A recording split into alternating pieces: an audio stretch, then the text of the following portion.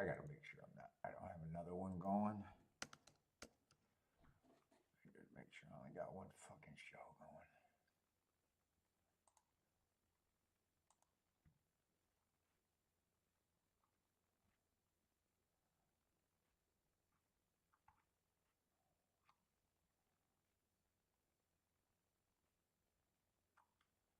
I should be live, right?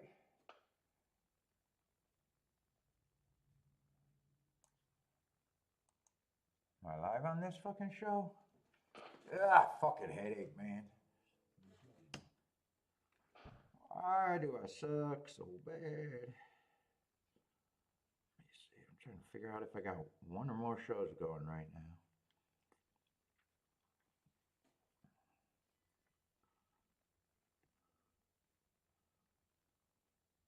What's up, Marco Lou? All right, so I must have one show going, I guess. I fucking guess.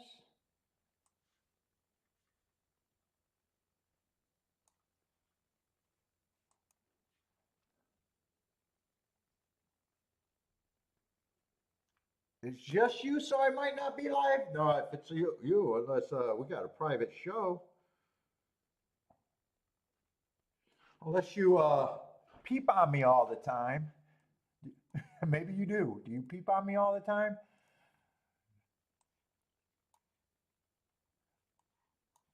Oh, where's my shit? Let's see, what the hell do I need here? Let's see, my ADW.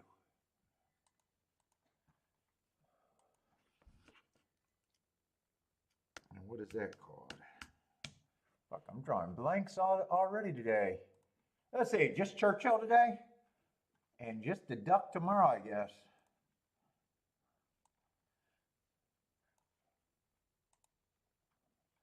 Let me set this up.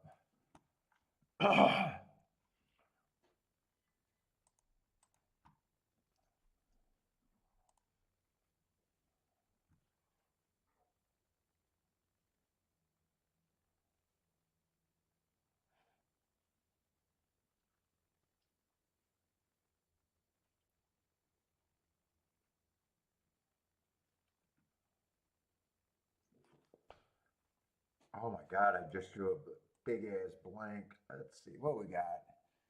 Get this set up.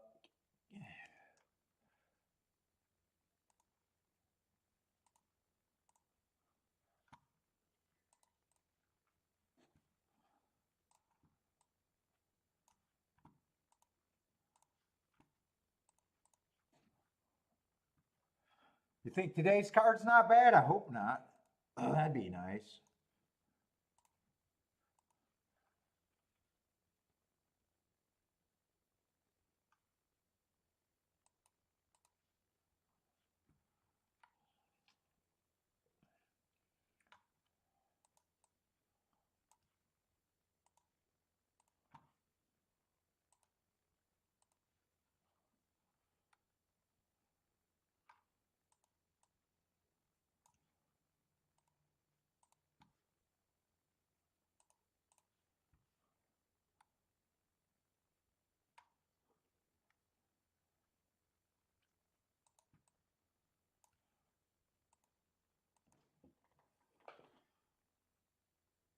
I was ready to say, okay, it looks like at least 9 people are in here right now. I was ready to say, maybe it is just you and me.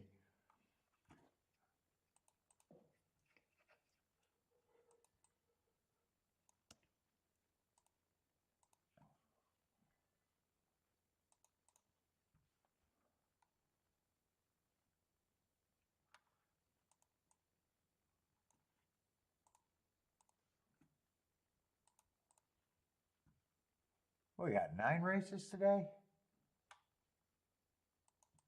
That's enough. Uh-oh. Why did I do that? I got the 11 in that race, all right.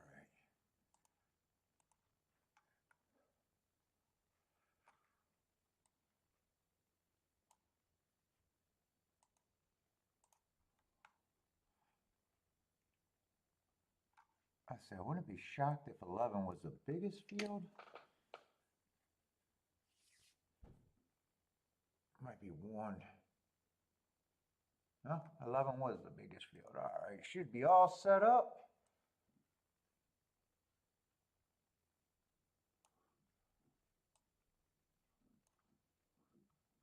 We got 11 minutes for the first race.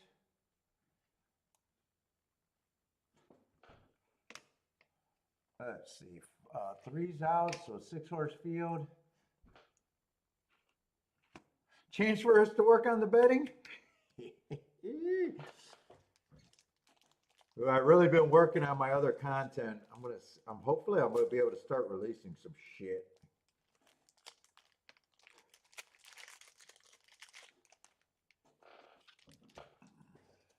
Hopefully.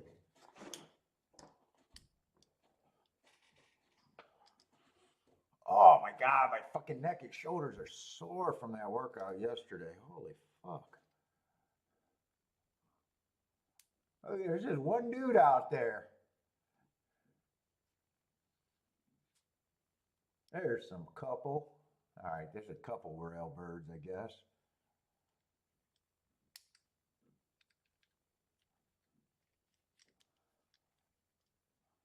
Let's see, what we got? 3 favorites in a 6-horse field, all pretty big favorites. I hope to have another good week like last week. Last week was beautiful.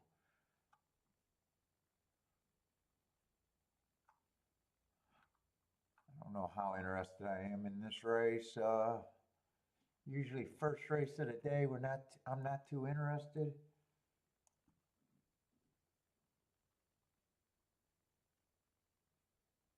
Yeah, I had to check too. They do evenings on Thursdays, but yeah, I had to check that too. I was trying to decide if I wanted to do 5 days right now. And I was like, what the fuck else do I do?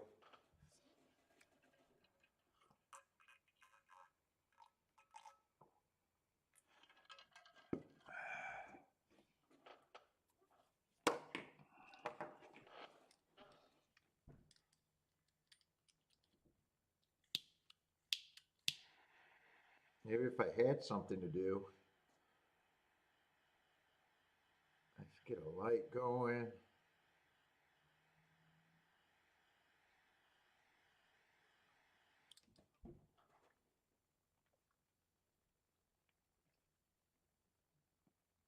Oh, you thought they were running late today too?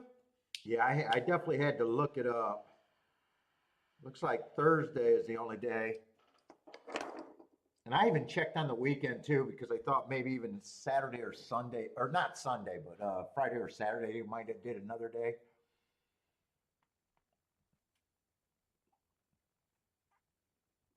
What's up, Anthony? How's it going?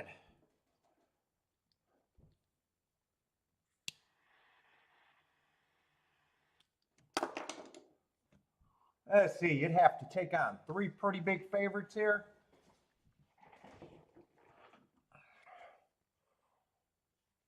Let me just glance at the horses that matter. Yeah, one's coming from Belterra. I don't got marks on him. You guys know I need marks generally to want to make cases for horses for me. I'm a slave to my marks, so. Hey, that says I believe in them at least, right? It says I believe in my marks.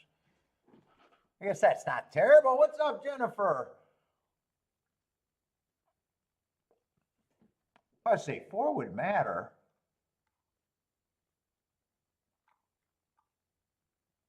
But he's been running a lot of routes, and I hate route to sprint. So yeah, I could probably get there, but I don't care. What's up, Gary? Good luck to you too today.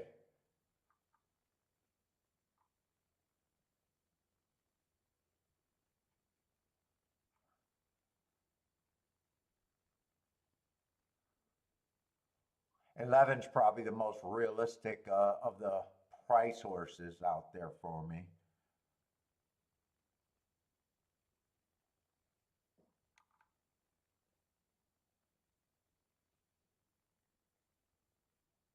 Yeah, 7. I don't have a problem with him taking money, right running style, everything.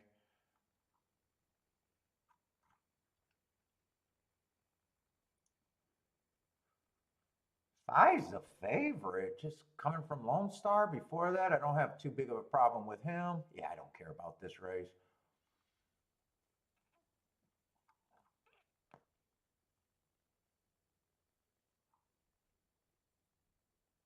Of the horses that are being bet, I was gonna say I probably distrust the two the most, just probably mostly because I seen my first thought was I just seen the beaten Lynx at the first call for the last two races, and he's pretty far back, but he still has a pretty big class drop that you probably got to respect. Yeah, I'm just still not interested in the race. I was going to say two I was completely against, but that's a pretty big class drop against this group.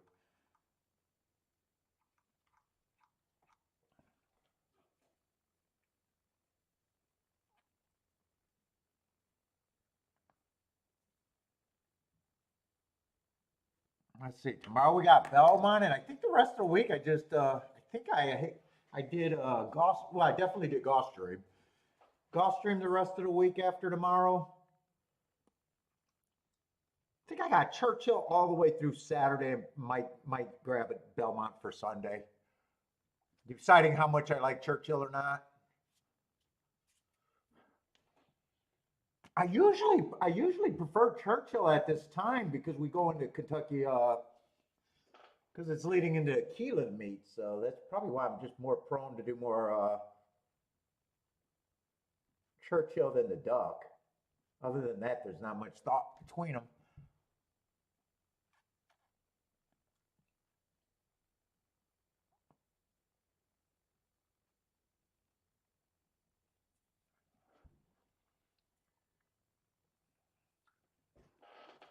Oh,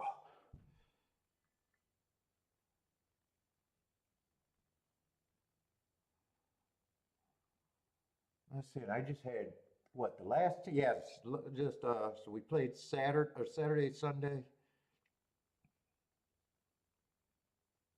Just had the regular Monday, Tuesday off, and nothing much happened to talk about, I guess.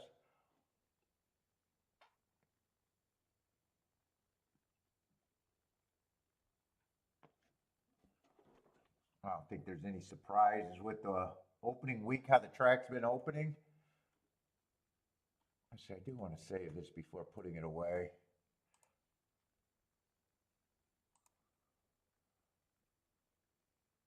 Yeah, what did I just save it? No, I don't want that.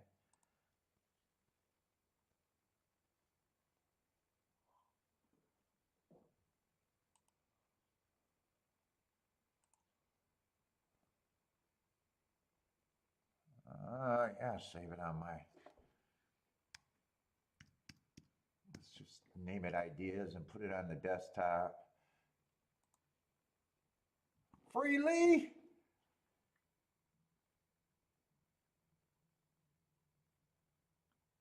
You poster? I didn't say I made 30 grand a month. I said I cashed between 20 to 40 a month. It's not all profit, Jenny. Well, dude, I was actually making the argument with fucking Joshua. I said, if there's really pros out there, what would be their biggest fear about horse racing right now? Not getting people to follow them. It'd be the game disappearing. Oh yeah, Paul, you're right. It's their job. I mean, what do you think the buggy whip fucking biggest fear is? The automobiles were coming on. I said, wouldn't your best players be doing as much as they can to fucking try to get other people to play this stupid game that probably is dying? Dude, hey Jenny, I'm the only one that lives by my bullshit.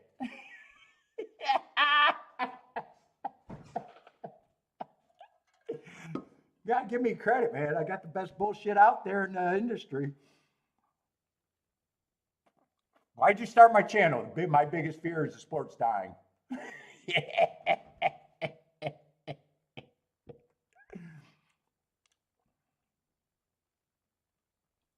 You would think the fucking betting teams would be, unless I am representing a betting team and you guys don't know it because I'm 5 levels above everybody else. Jennifer, you can't narrow me down. I've always been 5 levels before everybody else. You can't pin me down, Jennifer. You can't, at the very least, you can't pin me down. Best bullshit in the business.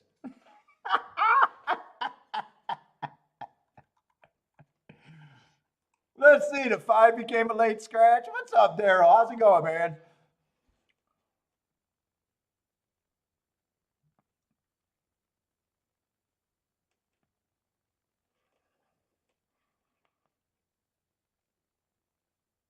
Rent is due. What's up, rent is due? 247, five's the late scratch. Let's see, was 5 just kind of medium? I got the odds changed. I don't remember if 5 was the 6-to-1 horse that I said I could get to him if I cared, or if he was a horse that was always taking act. It's just odds changed so drastically. I don't remember who was who before the scratches because I didn't care that much. Oh no, 5 was actually taking money. He was the 3-to-2 favorite, right? That's right. 4, I think, was the 6-to-1 shot.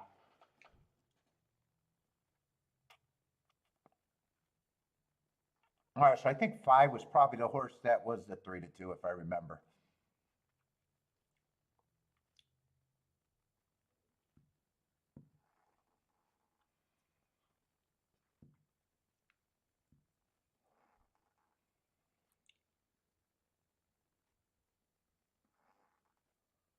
Let's see. Daryl says after the 5 scratching, just the 7 for him.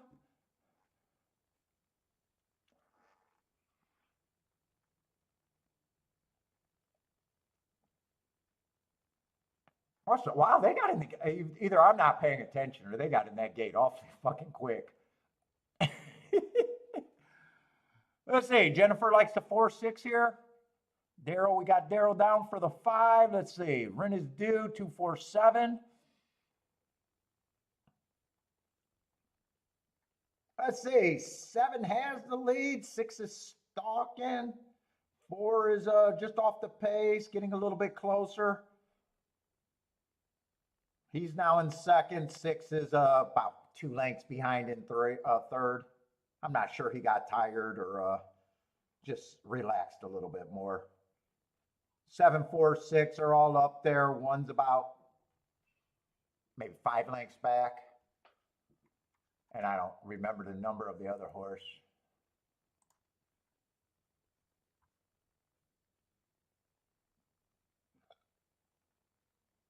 Let's see. 4 looks like he has this 7 hooked. 7's not completely done. He's just it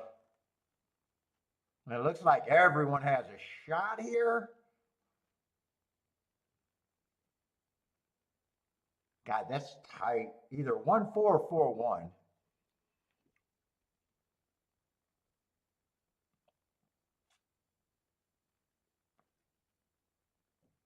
And if it's the 1 horse, it's the Belterra horse that I just don't believe in too much. Plus, there was a lot of route to sprints there. What was it? It might have been 1-4 or 4-1.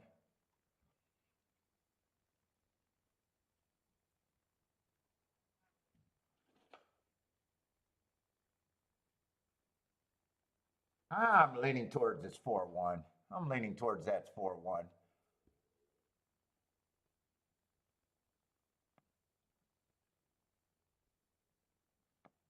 But I'd say Jennifer says easy $10 winner, so it sounds like Jennifer's calling the 4. 4 easy. Remember, I'm blind. I'm handicapped over here. I'm handicapped. Marco Lou says dead heat. And I'm pretty sure 6 got the, oh, that's actually all the prices out of the group.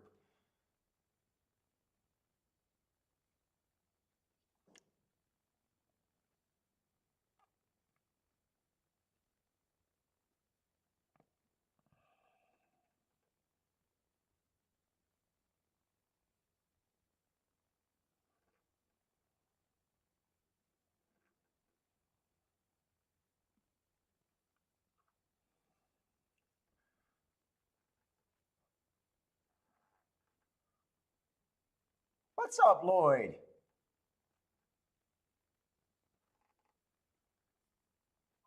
No, well, Lloyd, I think they do that every year. I think they take a 1 or 2 break every year after Toga shuts down. I think they do it like a nice little fall break or whatever there. But you're not happy with that? You don't want them to take any breaks?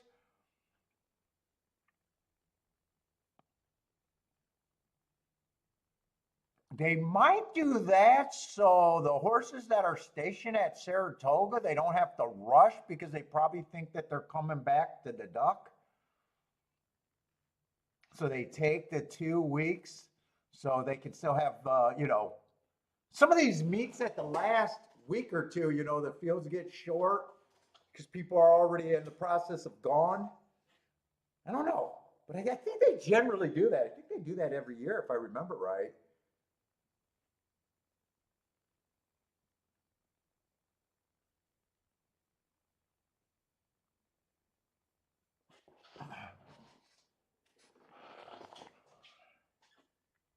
Well, yeah, well, not every track does it. I just think it's traditionally New York does it. They don't have to do it.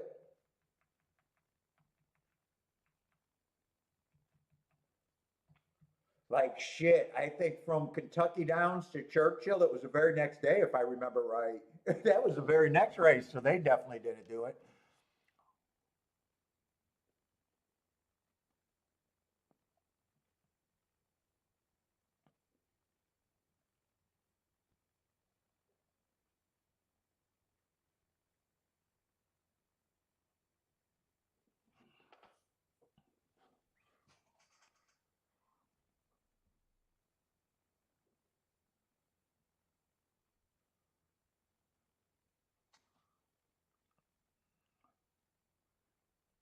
Let's see, it was 416, and that looks like pretty much the best ticket you could have got there. Both of the favorites got beat. So I'm gonna say at least nice tickets.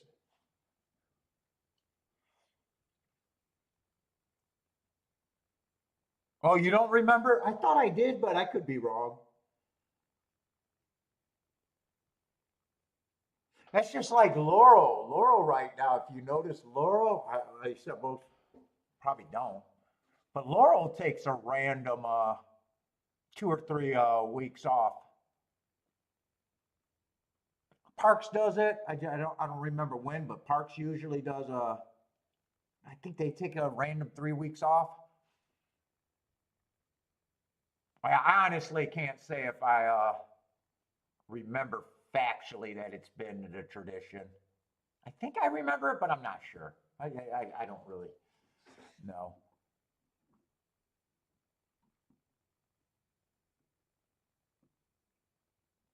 I say, Gary, I tried using Al to help me with some of the things I forgot when I am handicapping. And yesterday he gave me 3 pretty good long shots at par.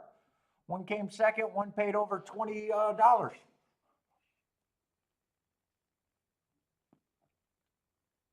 Was he doing a live show yesterday? Or was it his pick show?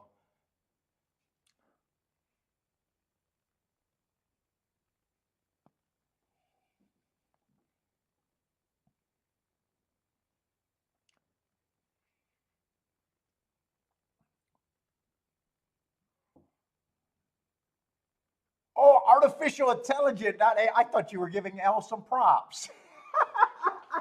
I took it as L. Oh, AI.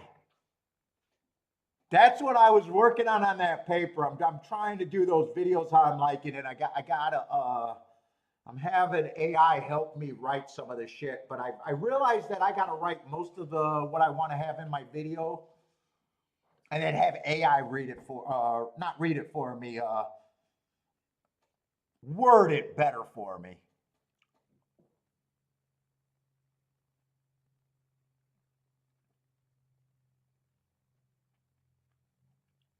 How are you getting AI to help you?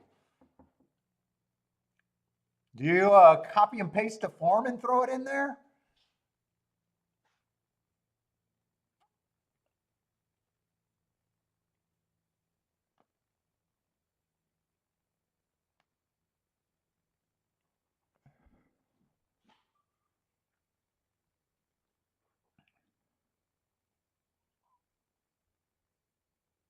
Yep, that's what I've been using. That's what I just where's my chat GTP?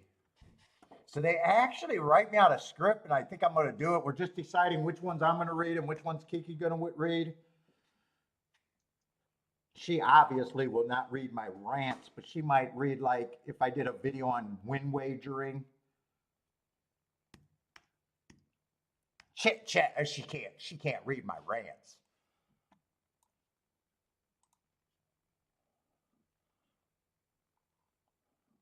But yeah, I've been getting down.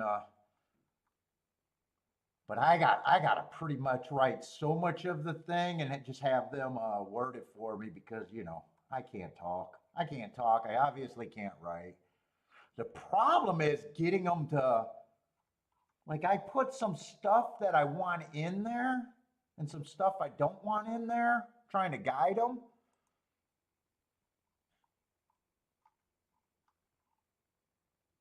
And you keep playing with it. So I got, like, fuck it, I probably erased the best ones and kept the bad ones, but they change it every time. Every time you set the parameters, they do it a little different, and you might be like, damn, I really like the opening of the first one. But the second one got the better middle paragraphs. The third one has a way better, and it's like, fuck it, I gotta just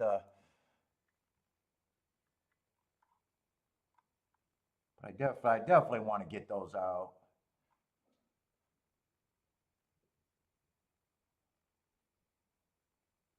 Oh, you were able to copy and paste, so it actually picked a lot of favorites. Was it it's so I've seen people do that with, like, write-ups of like when they had the contenders in or write-outs, and I've seen people using that and sometimes seeing what that spit out and sometimes making videos when it gave you a winner. But I never seen someone do it with just putting, like, the running line in their copy and paste.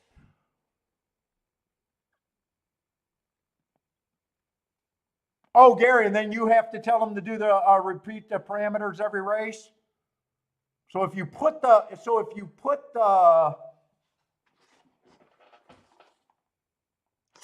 speed figures in there and you told it what speed figures was, it probably picked the group with the biggest speed figures, kind of deal.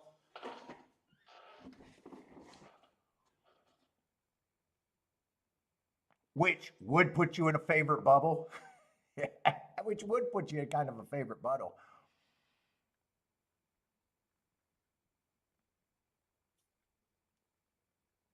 Yeah, and that's what I had to do. I had to bring out a Word document because I got tired of retyping, like, the start of it. Hey YouTube, help write me a YouTube script for a win wagering video. Like, I got tired of writing that, and I finally realized, hey, why don't you just put that in a Word document, drag that over, copy and paste it, and then type in the rest of what you wanted to change in that.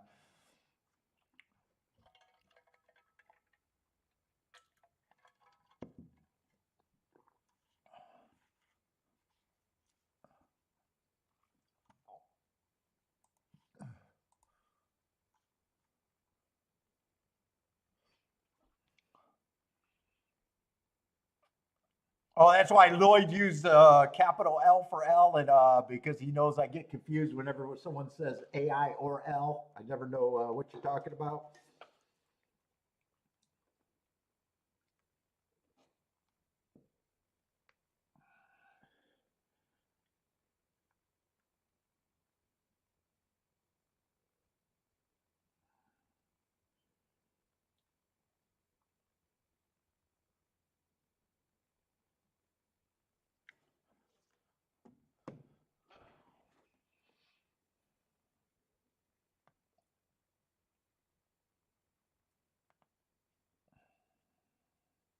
Oh, and I was. What's the big one I did?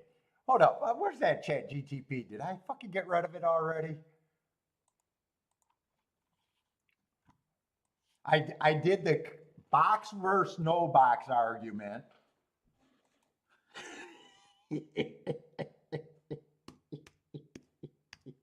Ah.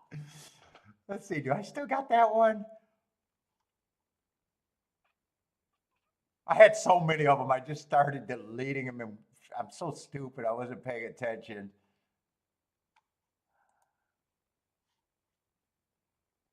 Let's see. Let's see. And then I tried to put in a bunch of random thoughts to have it try to make sense of it. Yeah, I didn't like that video. Can you write me a script explaining the idea of handicapping and betting are two different skills? That I just gave it a little. Handicapping is knowing what horses you can use and at what odds. Betting is understanding betting strategy and knowing what you can do. And it didn't quite give me what I wanted there.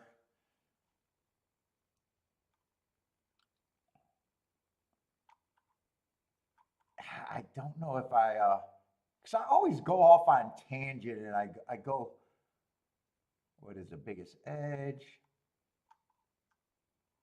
He had a really good one that I liked and was gonna use. Then I wanted it, but it went into that too much with the Kelly criteria, and I get lost there. Instead of just saying, hey, the bigger discrepancy between you and the betting public, you just know you can bet more. They went they went too heady with the betting criteria, and then I tried to get them to minus that part, and they went in a completely different direction.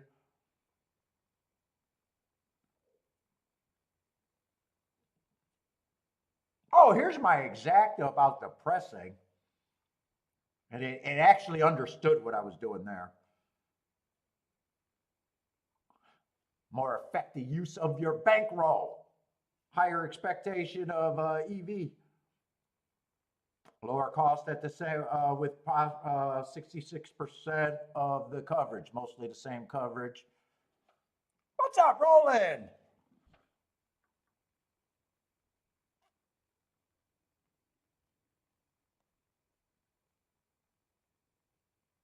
Oh, Daryl says there's an AI coming out that can do everything for me. They're going to take over.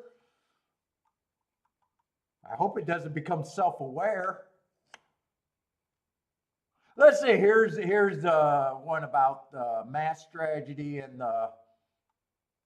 understanding that on my exactas, and it even gave the example that look, I can even hit at lower than 20%, and it brought out an example that even if I under reach my 20% threshold on the exacta boxes, but because I'm hitting the higher end ones, I could still be better off. It actually understood that argument.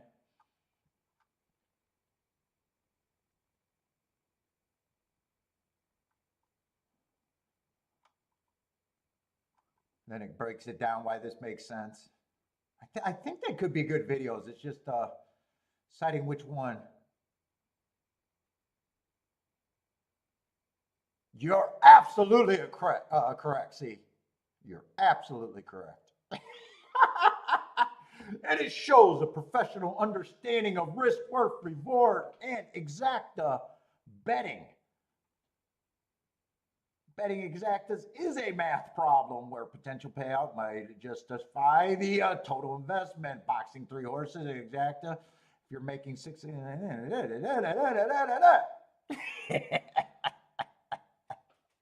absolutely correct. I know I'm absolutely correct. I bet my fucking adult life on it. I know I'm absolutely correct. What's up, John?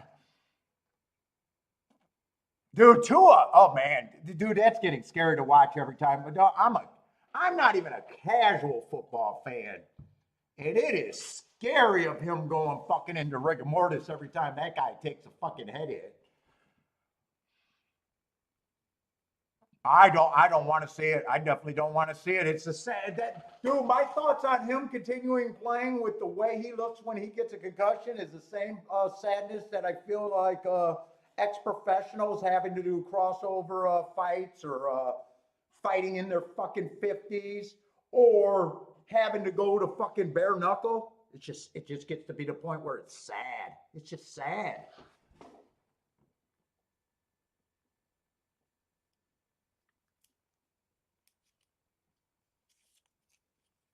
I do not like seeing him go in rigor mortis mode.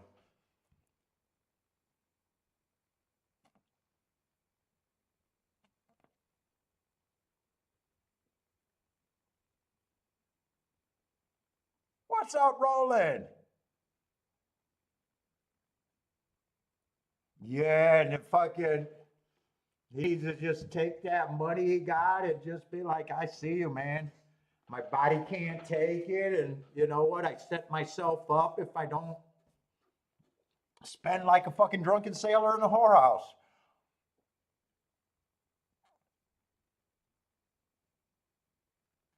Dude, and that last hit, fuck, it almost looked like the fucking guy that hit him did everything did not to hit him, and he still went into fucking it's just scary watching him get a concussion. It's just scary, man. I don't want to see it. I don't want to keep seeing it.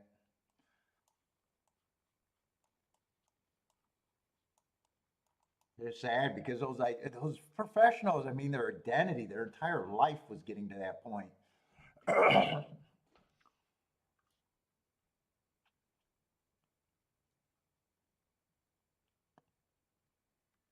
I say we got an 8 horse field.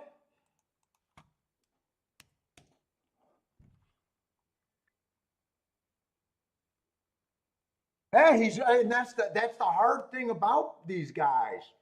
You know, it's the same thing about a ex-fighter that just loses a little bit. They feel like they can still compete, and they can.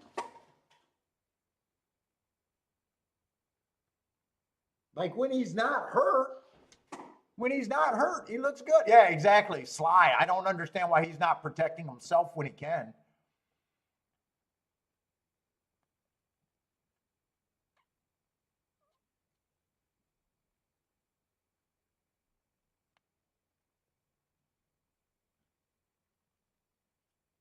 I don't follow it enough, Marco Lou, because like I said, I'm barely a casual. But didn't he sit out a lot of last year? And hasn't he been off a long time? I don't even know with those injuries if a couple weeks help. I don't even think it's a couple weeks thing. Because they actually say like Chuck Liddell or fighters, once a fighter gets knocked out, there's a theory that the brain, people with great chins in fight sports that never got knocked out, a lot of times you'll notice when they finally do, that switch starts getting hit all the fucking time. Like they almost say that it's almost the brain shutting down just to fucking protect the idiot, the human.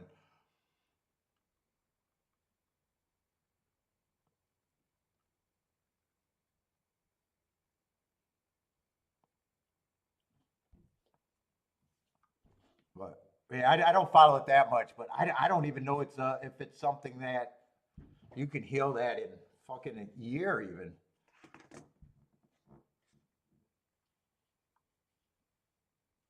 All right, I got to get handicapping. Let's see, we got an 8 horse field, 6 furlongs. I think speed and stalkers is what I'm looking for over there at Churchill Downs all the time.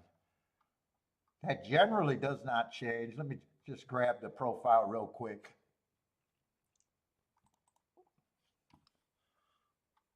Yeah, last week it was the same. For the entire year, 229 sprints races, 42% on the inside, 36% middle, 7 on out, 22%. I'm not going to call that a bias anywhere right there, even though it dips a little bit, but not impossible. Wiring 39%, stalking 52, closing 10%. So last week closers did a little bit better, 17%, but still the majority of the winners last week still came speed and stalkers, and I do expect that to continue.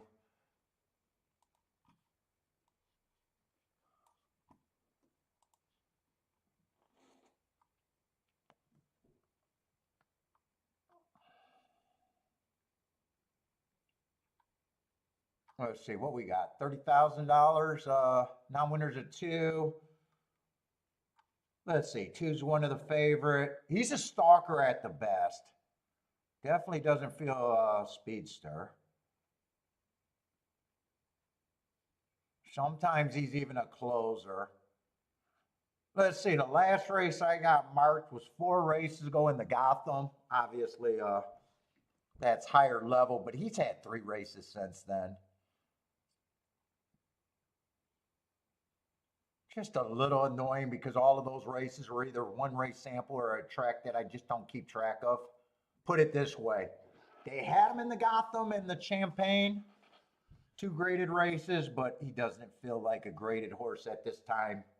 And it feels like those dreams are over, I would say, unless something really starts happening quick with him.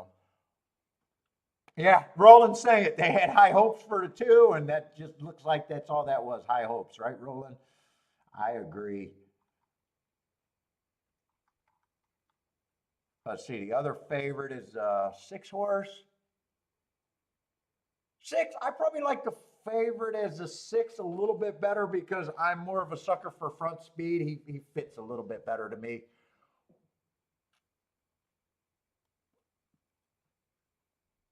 Plus, the last 2 races are marks that I know and understand and could price. 2 races ago, I got a stalking day, so he was trying to go wire to wire, going too fast to win, so that's a huge excuse. Plus, even if I'm right about the stalking day, that's another good excuse. And then next race came back, looked like he ran second. I I don't mind that he earned a great heart and ran against the bias and didn't win. I don't mind saying that he did run his best race ever according to the speed figure after that mark. And I still think that wasn't a bad race last race. It was 1 tick slower than the fastest winner.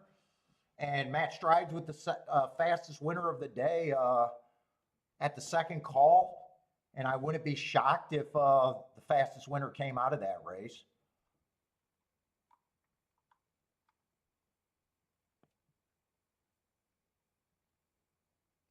So right now, I'd be more willing to take on the 2 than the 6. 6 feels like the better favorite. Let's see. I don't have 7 super lightly raced. I'm not going to be able to look at that fairgrounds race.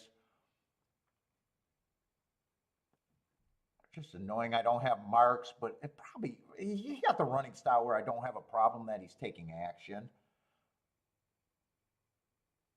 8 feels like he should be a bigger price, so I do agree with that.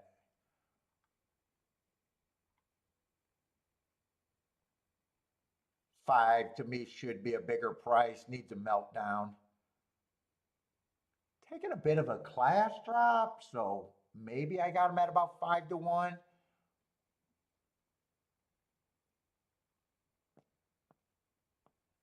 4 is probably 5 to 1 in my head. He feels like a solid stalker in his last 2 races. In fact, I think that last race on August 10th was probably against the horse that I think should be the favorite.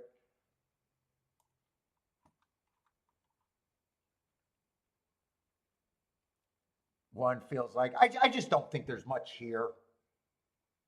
I wouldn't completely want to take on the 6. So 6 with the 4, 4, 6, 6 with the 7. Probably not that great. I probably just don't see a hit for me. 6 with the 5, probably not that great at my first thought. Yeah, 6 with the 4 is 15 to 1. 6 with the 5 is better, 30 to 1. I'm looking at doubles. Hold up. God damn, I got to get my shit together. Yeah, 6 with the 4 is 14 to 1. 6 with the 5 is better at about 30 to 1. 6 with the 7 is 10 to 1. So yeah, I'm out. I'm out. I'm out. I don't see much here.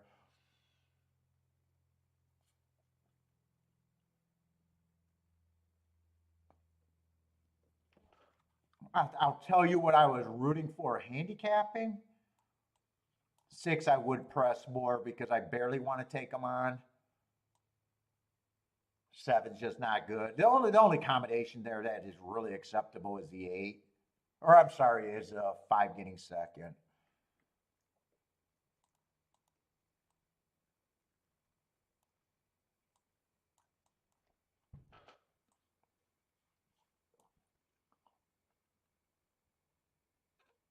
and really 6-4, 6-7, I didn't think could be played.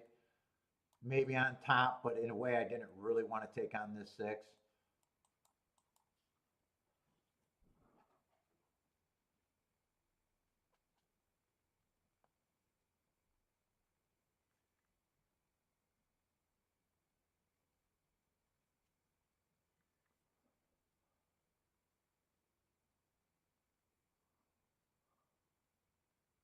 Let's say one. Wow, I did not. Who was the one? I think one I thought had to improve a lot. I did not see him being the speed of the speed. Oh, this horse is actually taking a pretty big class drop. He just didn't have any marks that caught my eye.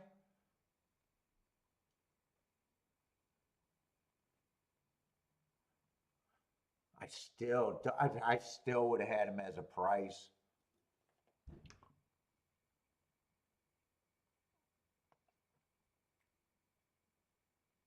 Four looks like he's getting to him. Six looks like he right there. So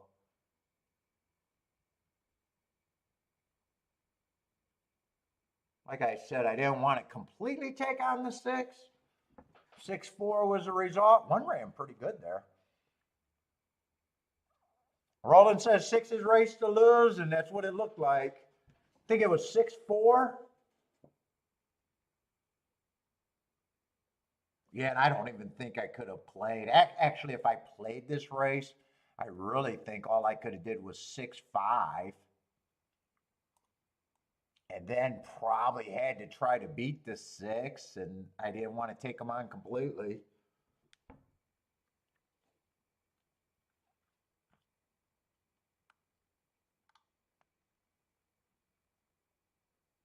I could have took them on a little bit by playing the four on top of the six by itself, and maybe no, not even the seven on top of the six. So any combination I would have got there would have been a loser unless I wanted to stick with the original thought, and I didn't want to do that for a low payout.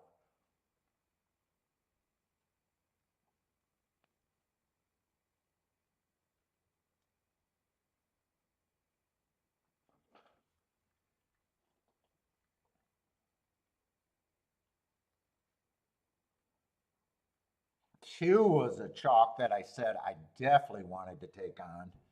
I'm doing the extra step, and that was really good the last 2 weeks of me thinking through on that. Do I want to even take on the favorite? If I do, give myself the chances to beat them, and if I don't, use them and don't do all the silly value bets.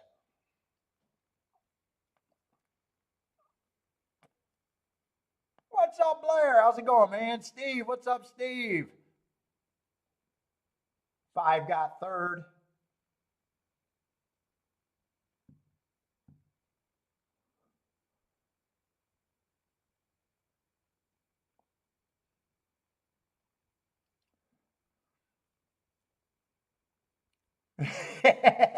Michael Lou says, did I say today's card was going to be good? This card sucks.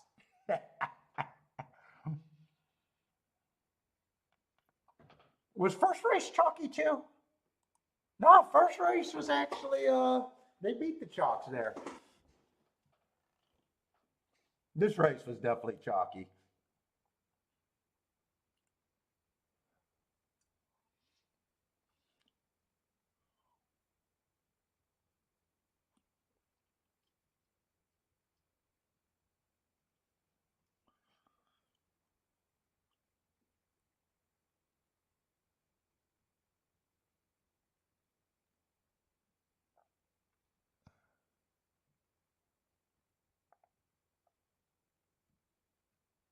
Let's see, what is John saying? Yes.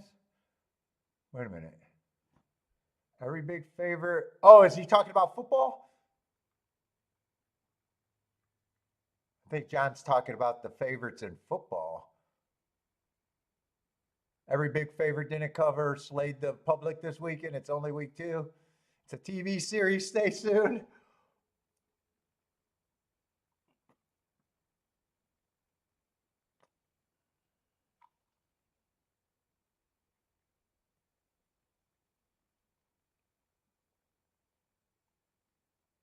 I don't know if the track's backing up yet. I don't know.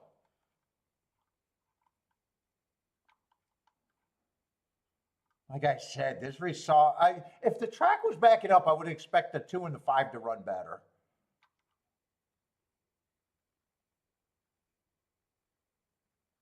One was 33 to 1. One was 33 to 1. You know, there's a case that those were class drops, but there's a case that, you know, was these allowance of 1X races state bred really, you know, C level track going to, let's just call it an A level track.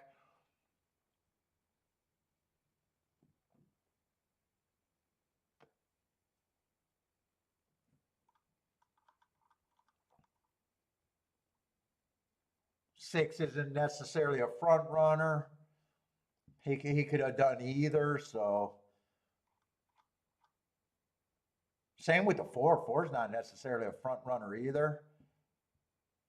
Probably safer to call both of them stalkers or EPs like the form did.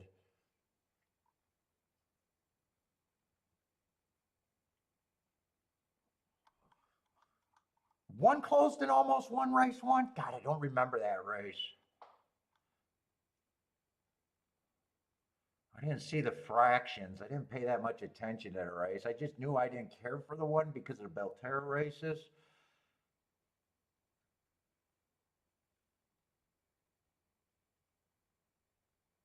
The speed figures were close enough.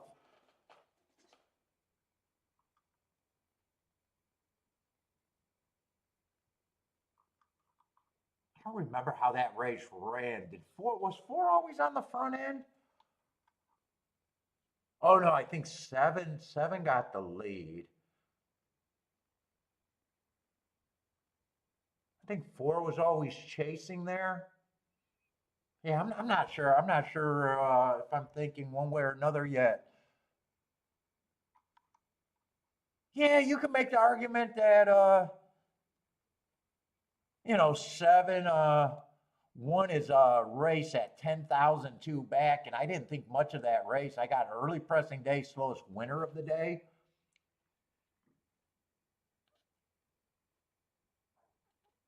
He could have been cheap speed. He could have been.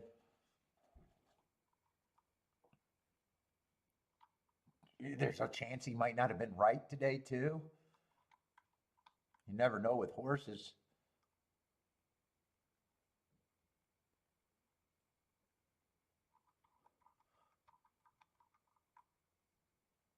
You can make a case that one was. You can make a case that seven was cheap speed in the first race. You can make a case that one was not taking any action, therefore cheap speed, 33 to 1. Still, I think he ran good.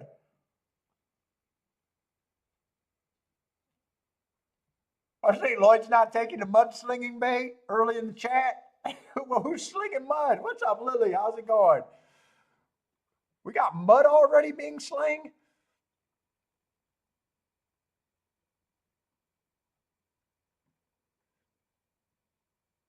Or is Lloyd sensitive? I don't know. We got to watch Lloyd. I got to always watch Lloyd.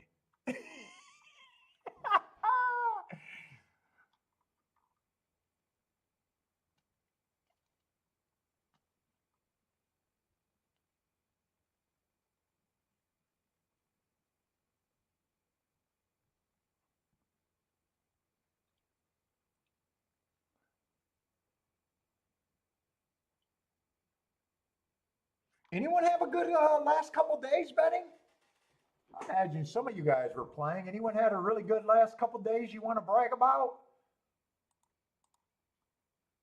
We got a slow show today, so let's watch some Delaware. I just got one track today. If you're new to the channel, welcome, but I just got one track, so I do have a slower day today to bullshit.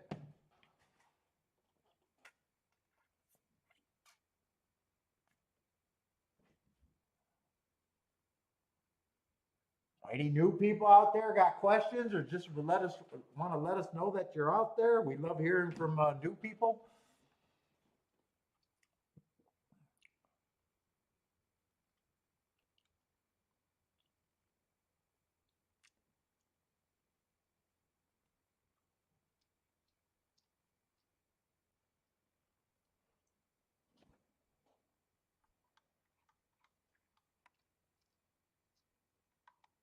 So far, I haven't had to make a betting line, but really haven't had to today.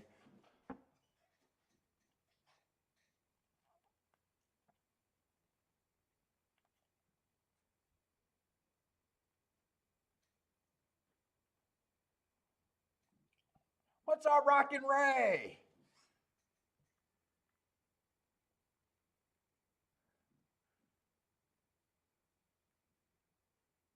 Hey, Rockin' Ray says he likes the France racing stream, less stress. Oh, Marco Lou, I was listening to. I think you said you're cheering up, or prepping for Japan racing. I was listening to some of the Bet with the Best podcast. They were doing like a Japan breakdown. I only listened to the first part of the second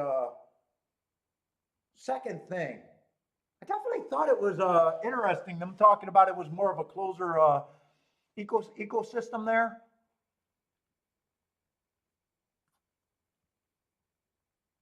They don't have the same shippers. There's no land.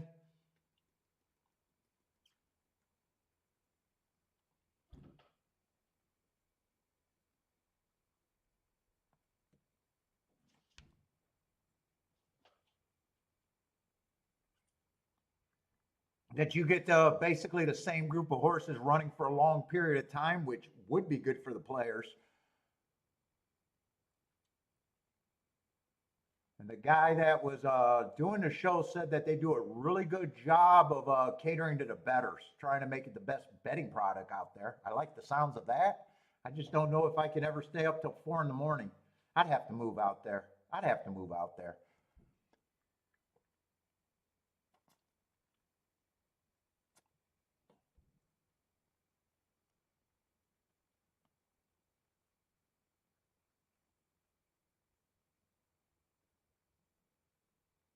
Let's see. Daryl's race 3. Asamoon again? Or I can't say that dude's name. Looking at the 5, a nice price so far. You are studying the Hong Kong racing? Have you listened to that stream? I thought it was interesting, but I got distracted and had to turn it off. I'll probably go back to listen to the rest of it.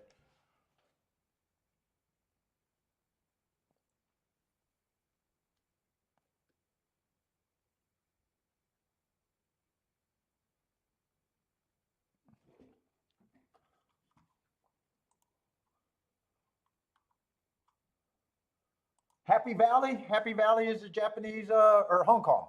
It's not a Japanese. I don't know why I always say Japanese. It's Hong Kong.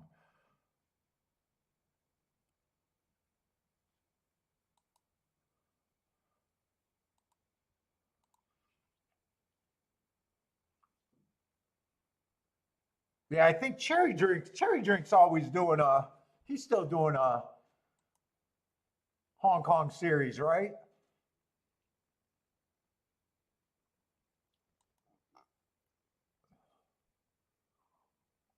Oh, they do 20-cent exactas out there.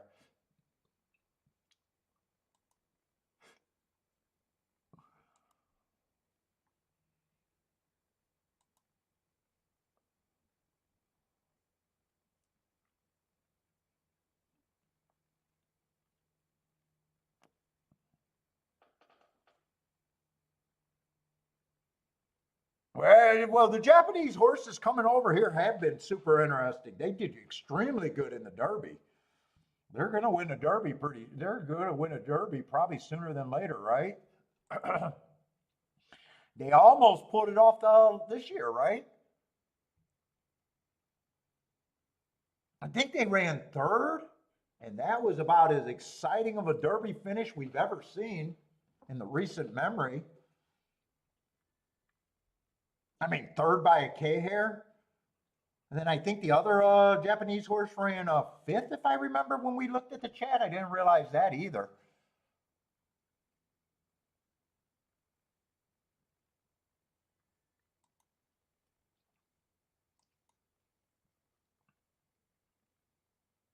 says third and fourth. I'm pretty sure I remember third and fifth, but I could be wrong. But yeah, they did. Both of them ran really good.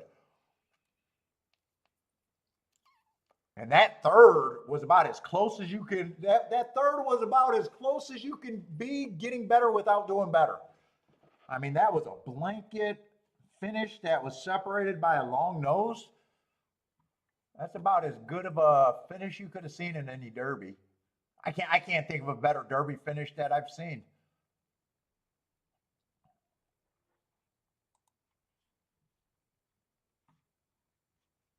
In my recent memory.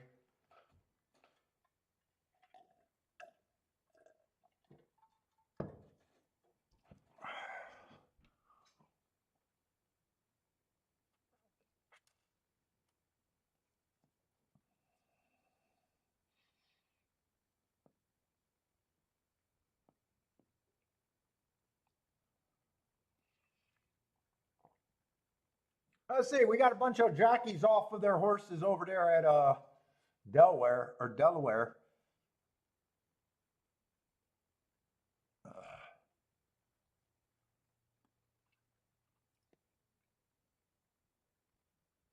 The other thing I thought he said was interesting that in Hong Kong that they got this group of mysterious top handicappers that put the horses in a class system. And their class system is supposed to be very, very good to make races very, very competitive.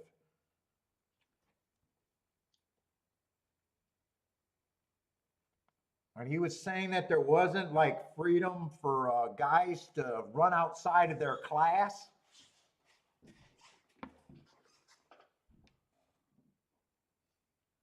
You're looking at the exact same, pretty much jockey colony.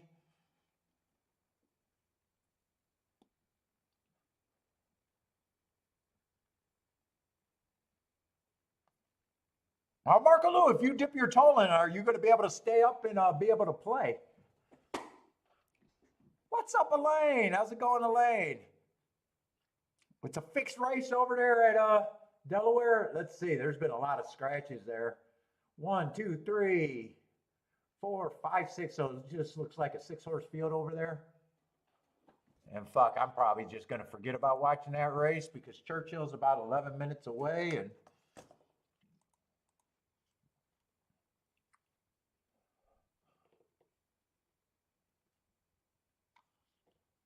let's see, we did the profile for the sprints.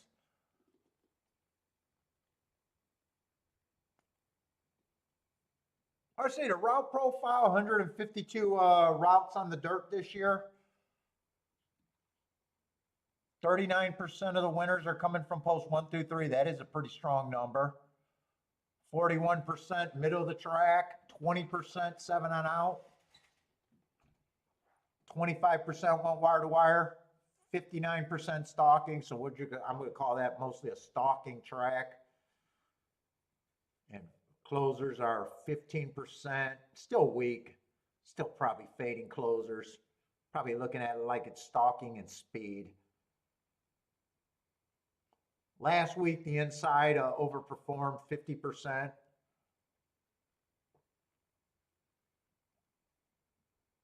Closers did a little bit better last week, 31%.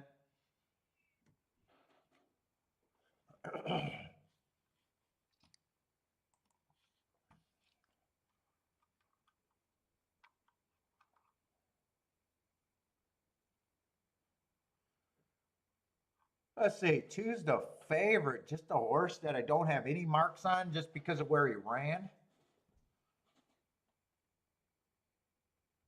Man, this horse is all over the place running style. 4 races ago, not a bad race on the lead.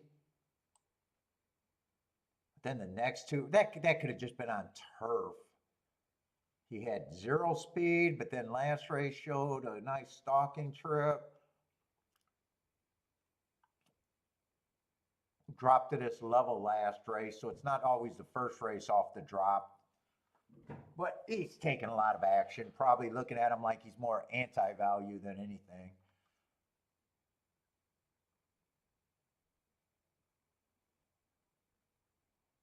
3 has some speed, but don't completely trust his speed. 4 at least got some marks that I understand. Last week I thought it was a bad rail early, or last race, bad rail early pressing day, fastest winner of the day.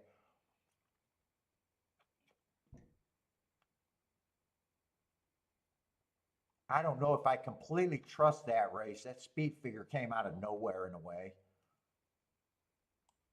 That was a big improvement. I also thought the rail was bad that day, so he did have him post 5.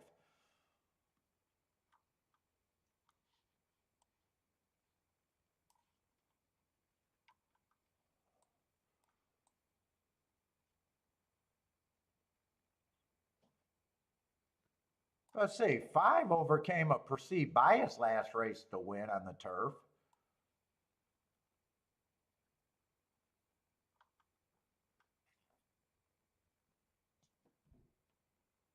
I just got a lot of horses. I don't got that much marks on.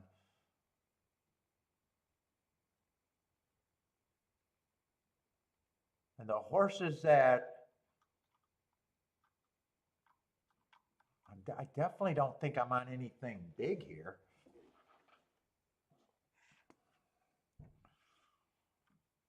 Let's see, for 1 to win, 1 would need a fast pace. I'm not seeing the craziest fast pace out here. He needs a complete breakdown.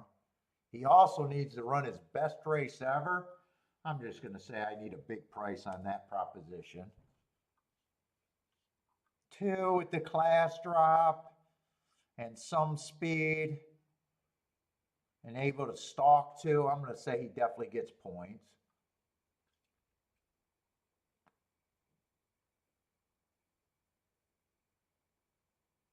I probably think 2 should be taking more money than the 3.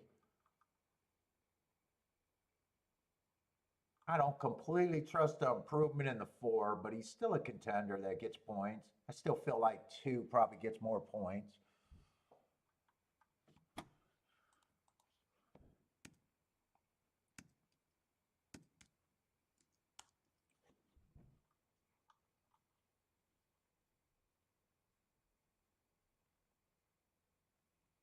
Five gets points.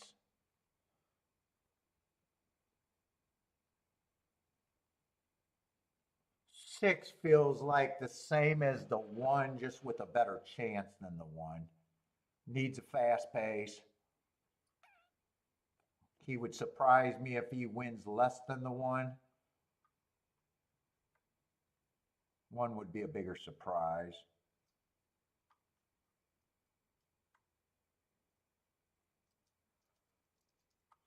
Seven, I'm not sure I'm at that price.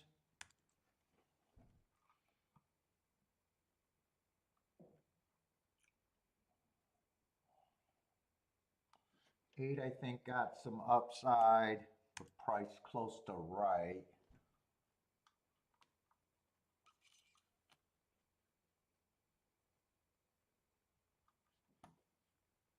I think I got a bunch of 15%, and then there's the 2. And it's just really deciding if I want to take on the 2 or not.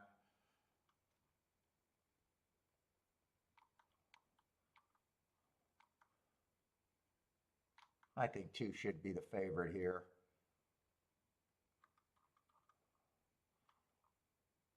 And the same reason I think the 2 should be the favorite is the same reason I think he might get beat is the big class drop.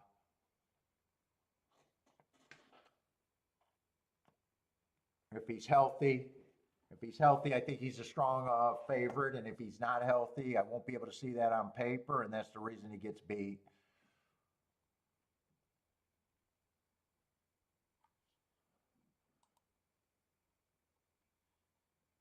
Problem is, I think the 5 gets more points than what I wanna. I wanna have the 2 at basically being pretty priced right, but the 5 I think is better than 13%. I want the 5 to be more like at 20%. So I got 7 points too many. So I want to take away from a couple horses that I think I can.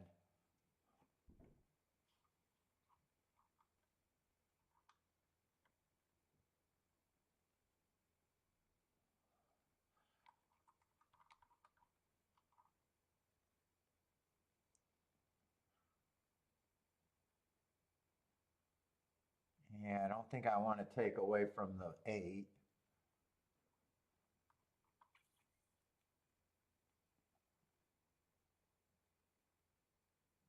Let's see, 7's off a year, came back and ran decent. Could bounce after that result. Yeah, I can't take many points away from him.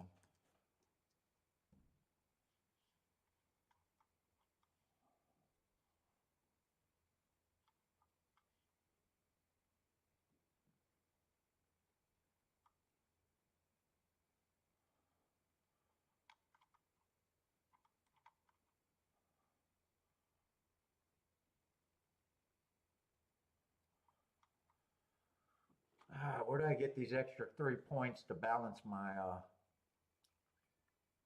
well, let's say I don't have to have him at that price. I could be at 5-2, a little bit less on him.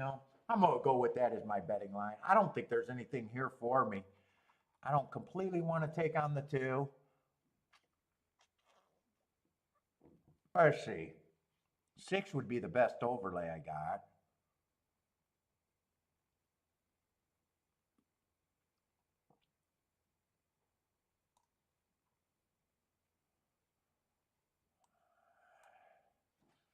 I just don't think these combinations are going to be that great. I say it'd be the 4, the 6. 7 eliminates himself because the combinations aren't going to be good. I don't think these combinations are all that great for me to jump in. 2-4 is definitely not good enough. Oh, 5 would still be on there. 2-5's not good enough.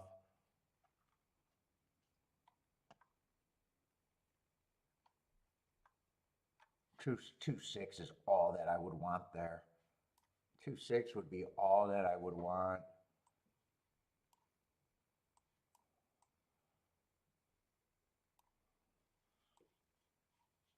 The other option to try to beat the 2, and then I'm keying off the 6.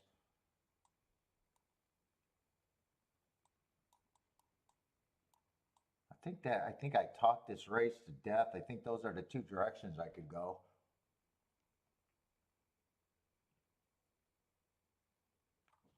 I do not want that ticket. It'd just be the 2-6 out of there. Well, if I wanted to take on the 2 a little bit, it could be the 2 and 2nd with that group, probably.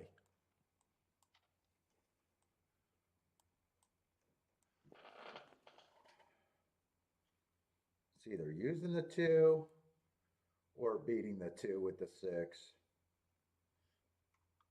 Those are the only tickets I think I can make, but I think I am sitting out. Hopefully there's better spots than this.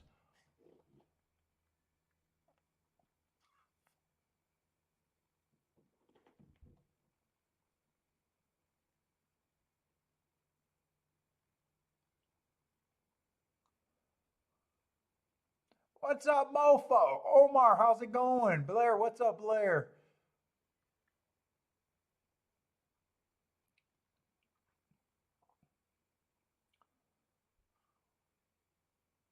Let's see, is that 2 going to lead right there?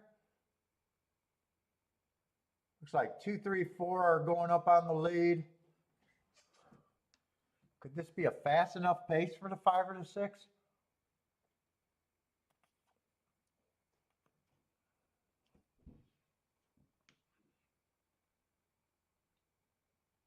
Oh, 3 ended up becoming a big overlay, but I kind of left him off of everything. Was my first thought.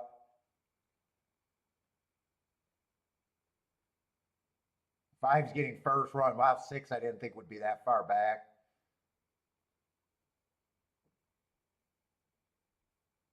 Yeah, 5 was a big overlay too. I think some of their odds went up a lot more once the race went off.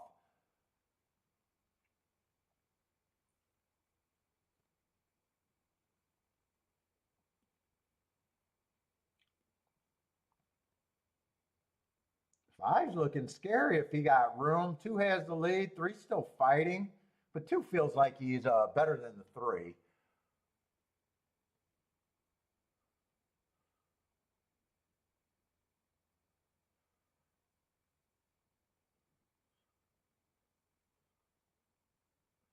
Six is coming late, but he gave himself way too much. Yeah, I didn't want to take on the two. 2-5, maybe it went up, maybe it didn't, but at the time I checked it, it wasn't playable. No, 2-5's 13-1. I did the right thing, staying out. I did the right thing. Had the winning combination written down and did not want it. So, all right, I'm handicapping good and sitting out good.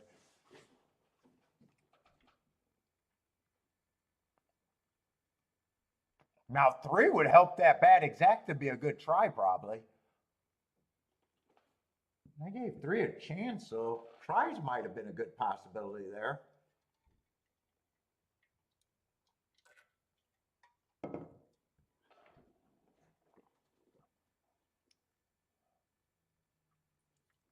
Let's see. Daryl's five got second. He'll take it. Daryl came in early with that play.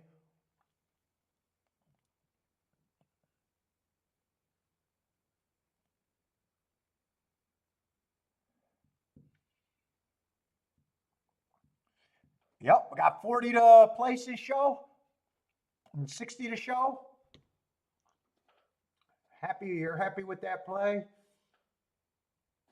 He ran good. He looked really scary too.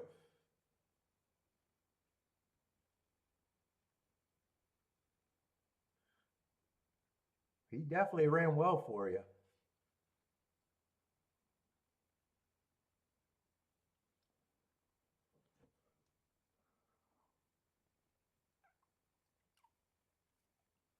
See, normally I would have instantly put this bet in. Without me asking, do I really want to take on the favorite? I would have instantly put this bet in. Which I don't think is a bad bet. I just saved myself on a losing ticket that wasn't that close to winning there. But on a lot of days, I would have instantly put that ticket in.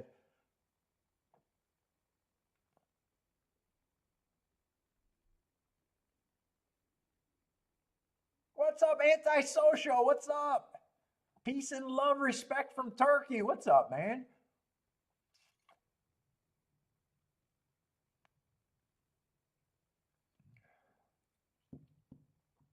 And fucking Marco Lou might be completely wrong about the card today. There's another chalky result.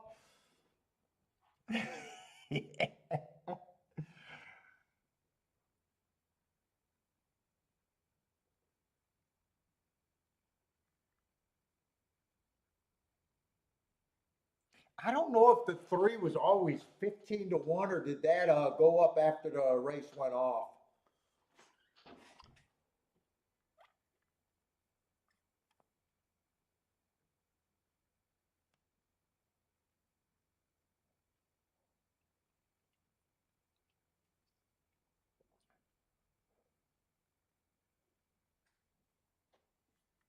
And seven was a bad second. I said I was nowhere near that price on the seven. He was a bad second choice. I'm not sure we've seen the seven at any time during that race, other than crossing the wire fifth. I don't remember seeing the seven do anything that race.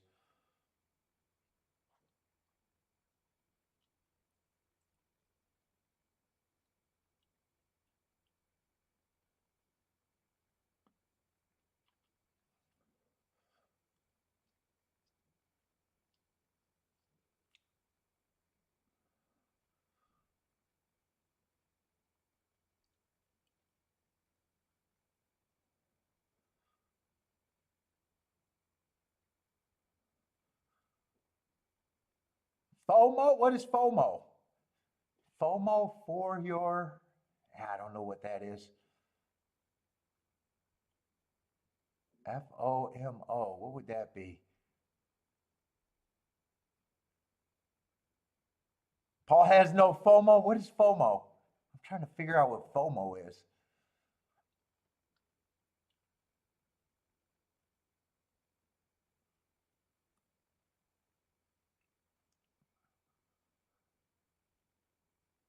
I know what oh my God is. I don't know what FOMO is. Oh, fear of missing out. Fear of missing out. Oh, that's from probably Lloyd's comment. Why are people just throwing the money away early in the cards?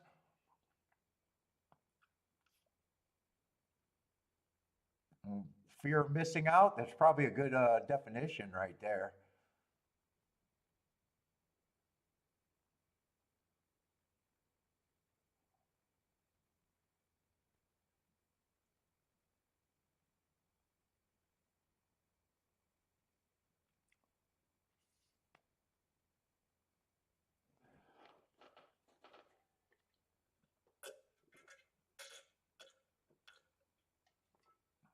Well, I don't think anyone played the five fear of missing out because five ran a good race and was scary, just not good enough at a nice price.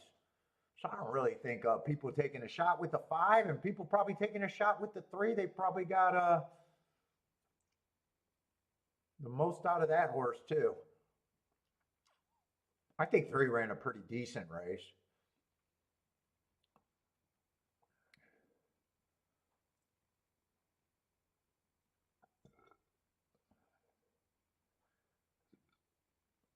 Oh, seven and four did go for the lead.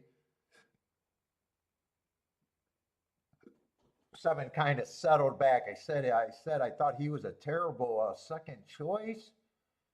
I didn't think he ran at all. He did come out the gate. He just I don't know if he wanted the lead or wanted to rate there, but he was in position and just not good enough when the racing got started.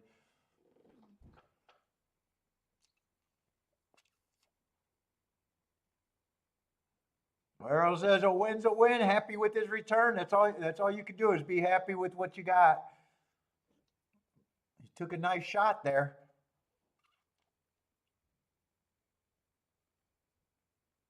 Just about even for the day so far.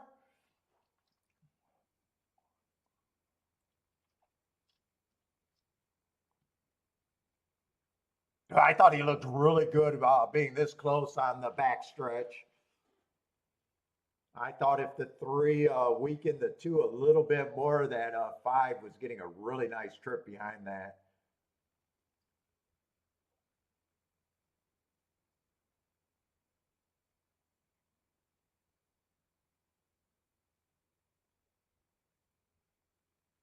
Two just had a little too much.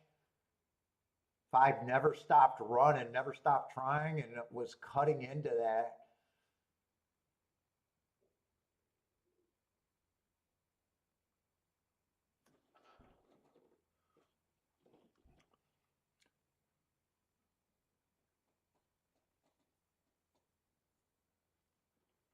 And I had five as my, I didn't realize I did have five as dominant second choice there at 20%. So I just don't think he was 7-1 at the time of before the race went off. I think he was probably closer to 5-1. I remember having in my head that he was like a 1 point overlay at one time. Oh, Daryl, you don't do any Breeders' Cup, just on the Breeders' Cup? Then anything goes for you? So you're not a big gimmick player, huh?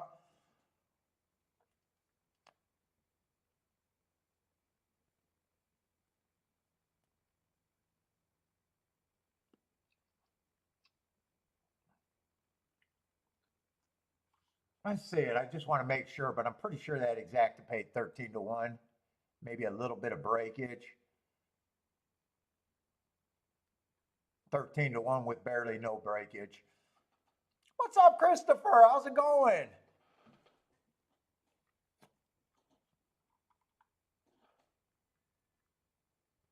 Oh, you'll do pick fours on Breeder Cup days? Let me go get Bentley his snacks. Take my quick union break.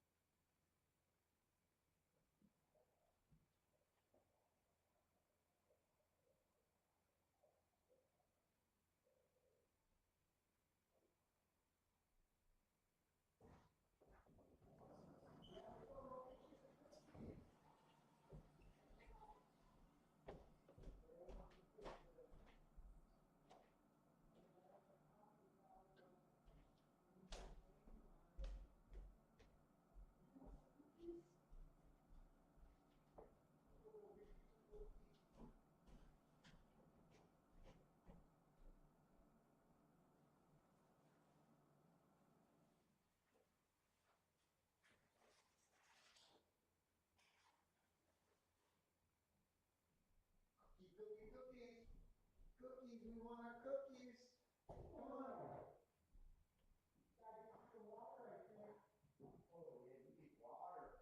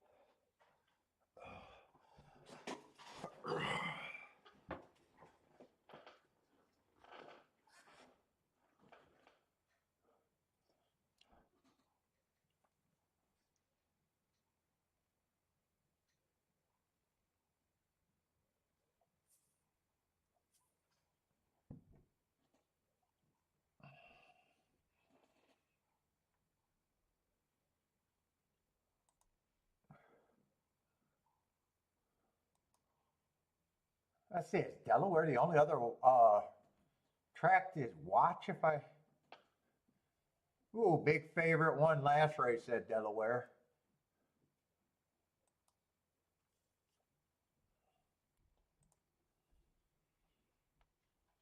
Oh, Parks is running. We got about 3 minutes to Parks. You guys got any plays at Parks? Just a 5-horse field though. Churchill, I got 15 minutes for the next race. Looks like that's at least going to be a big field unless there's some scratches.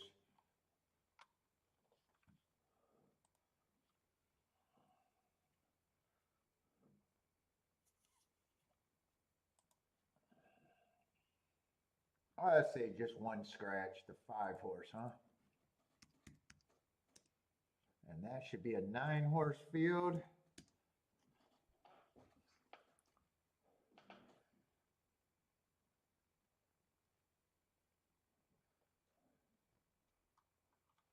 I have no idea when the Pennsylvania Derby is.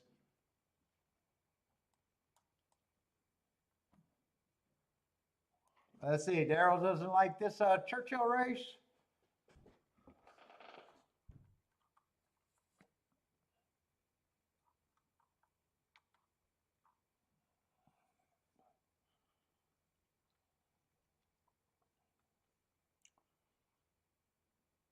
Ooh, the favorite has not been showing speed the last 2 races, but those were both at routes.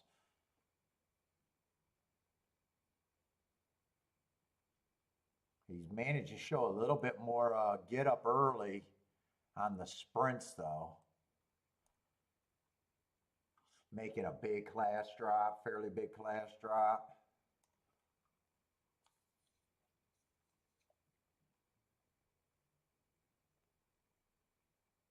Seven, I think, is going to probably be interesting there.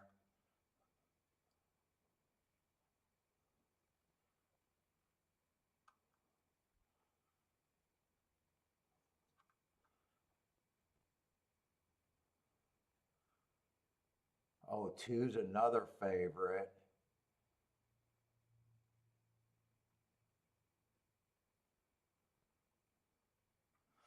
I can't add Parks because I stopped doing my data on Parks. So even if they have a big day, I can't make that adjustment anymore. I stopped. I had to stop doing Parks because I'm just doing too much data.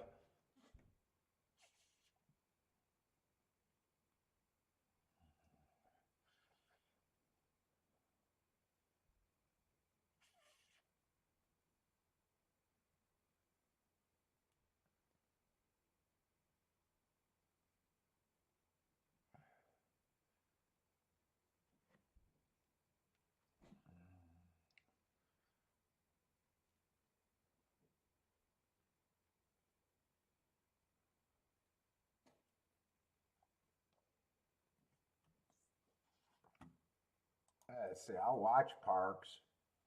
5-horse race. They're loading in the gate if anyone got plays.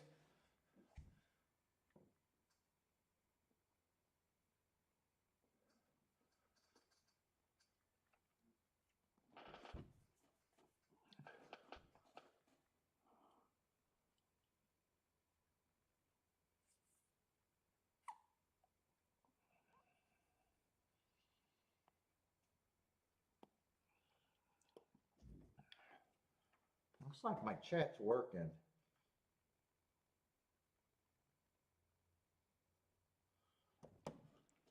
Let's see, they're off at park. 6s and 5 are going to lead.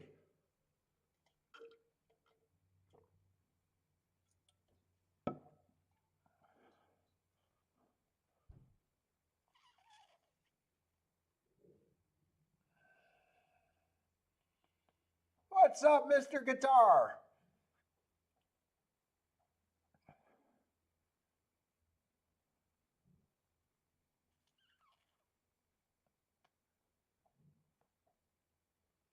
Six and 5 are running away with this little speed duel. Is there a third horse up there, or is it just a? Yeah, I think it's just a 6 and 5 by themselves.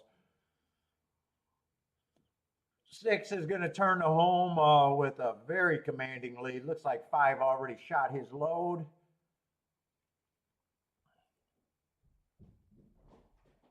3 and 4 are charging, but 6 has a pretty commanding lead. 5's not really giving it up in second yet, but feels like he's going to get beat. 6's lead is dwindling, but the wire's getting close. 6-3-4. 6-3-4.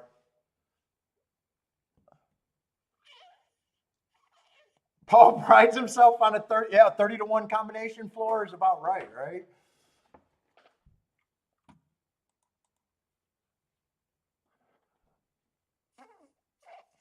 It's just so hard to. I just never found a way to be that consistent to be able to take too short of prices for my game.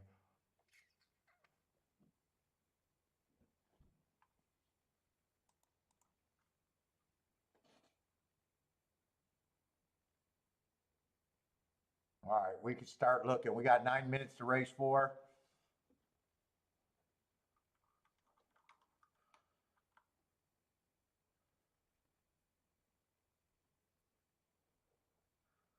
Let's see, 2 is one of the favorites, huh? And I don't mind lightly raced.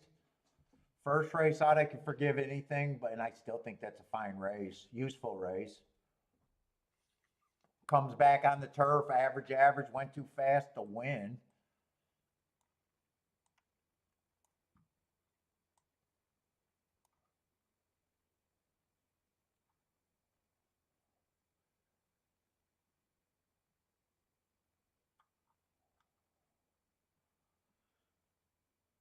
Yeah, 4. 4 I thought had a little upside. I like that race 3 back on the dirt. But man, I kind of thought that I'd get a better price than the 6-1 there. 6 to me has to improve a ton.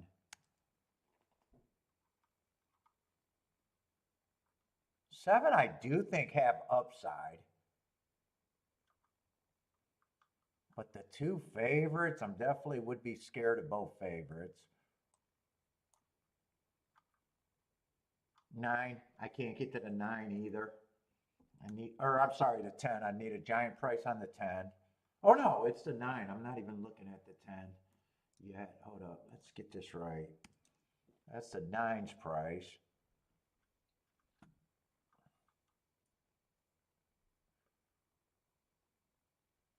10 probably does get some points. Oh, 10's a big price. 10 is going to be value.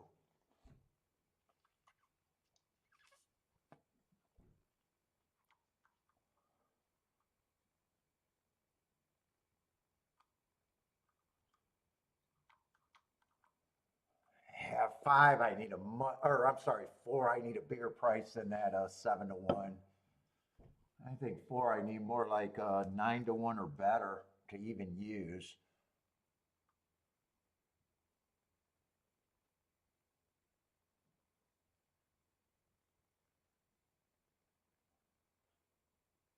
3, I'm not at that price. I think he's overbet at that price.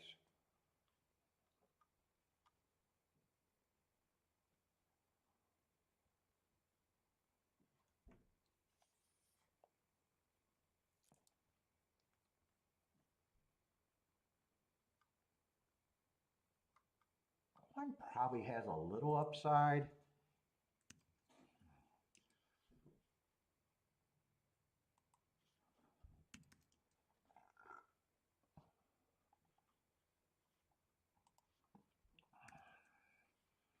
That probably is my betting board. I don't think I can take on both of these favorites completely. Fuck, I don't have time to be puffing. Let's see, I'm definitely going to price some things out here.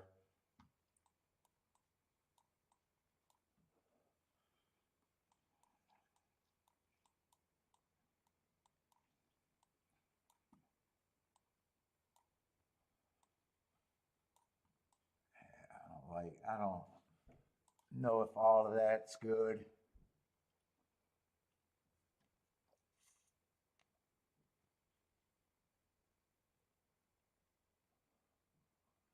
Two one is about 25 to 1, 27 to 1 maybe. 2-7, I'd be pressing the 7 out of that group too. Would be 35 to 1. 10 is actually the best key.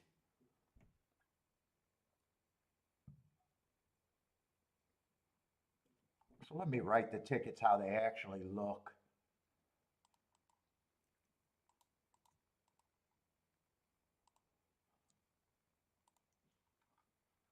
I would press the 7 with the 2-8.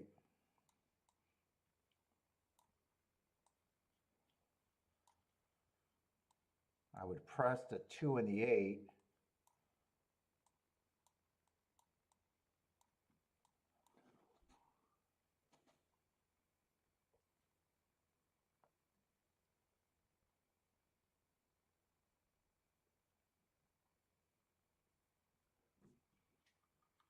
I don't know if I do this because I don't think I completely can take on the favorites. I'm saying I think it'd be hard to beat the favorites out of first and second. But if I did this ticket, this would be the least amount by far. Least amount would be going there and everything else would be going for the rest.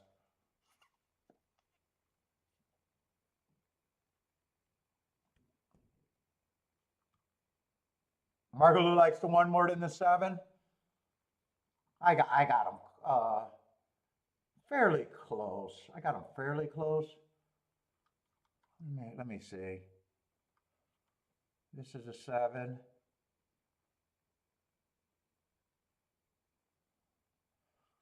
I really like the race 2 back. I really like the race 2 back on the 7.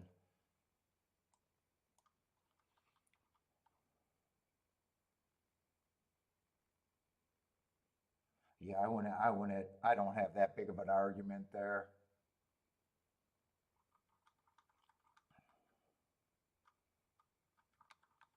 It'd be better if I could press one of these 2 favorites.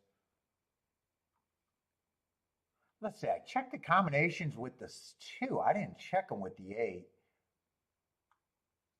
8-1 is paying 30 to 1. I just got to make sure those are decent. 8-7 is 26 or yeah, 20, about say 25 to 1, 28 to 1.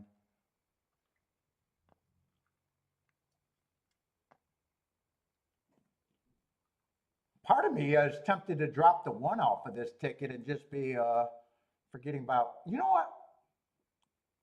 Do I want to drop the 1 off of that ticket and only have the 1 for second?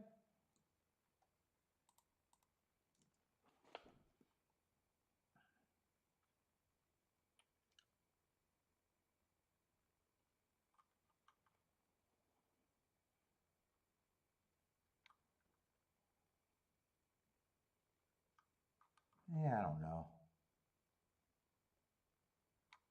This I may or may not do. If I do it, it's going to be light.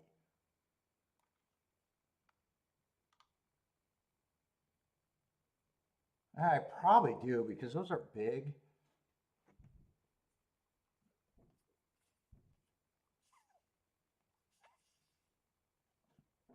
I think I got to leave out the 4 if I'm liking. The only way I can't leave out the 4 is if I'm trying to beat the 2 and the 8 completely. I don't think I can beat both of those favorites completely, first and second. If I thought I could and wanted to play against both of them, 4 would be the next horse there. 4 would be the next horse. But with me not wanting to, yeah, with me not wanting to beat the 2, both the 2 and the 8, I don't think I can.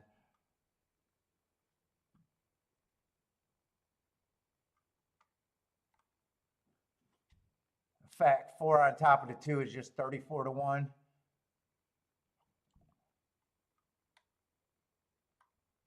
4 on that, they're both 30 to 1. I think I play the ticket like this. Whoa, whoa, whoa, whoa, whoa.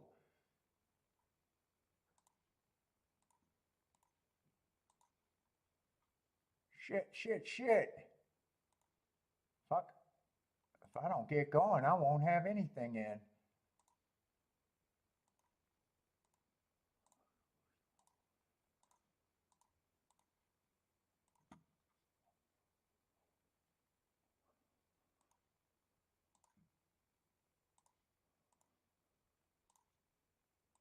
Well, I'll get the main part of the bet in. In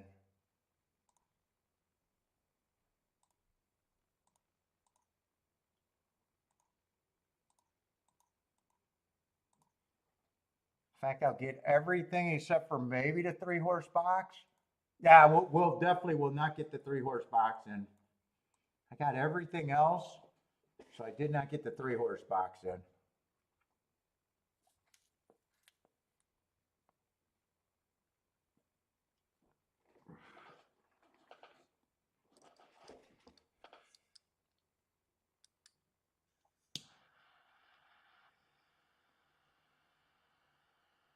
One, 2, and 8 are all the horses getting the front look at this.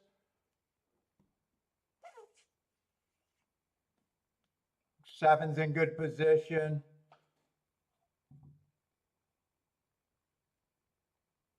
I need either this 1 or this 7 to keep running, but God, I can't have a 7-1-1-7 exacta. I got to be able to separate the 2 and the 8. Right now, I better be rooting for the 1 because 1 is at least up there and 7 might not. Come on, 7. I think I better start rooting for the 7 right now. 1's hooked.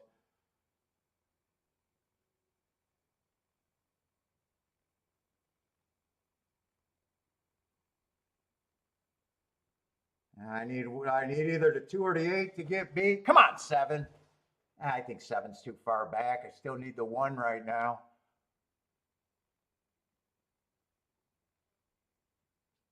Come on, 7. Do not give up here.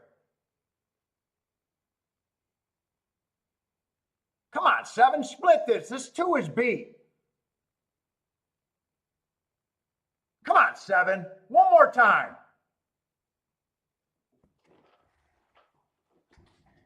Come on. I'm happy with the way I bet that race.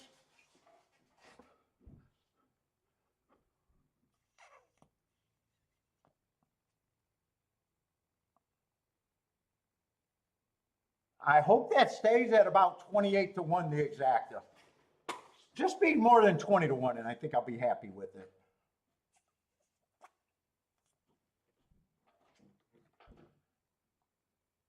I probably did like the 8 a little bit better than the 2, but I never made that stand. So let's see. This is a $6 base bet. Yeah, I need this to hold up to be at least 20. This is probably my best ticket, a $4 base bet. This is obviously my worst ticket, a $12 base bet.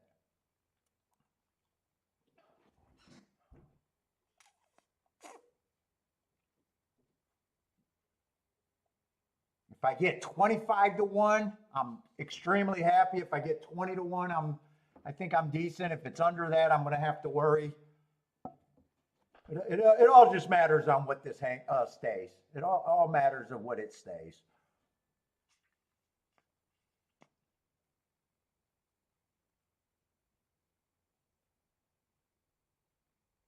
The payouts. If I would have separated and picked the right one, I could have got, that would have been my best ticket, getting it to a $3 base bet. If I could have weighed the 8 instead of the 2.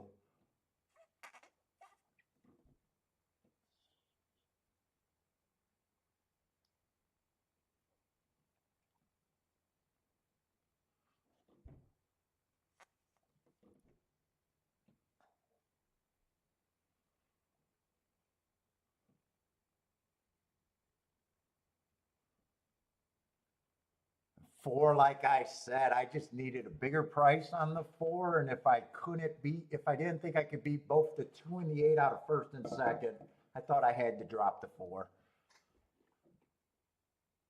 If 4 would have beat me there, I would have just had to take it.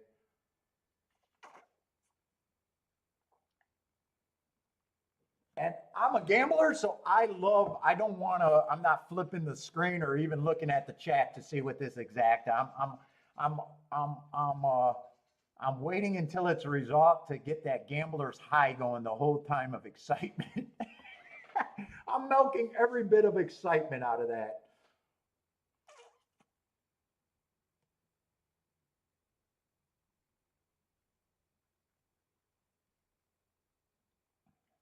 What's up, Gary?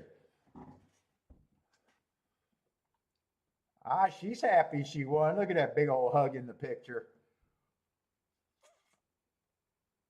Oh, she's ready to dance. She's excited. Must be the owner or owner's wife, maybe. Maybe that's the couple.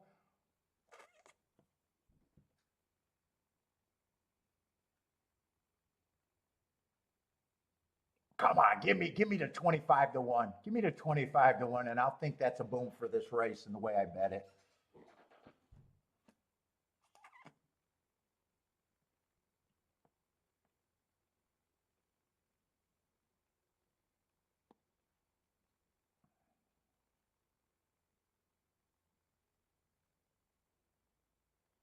It's official.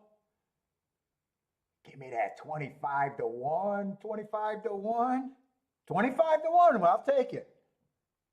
Oh, no. I'm looking at the try. I'm looking at the try payout. It's better than it's not 25 to 1, but it's better than 20 to 1. We'll take it. I'll be happy with that. Almost 22 to 1. Almost 22 to 1.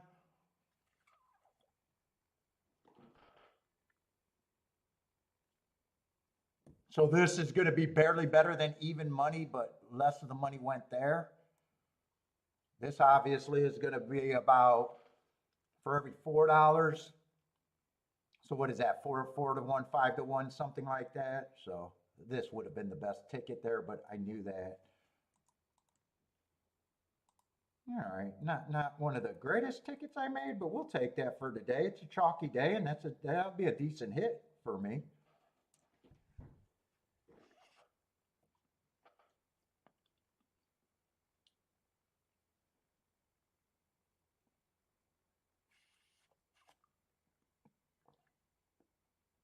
$0.50 trifecta was probably pretty good. By the way, what was that last try? With that 3 getting third, I just want to see that.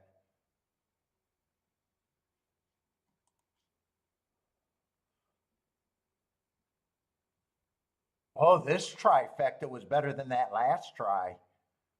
Oh, I thought last try could have been better than this try. No, this try is considerably better. That try paid 27 to 1 in the race before. Yeah, I could make that argument. I was in my head thinking that I was feeling more safer with the 8, but I kept saying, well, 2's on the inside and 2 earned that heart.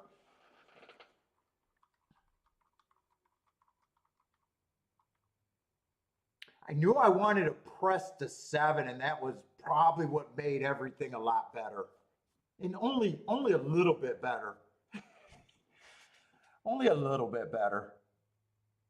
Because these two tickets by themselves aren't great. I will admit that. This ticket is not great, but it's the best I got.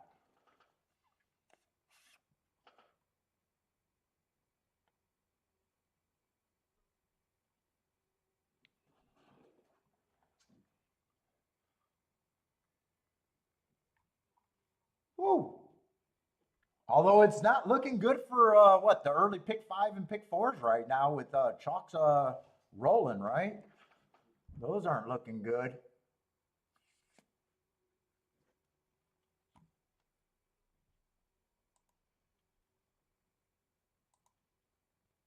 Ah, damn fly, get out. Oh, I actually got him, but I didn't get the grip on him. I whacked his ass. Show me some respect. Show me some respect, Mr. Fly. He was really buzzing on me.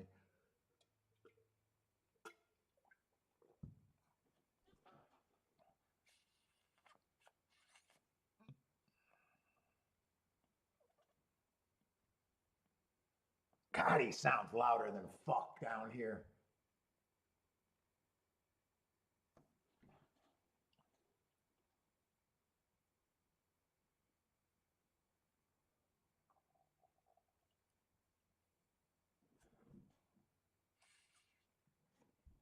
All right, do we got we could probably watch Parks if you guys got Parks plays. All right, 1 for 1 is not a bad start.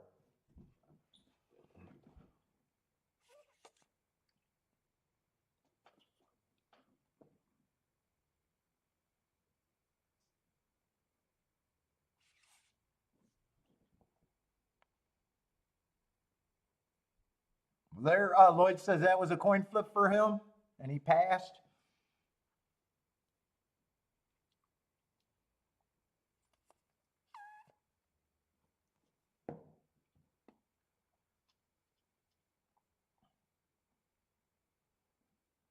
In eight, I did think that the turf races probably wasn't a good representation of what he was. I noticed that both turf races he was nowhere near the lead, and then he dropped. Not that I'm saying it was any great handicapping to spot the favorite.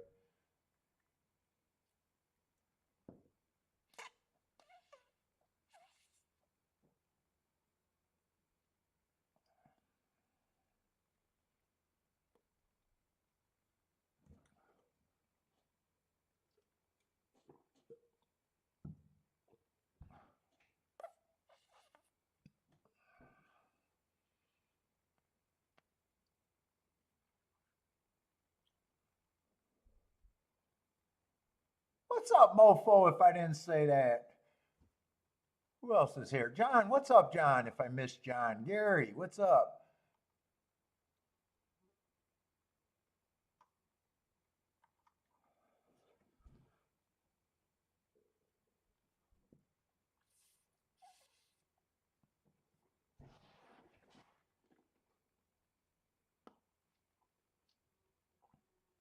Now, if I played the double there, I probably wouldn't have tried to beat those two horses. I probably would have just had to use the two favorites and moved on from there in the double. Probably would have looked at the doubles a little bit different than the exactas.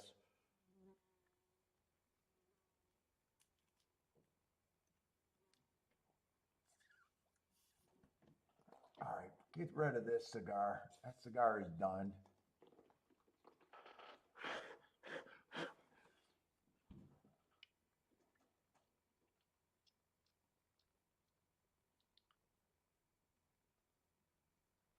Let's see. Blair likes a 267 at the Parks.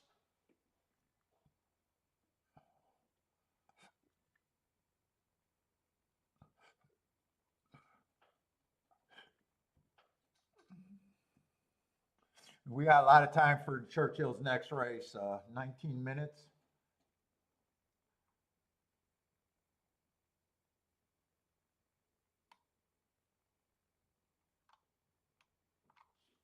Just get the scratches there if there's any.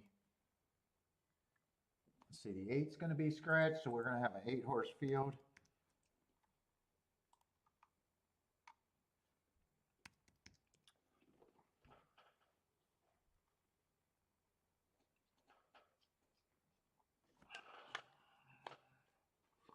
Oh God, am I sore from hitting those tires. Holy cow, am I sore. Oh my God.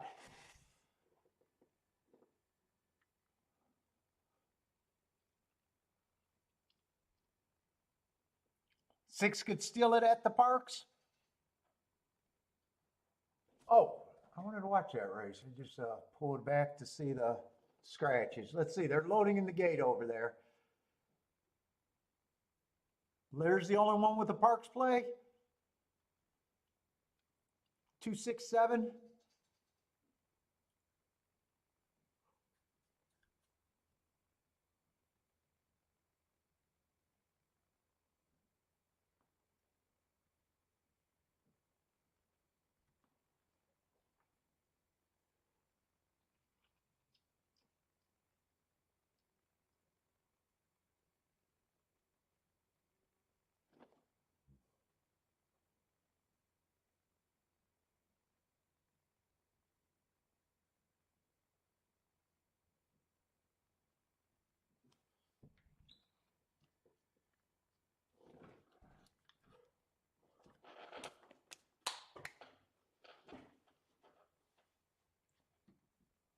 What's up, Boderick? You're late again. You missed first hour.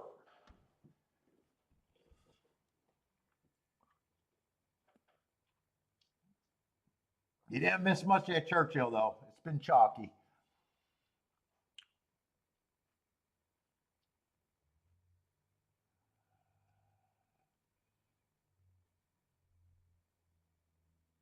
Let's see. 6 is going to lead with the 7's pressing.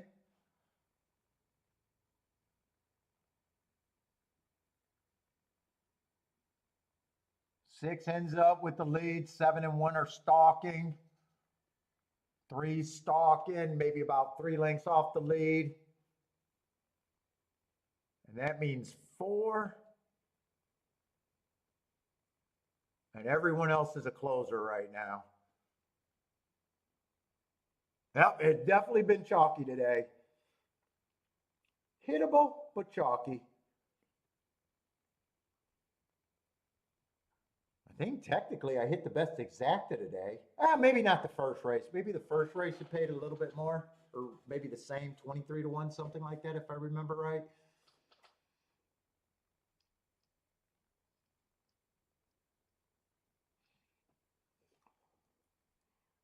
But yeah, Chalk's been winning. The highest win price today has been 7 to 2 at Churchill. First race. Let's see. Blair 6 is on the lead. It does have a big chance to go wire to wire. And Blair got a 267 in a box, so his exacta does look pretty safe. I'm imagining his win ticket is the 6. Unless something goes drastically wrong, this is going to be a nice call for Blair. 6 wire to wire at 6 to 1. 7's going to get second. So Blair should be happy with that. 3's going to pick up third for the try. Blair is booming.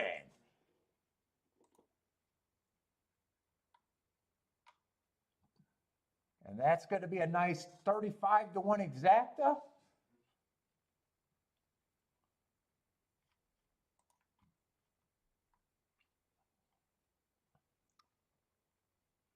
And never really in doubt for Blair either, really.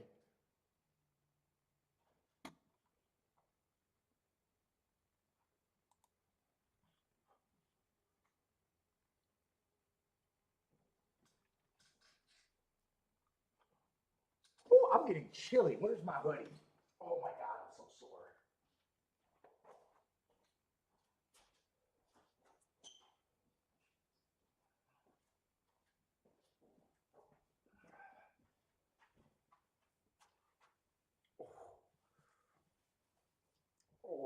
I'm sore. Oh, sore.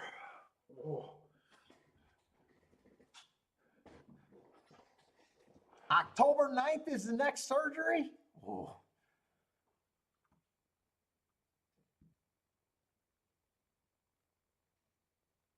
Let's see, Brisnet stats, flash stat, where the winners are coming from. Ah, I missed it. I wanted to see what all that was. Flash stats.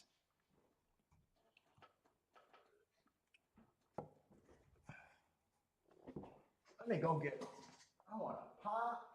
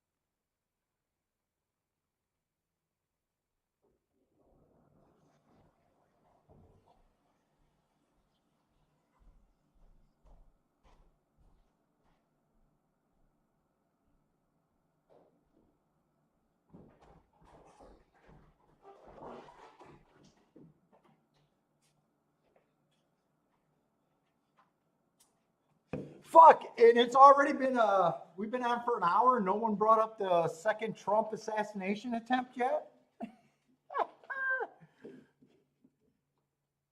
No one brought it up? I'm surprised.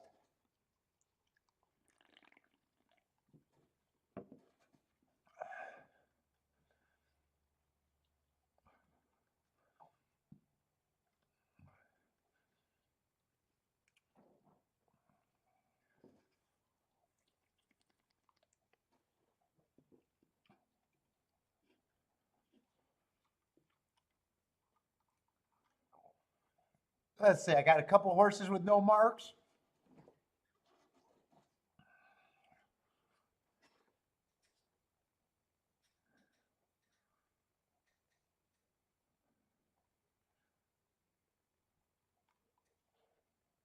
Let's see, we got 3 horses at 3 to 1 or under. Oh, we got 8 horse field here.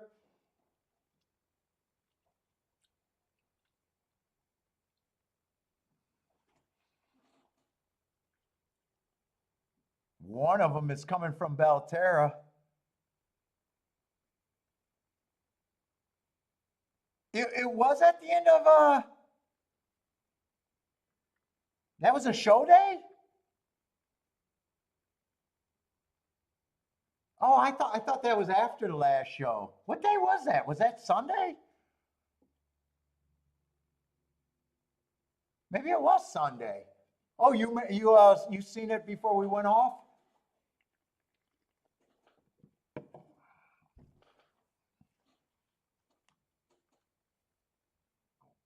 Oh, it was Sunday, huh? Yeah, I didn't put that together for sure. Let's see, 4's one of the favorites, but man, favorite coming from Belterra, I am not there. He's at 3 to 1.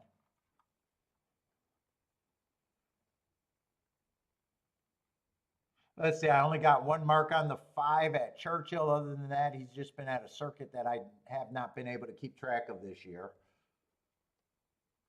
I do got him winning on a bad rail day when he had the 7 hole.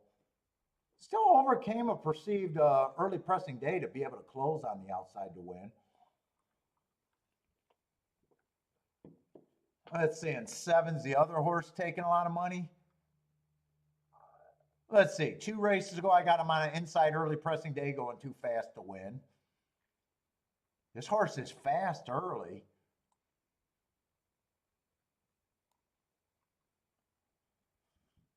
Oh man, is he a quitter? I honestly don't believe there's quitters. But he's kind of wearing the uniform.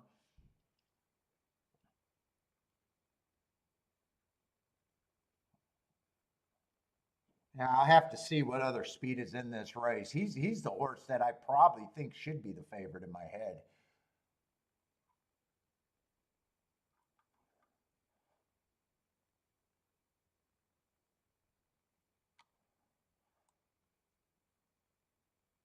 Yeah, eight's mostly route to sprint.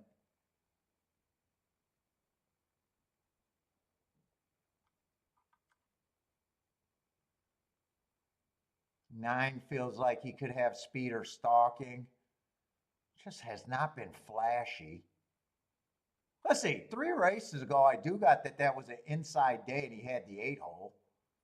Then he wins the very next race.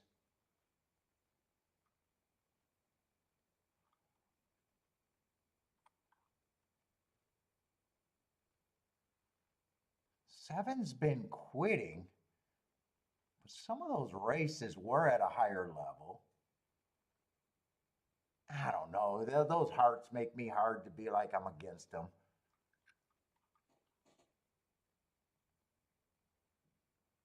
Unless I can find something that catches my eye. Let's see, the 1 is just coming from the West Coast. I got no marks.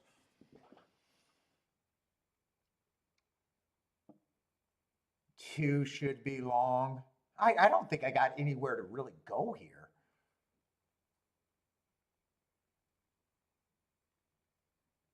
3's been having a bunch of excuses. They are going a little bit farther, 6.5. I'd probably say I think 3 has a little bit of value.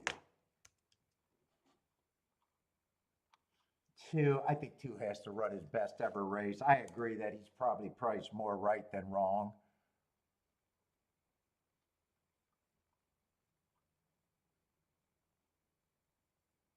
One, I just don't like route to sprint, but his winning condition to me is the same as the 3's. I probably actually say that if you can get there, I can't, but if you can get there, I probably do think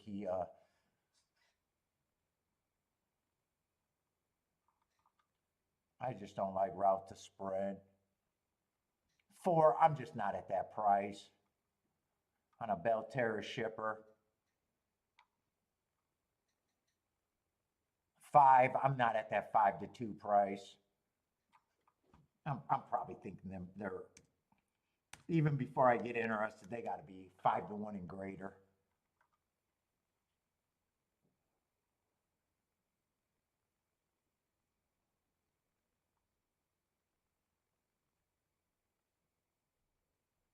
Six is going to be value. Let's see, 8 is scratched.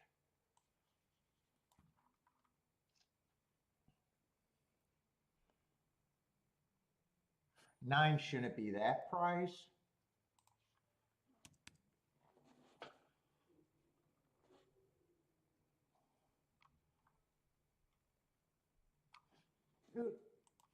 I'm going to hedge and say he's more like a 7-1. Still going to be an overlay.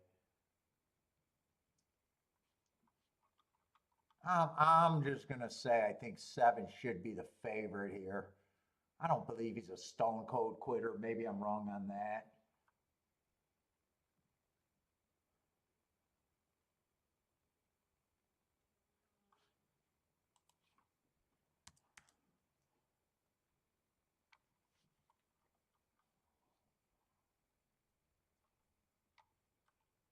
No, I think I put that in the wrong spot.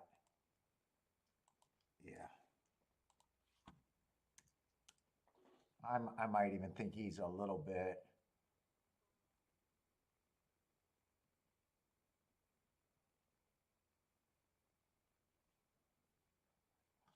Yeah, I think I think it's a bunch of 15 percenters to me.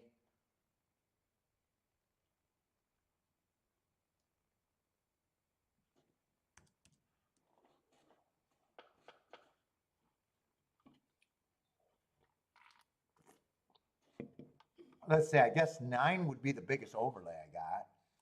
9 would be on everything that I would think of doing here.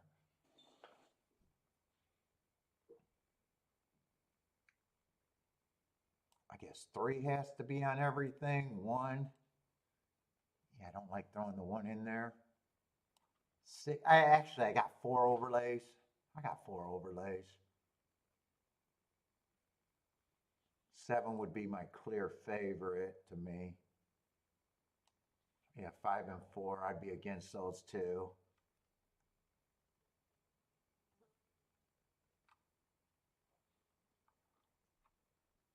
I think I'm out this race though. I think I'm out even though there's some stuff is probably good here.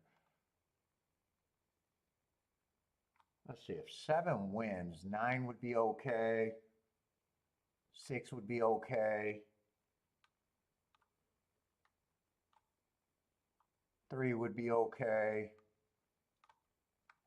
They're all okay, but I already hit okay.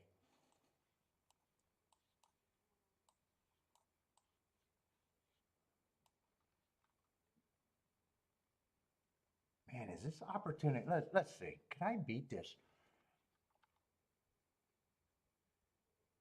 If I decide to beat the 7,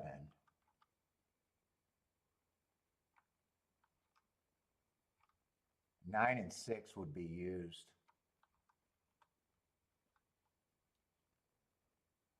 9, 6, and 3 would be the main horses.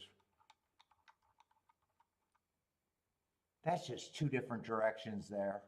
That's the other directions would be just using these 4 horses trying to beat the 7 out of first.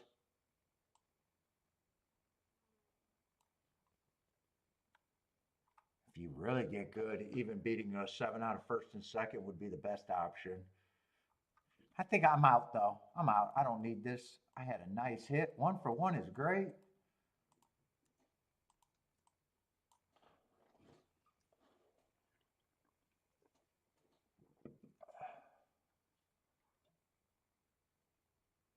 I need 2 favorites to draw me into the race. Let's see. If I did not have a nice hit last race, do I play this race? I possibly would have. But I don't know the answer is would I go this route of beating the 7 or the route of playing the 7? Let's say if I wanted to play against the 7, I'd be saying that I believe that the 7 is a quitter. I don't quite believe that the 7 is a pure quitter. I still think he's the fastest of the fast horses early. Is there enough pace? 6 really only went to the lead 1, 2 races ago, and he had a good inside that day. I don't know if I really trust him to outduel the 7. 9 feels like a stalker. Okay, if I believe that 7, if 7 gets pressure, who pressures him? You know, really, no one else is a need the leads tight. They're a bunch of stalkers. I think I stay out. I think I stay out. I think the 7 is the horse here. And when I say the horse, I think he's hard to beat out of first and second. We'll see if I'm wrong. I might be wrong. He might be a stone cold quitter, but I'm leaning towards I'm more of a believer than not. Roland says, show you where to 7-1 on the page. I can't. I can show you some nice, what I believe are nice seconds. Like I do believe that him going too fast to win is a nice second right there. I probably say a 40,000 at Oaklawn is a nice second too. I can show you some nice seconds. I definitely can't show you a win. Let's see. He does get the speed, so the only option is for him to be a quitter right now.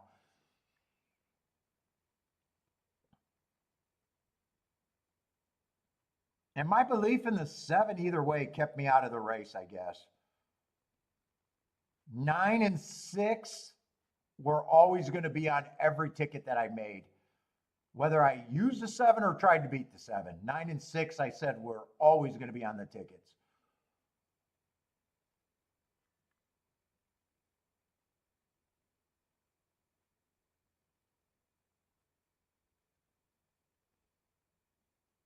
Hey, Roland, I'll show you a win right now. I can't show you a win on the page, but I can show you a win right now. Now, I'm laughing, but 7-9's a good exacta, unless that exacta went way down. 7-9, I think, was paying 60 for $2. It might have went down when he went to 3-5, though. Nah, it's still paying 28-1. Well, it went down to $27 for $2. No, it's a bad exacta now. It just flipped. Yeah, he's gone. Okay, I think I'm handicapping really good. I think I broke that down and really, even that exacta went, it's $27 for $2, so it's no good.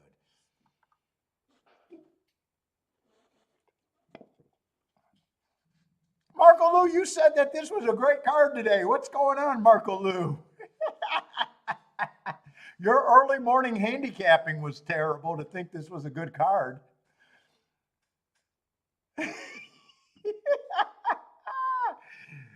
Oh, dude, this pick 5 got to be ugly, right?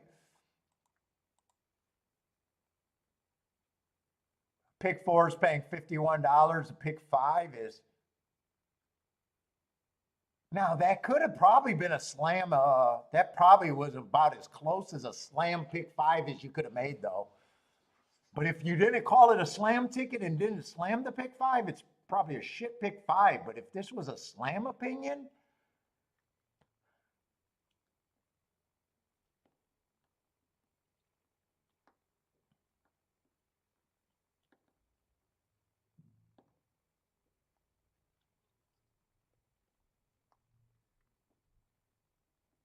because I think most of the favorites, even the four in the first race before the scratch, I said he was the most interesting of the shots. Then they scratched the horse, and he got bet down to where there was no interest anymore. Well, there was no interest before that too.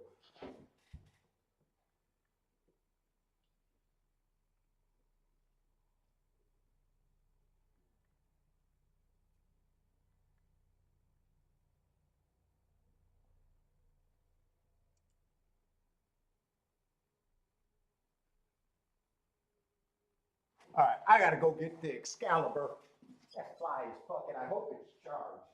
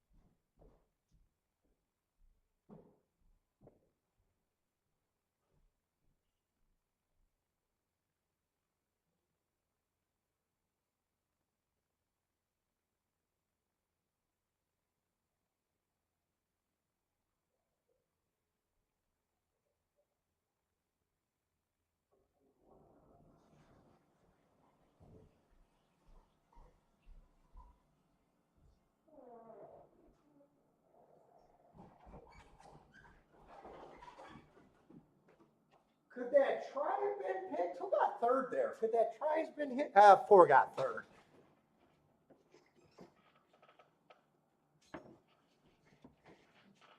Yeah, four ahead at 15%, but he wouldn't have felt like he would have added any value to that.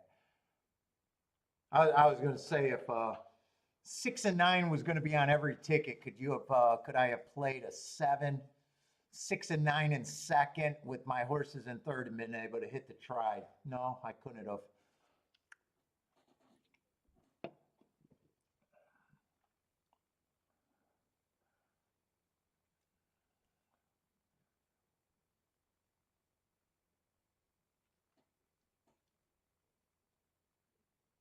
Yeah, handicapping good today, but then again, they've been so favored. Are you really? Am I really? I don't know. Well, I guess saying that 9 and 6 would have been on every ticket possible. hitting the 7 last race, knowing that that was where the value was. I mean, some good things, but you know, when the chalks are winning every race.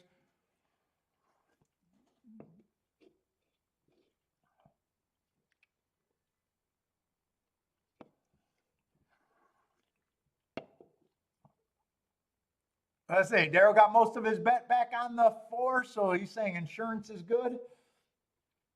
Oh, you like the 4 there?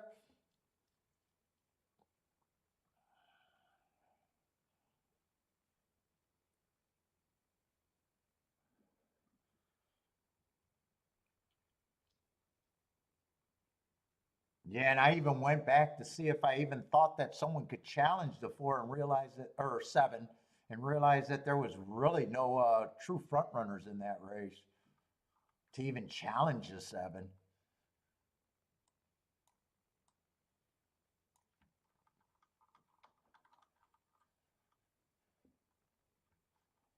Let's see, how many races? We're already in the 6th race.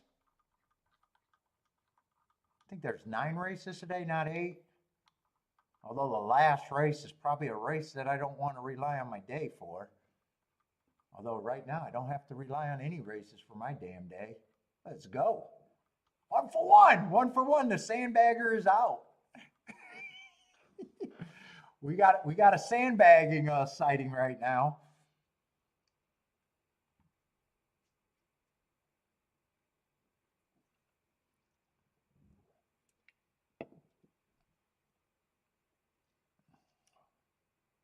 Let's see. Jennifer says, seriously, be careful with this NFL card.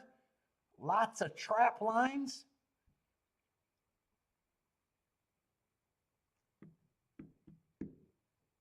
Marco Lou got a few. Oh, you don't like, you don't always do good at Churchill? I like Churchill, even though it's part of the evil empire.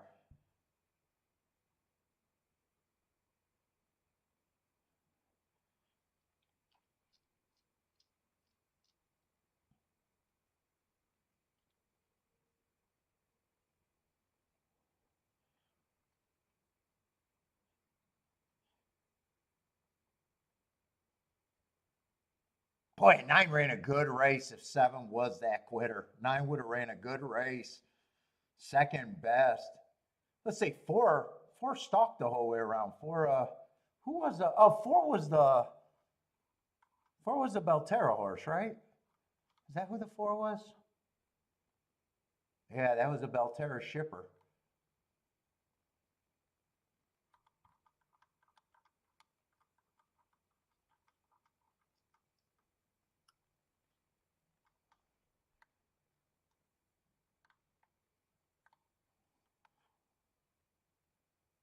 Let's see. I want to look at my betting line and see if that could have been a slam pick 5 if I ever went that route. 7 was a pretty clear favorite there on my thing.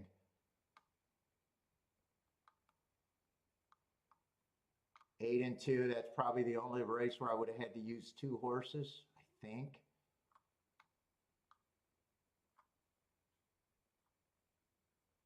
Two was a pretty big favorite there. 5 would have been, maybe I could even use 2 horses there.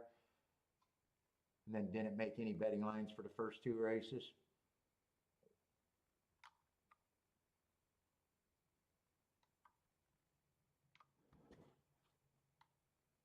Yeah, we're still hoping that the back end of the card opens up. There's still a chance for Marco Lou to be right. Fuck, we see 2 100 to 1 exactas or something like that that were hittable. You could probably say the card was really good. But so far the win pool has not been great. Let's see, 4 minutes to Parks. I see some plays coming in for Blair, 146, and I see Daryl's looking at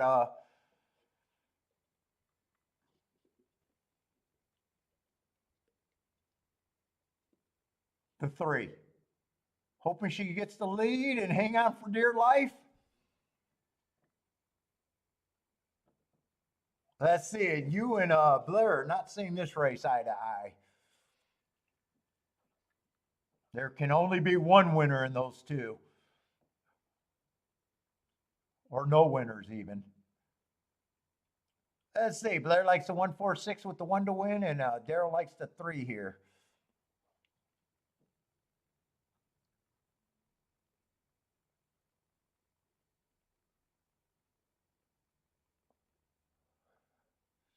Let's see. John got the conspiracy.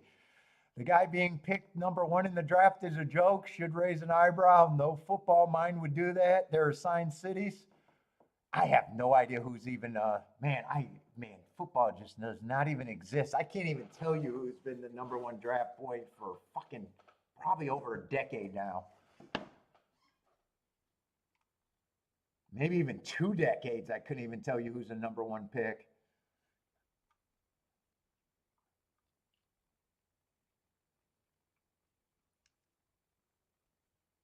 Hurricanes look good. That used to be my team back in the 90s or 80s. I guess before I graduated high school, I was a big Miami fan. That's who I used to root for in college football, Miami. The convict team, Jenny.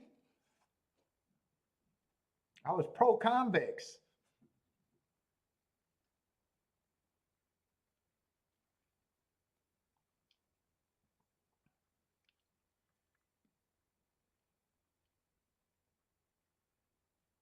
And I used to have all the Miami gear. I used to have a big gold chain of the Miami emblem. I got my head stomped in at the bar after a big bar fight and someone snatched my chain. I wasn't pissed about getting my head stomped in, but I was pissed about losing my chain.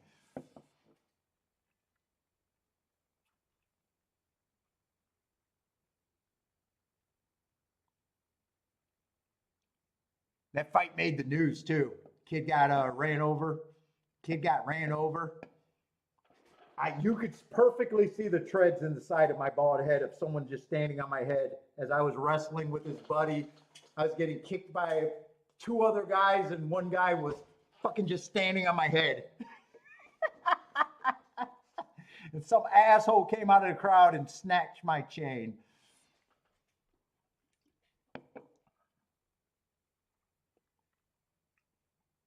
Oh, good times. Good times.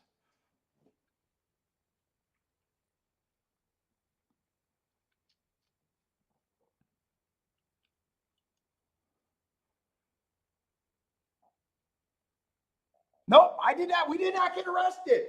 The cops were watching it. It was outside of the bar. Me and my buddy got jumped by this fucking little gang. I was with a girl, so me and my buddy had room. And we seen at the bar, these guys were eyeballing us like crazy. We were out of our neighborhood because I was there with my dick.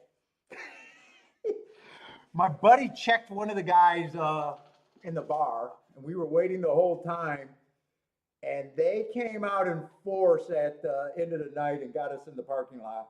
My buddy ran, but he slid in the grass, and the guy that was chasing him had a gun and got hit by a car. He died. The dude that I was struggling with, I split his head when he slammed me into the concrete, and I was just digging in his skull. Would not give up the headlock. I'm just digging in the wound. He ended up, he walks with a crazy limp, and I got superficial bruises and a big old fucking, dude, you could read. If they wanted to do fucking and chased whoever, arrested whoever, they could have got perfect shoe prints off the side of my head, but they did nothing. And the cops were the witness. So the cops were like, fuck, those boys were jumped and they held their own, and fucking we got no repercussion for the dude getting killed in the car accident. And when I see my buddy, he was my best man. All we do is talk about that. It was one hell of a fight. It made the papers. It made the papers and everything.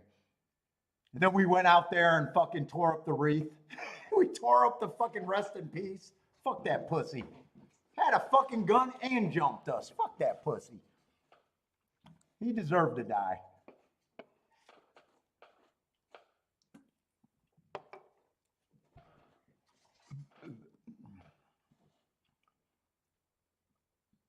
That was early 90s. Early 90s, before 95.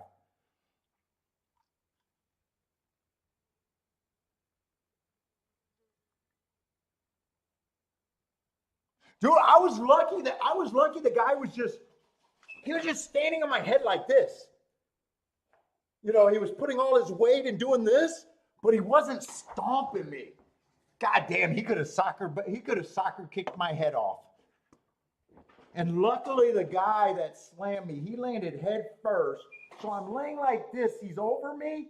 So his buddies were kicking me, but they were kicking me like he was mostly protecting my back. The only guy that could have done real damage to me was the guy that was actually stepping on my head. But thank God he was stupid or he didn't really want to hurt me, one or the other. Because he could have soccer kicked the shit out of my face, or he could have just stomped my head to oblivion.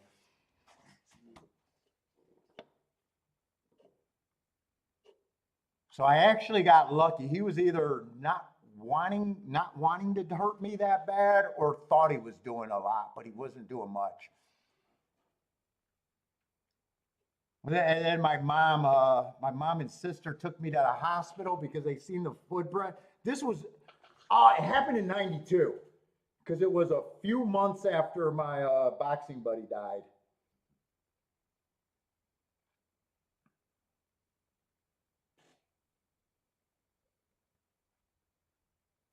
So he died of an aneurysm in his head. So my mom, normally I wouldn't have went to the hospital, but because of the aneurysm and him just dying, that's right. So it did happen in '92.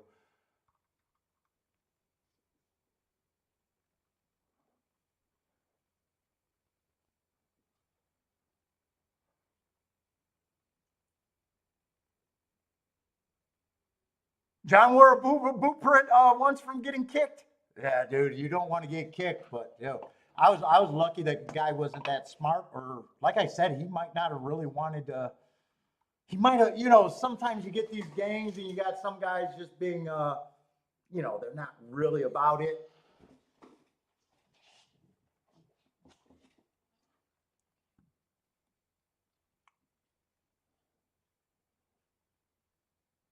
But I'm pretty sure whoever snatched the chain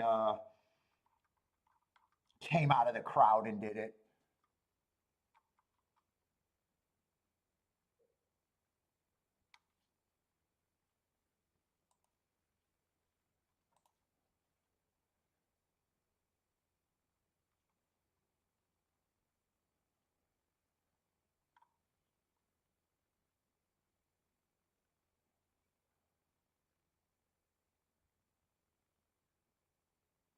Oh, Jenny's talking about the old fights in the game. Dude, that's the Lions game. Oh my God. People used to just go and watch the fights in the Lions game. They were ridiculous. Bunch of fucking drunks.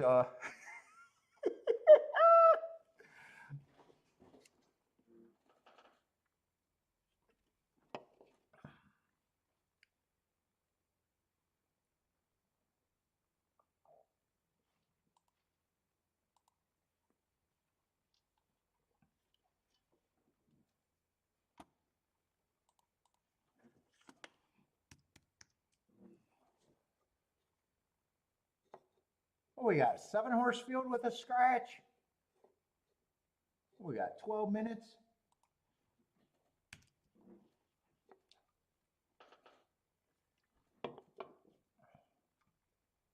Let's see. 3's the scratched horse.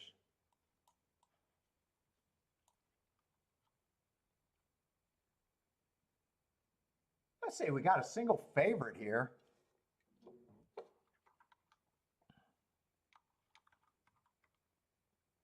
What, starter allowance 20,000, so I probably look at this like this is a $40,000 claiming race. Just a good rule.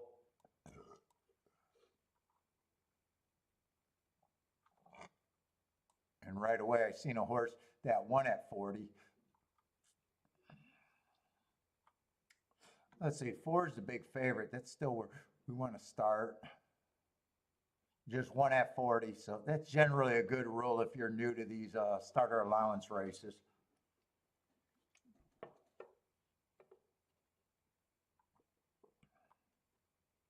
Favorite is on a wind tear. Let's see, 4 races ago was a route, bad rail stalking closing day. I got him as average, slow, but you got to watch the finish. So he, because when I'm doing that, I only handicap to the first 6 furlongs. So I still always want to, the marks don't look good, average, slow, but I seen that he managed to still get second. So I always got to keep an eye on that. Wins the next race, match strides with the slowest winner, average, comes back, wins again, average. And last race wins again on a stalking day. Average, 1 tick slower than the fastest winner, match strides with the fastest winner of the day. So I got no problem with this form or anything. Other than the price, really.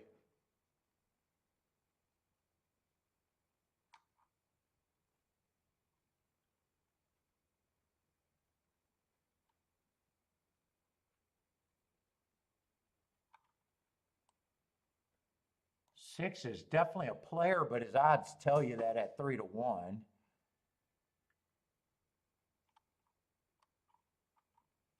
I wouldn't be shocked. It looks like he probably even ran against the favorite a couple times if I'm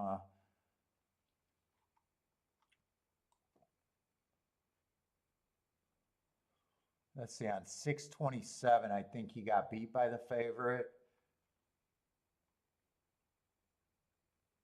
That was a day where he didn't get his best breaks in the favorite. There's not much difference there between them two, I guess.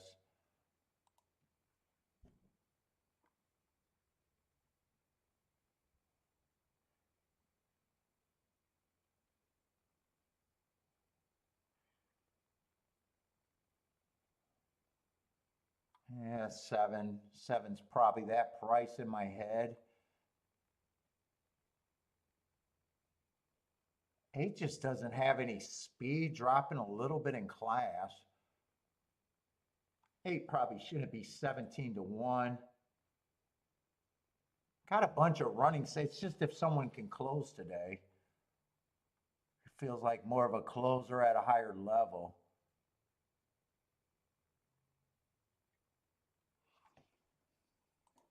Probably say he's at least some value if he can close.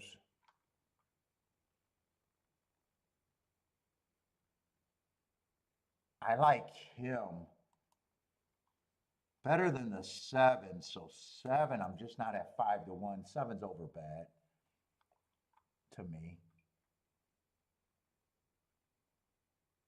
5 just feels like a stalker here.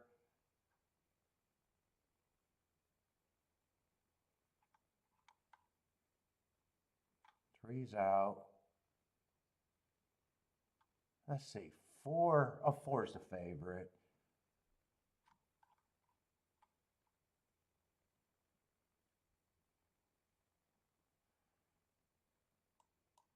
Two definitely gets points, but just doesn't. There's no one that really feels all that fast to bother the first 2 choices for me. I think this is a race where I'm going to say I think the 4 and the 6 are going to be really tough here.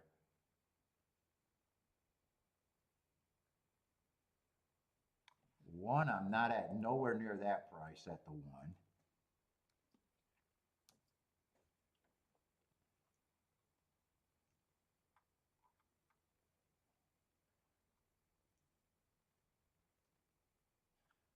2, I think 2's a little over bet.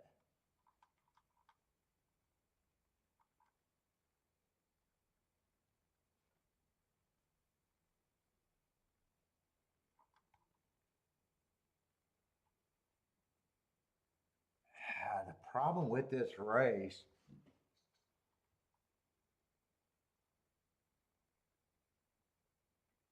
I wouldn't be shocked if the 4 loses.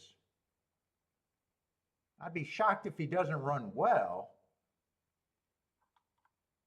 But really, the main horse, it's only the only horse that I think has the best chance to beat him is the second choice.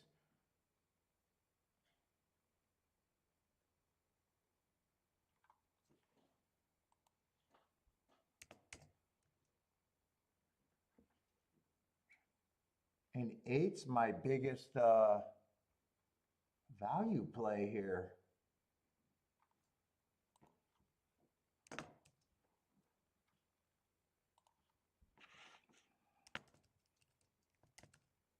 That's my betting line. I just can't get around those two horses being the favorite.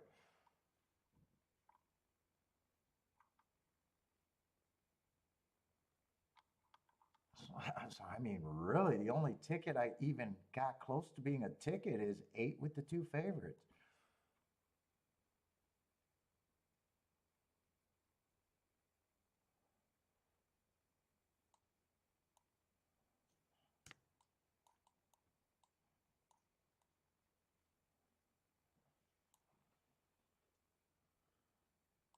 Maybe a little bit with the 5. That might be the next best thing I got.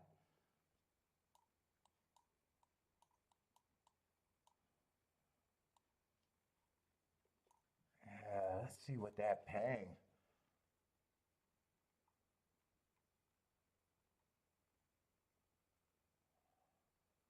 Four with the 5. I'm just looking at nothing but a bunch of 20 to 1 exactas. 8 is 35 to 1. Oh, if the 6 wins, if it comes in 6-8 or 8-6, that's a lot better. 8-5 is about the same. Or 8-4 is about the same.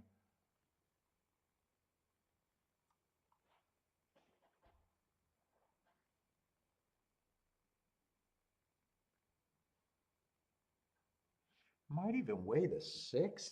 Might even think about weighing the 6 or just play it like that. I'm not sure.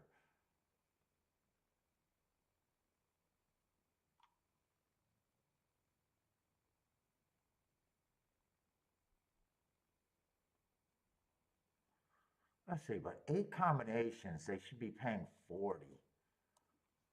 Not 20 some and 30 some. I'd be behind the math for that ticket.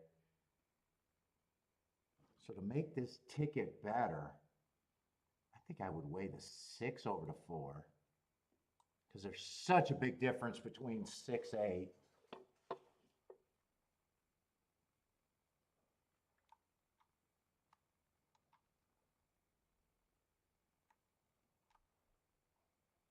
Six five is like 26 to 1.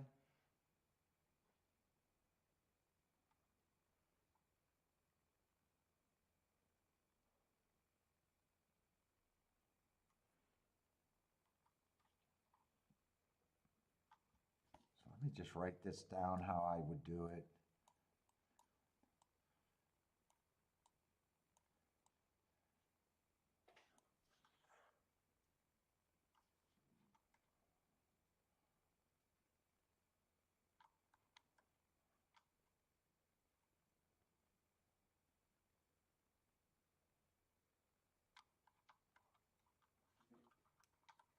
I might even come back to a straight ticket.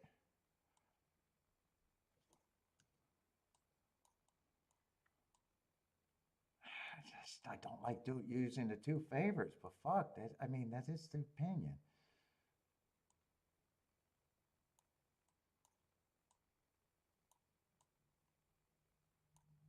So what, I get that back to 4, so I got an 8 combinations and a bunch of 4 combinations. And this is 4 combinations. So for all the 20 to 1 combinations, or all the 4 combinations, 20 to 1 is,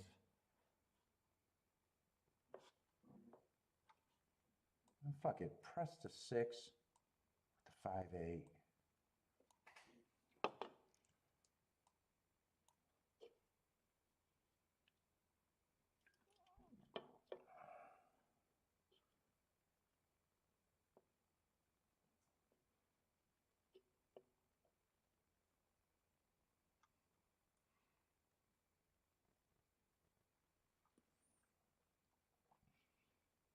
that gets the best ticket to 2 combinations.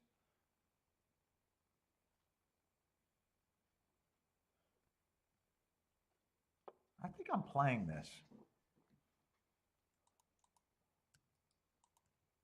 Do I even need to put this ticket in? It's really just deciding if I need the 4-5. I don't need the 4-5. Do I need the 4-5? 4-5 is still 20 to 1. I'll put that ticket in last.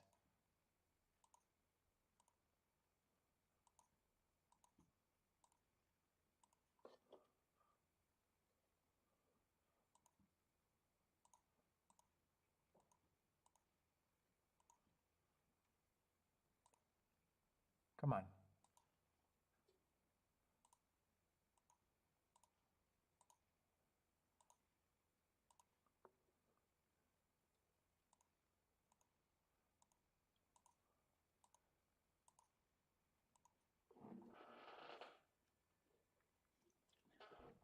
Let's see. I got these 2 in. This is the only ticket I didn't get in.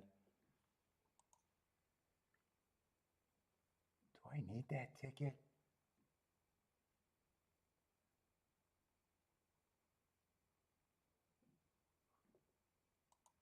I'm not sure I need that ticket, but I guess I'm going to.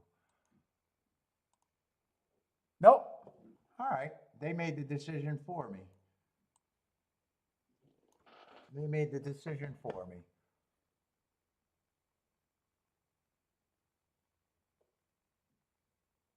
Oh, and I'm glad 6 got the lead over the 4. Keep this 5 active for me. Keep this 5 active. Just run like a merry-go-round from here.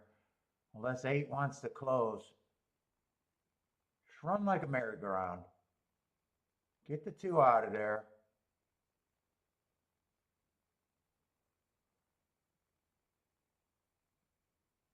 Come on, keep this 5 clear. I gotta go pee.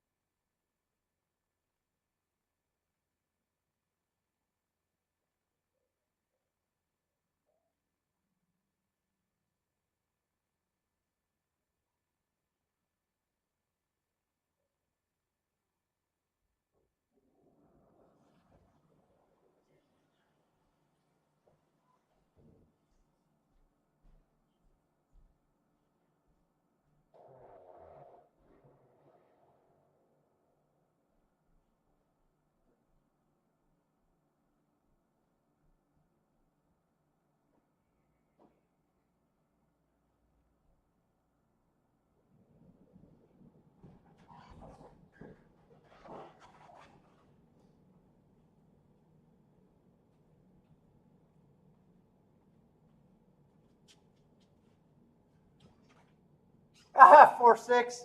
All right, well, I'm willing to lose by 4-6. All right, that one didn't work out.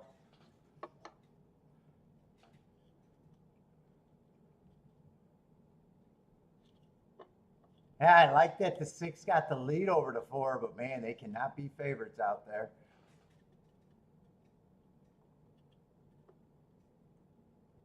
Did 5 or 8 get third? Make me feel better that I took a shot there. Oh, shit.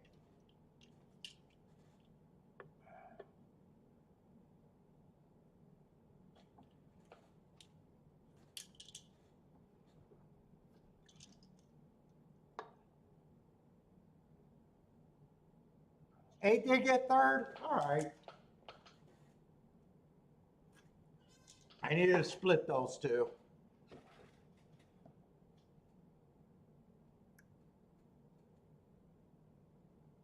I doubt it if that tries any good. I doubt it, but maybe. I doubt it. Well, 4-8 was going to pay 35 to 1. That is the biggest exacta with the 4 winning. Yeah, maybe the tries could have been played. I don't know. I decided to try to split them.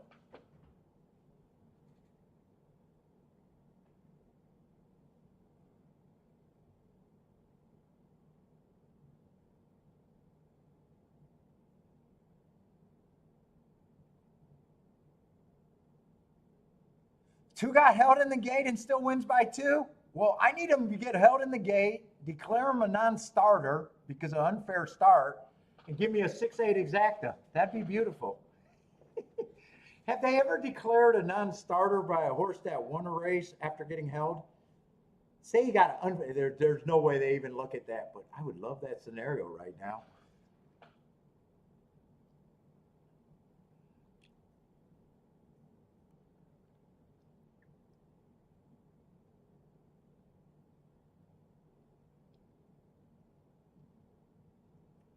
That's the scenario I need, Roland. He won, but he did not get a fair start, so disqualify him. Yeah, I don't think he'll complain if that's the case.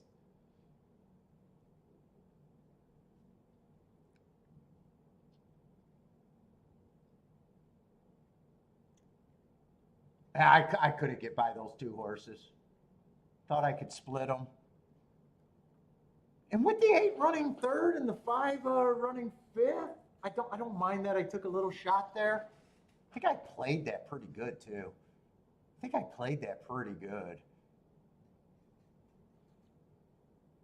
Wait, the areas that I put my money.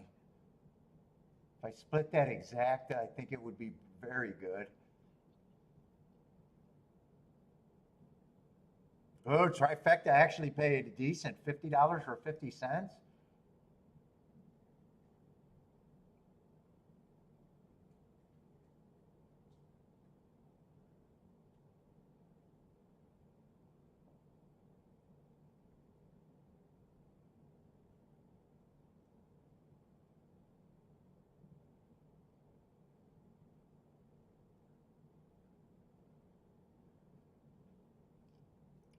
That's it. You guys said watch the replay, see what happened. I wish they would have held on for him a little bit longer. Problem if they did, he would have then declared a non-starter, and 6 would have been the huge favorite then, probably. Woo, doubles are paying $6.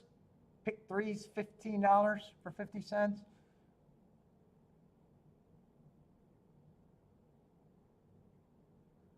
Yeah, I could have sat out that race too. I could have did that.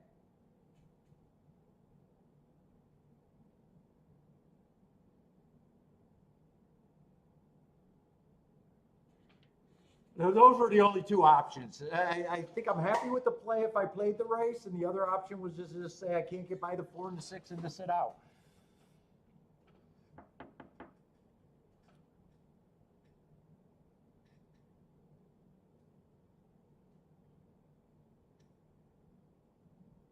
Oh, I missed the start. I wanted to see if 4 really got held up in the gate or what. He still got first run over to 8. 8 came from, well, not dead last, but second to last. 1's up there sucking wind. 2 really had no excuse because that 22 and 4 doesn't sound like the fastest fraction.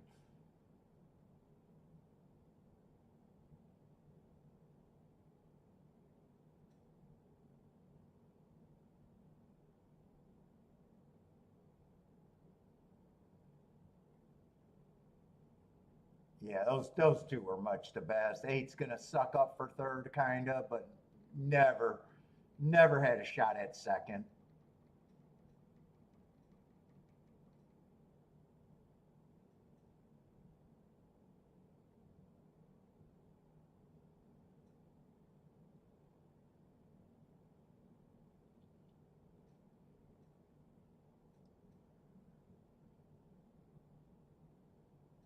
He kind of hopped at the start, I guess. 4-4 might have hopped a little bit. It looked like he did the bunny hop.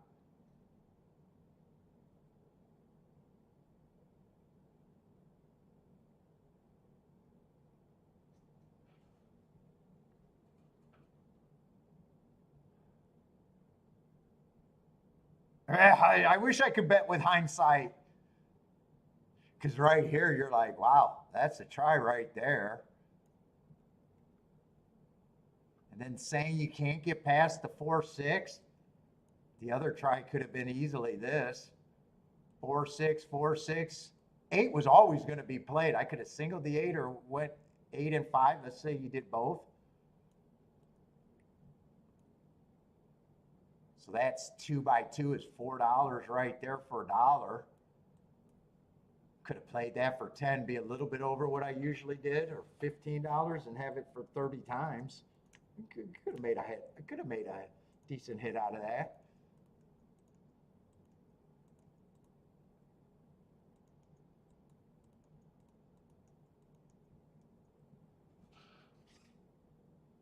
That would have been instead of the show bet on the 5 or the 8.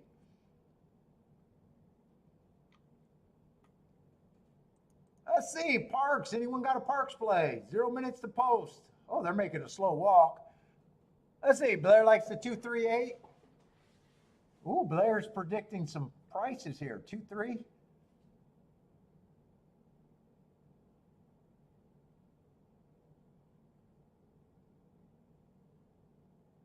Let's see, we're 6 races in at Churchill, and the highest price has been 5-2. Or no, 7-2. 7-2. That's not much better. It's an update, but not much better. Fuck, I can't even light this, can I? I'm gonna burn my lip. I'm gonna look crackish.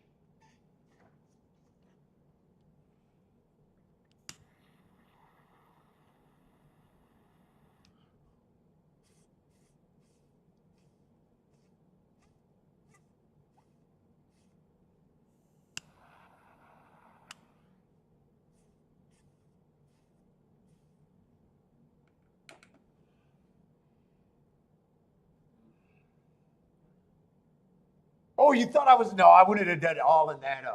I would have never did the 4-6, 4-6 all. The 4-6 runs, and that's the exacta. You know, you can't. I could. There's no way I could have done it all there. I would have had to be anyone over 10-1 or better. So really, only I'm actually looking at how they bet that race.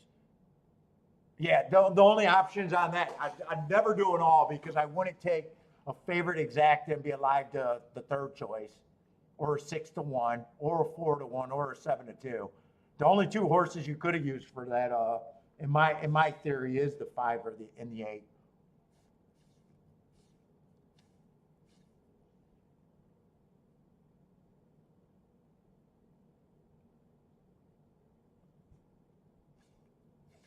What's up, Feck? If I know, what's up?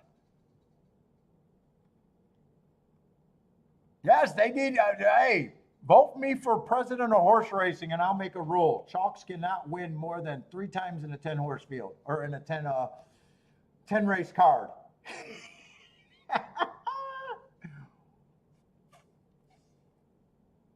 That would be my platform for horse racing. If the chalks win the first 3 races of the day in a 10-horse field or in a 10-race card, we got to stiff the rest of the favorites. Now, second choice could win, but there can't be.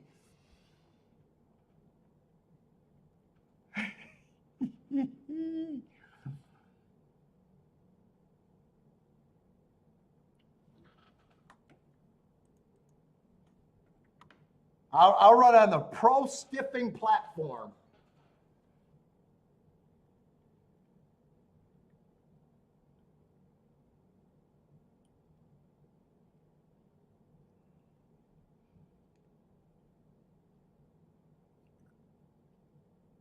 Well, we can even, I can loosen my stance to say no more than 4 chalks in a single 10 race card. I'll loosen my stance.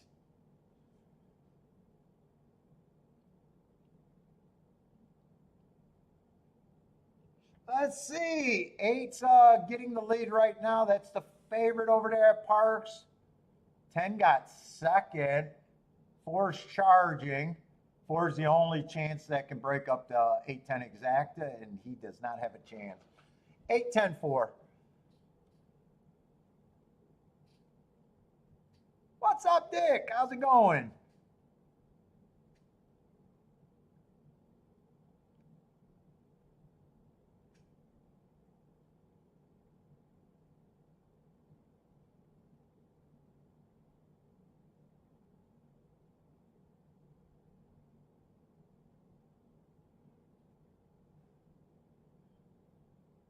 And we cannot let Marco Lu be in charge. We will not make Marco Lu be in charge of telling us what's a good card for a day now.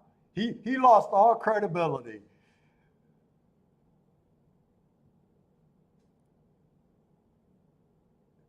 Yeah, that's the problem. That's why I had to make the adjustment saying, do I really want to beat these chalks sometimes?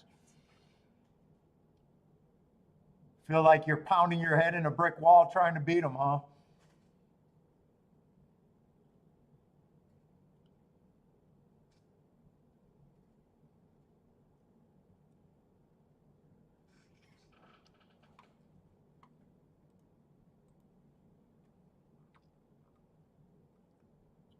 Let's see, we got 3 races left. 3 races left.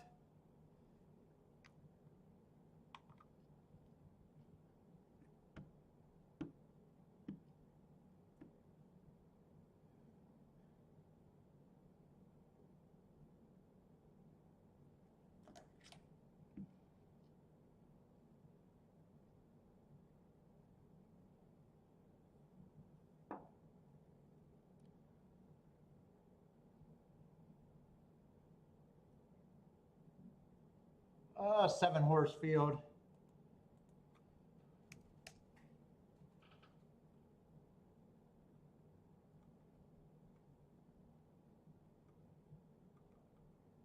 Starter allowance 50,000. Now, once you get up to 50,000, doubling that price doesn't really work. It's the lower maiden claimers. Now allowance 1X is probably the strongest race they're coming out of. Maybe even some graded or some stakes races.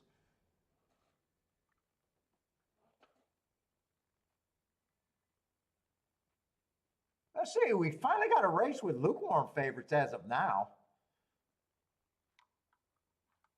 3's a lukewarm favorite at 3-1.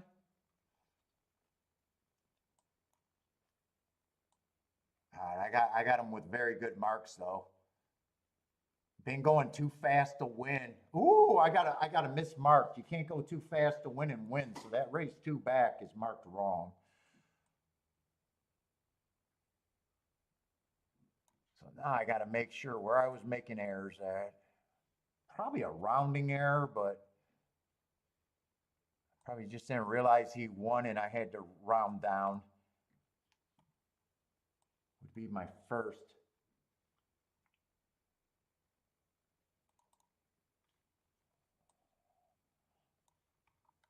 Let's see, 729. I'll actually check them all since.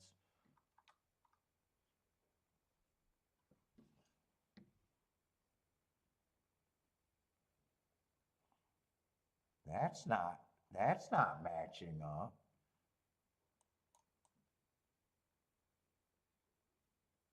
Huh. Last race would have been marked wrong too. What the fuck could I have been looking at there to get that wrong? I had that a bad rail day? This is Kentucky, 729. Oh, I was looking at 728, I bet. Fuck, that's going to make a lot of things wrong. And 616.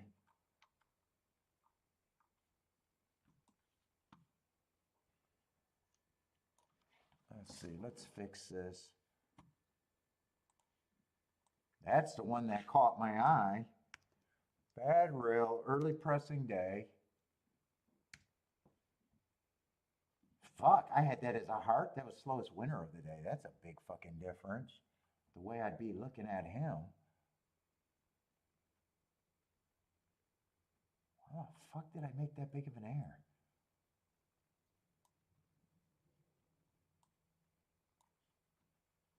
Fuck, look up May 25th. That one's right.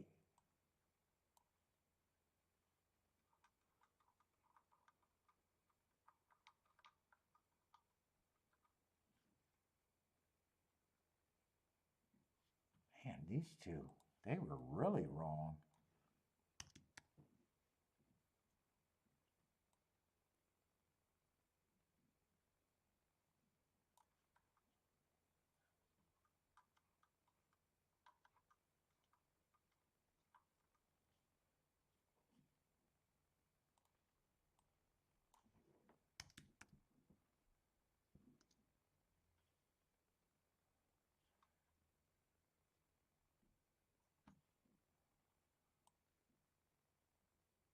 I just need to move that to the side.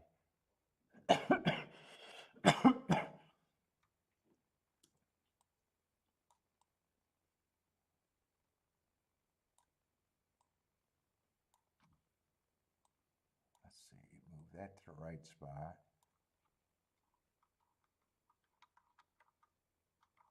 And I gotta trust that I don't make any more mistakes, but who knows?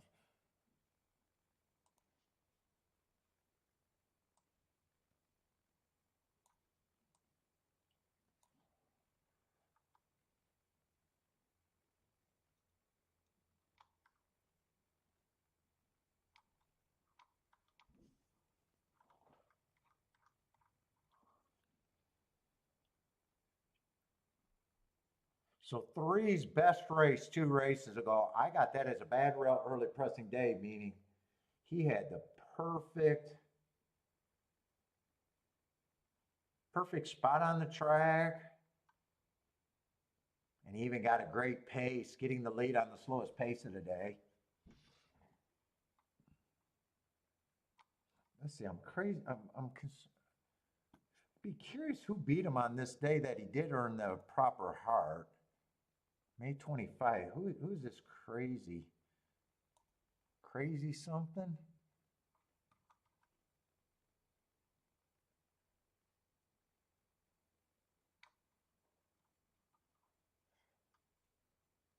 Is that the 5 horse?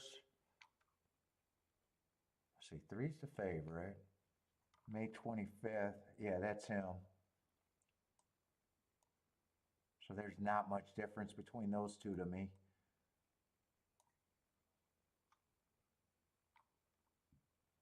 And they got everyone between 3-1 and 6-1.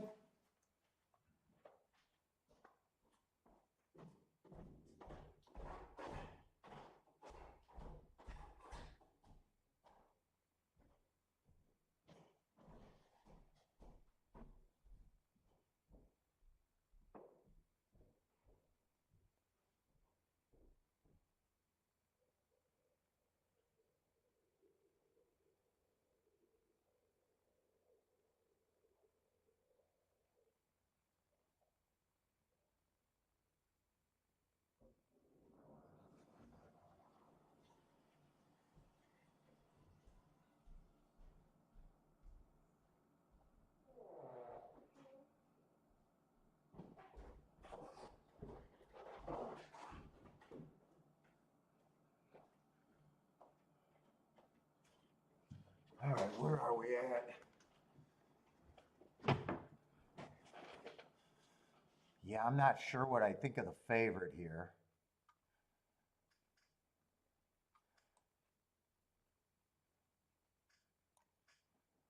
Let's see, one definitely got marks that I like. Been going too fast to win. Feels like this is going to be a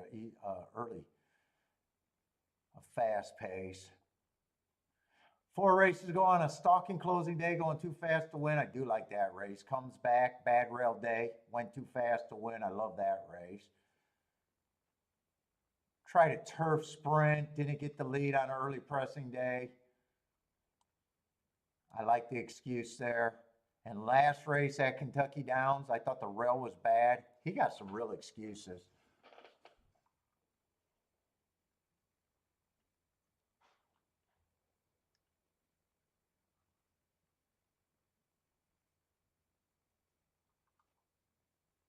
I think I'd be able to make a case for almost everyone here. 2, I like that race. 4 back, stalking closing day, going too fast to win. Ran 3 races, hasn't won since then. 2 races ago, on an early pressing day, was dueling with the fastest winner of the day. I don't think that's a bad race. This race just feels too congested, or not too congested, too competitive for the 3 at 3-1. I have no problem if he wins. It's just I think you can make a case for almost everyone. 4's probably 4. 4 might be a over bet. I probably do think 4 is over bet. That might be the first opinion. But trying to throw out, well, he's not even the best price. Yeah, he's just over bet to me. There's other speed. There's other stalkers. He's probably the one I believe in the least.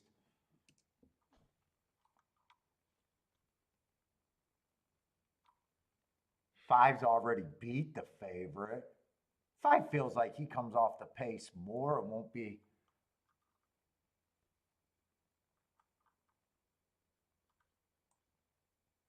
Six, another Kentucky Downs horse. They're all coming out of that same excuse race with the bad rail.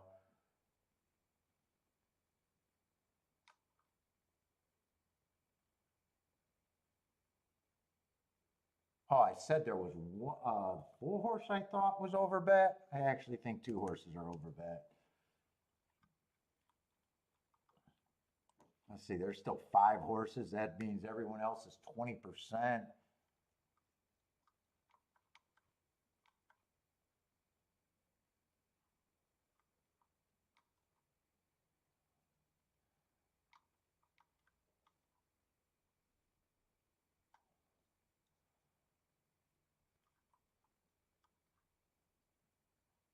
I don't think I got to play here.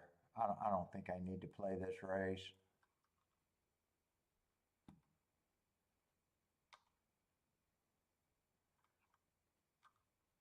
Is all of these horses out the same race? I would be downgrading the 4 because he was the one not on the bad rail.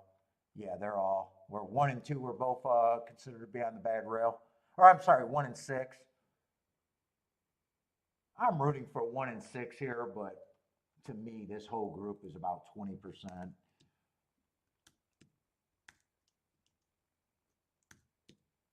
If I had to say who I like best, it'd be the 1 in the 6 probably, but whenever I say who I like best, it's always the worst.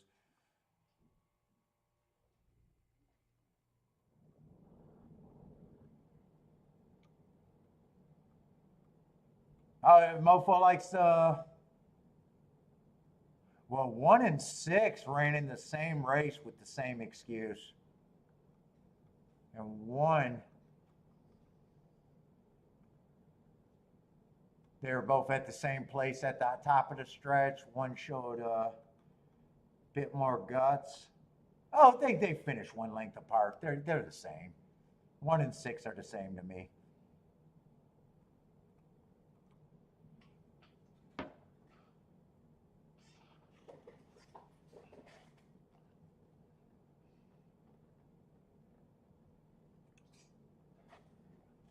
Yes, and the Kentucky Downs, they are going to get, we do expect to see some winners coming from Kentucky Downs at all of these tracks going forward.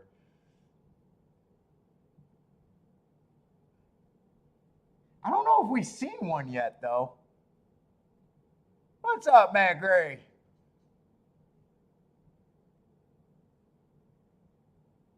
Lily likes the 3-6-5-7 here. Let's see. I am out, but I definitely rooting for the 1 in the 6.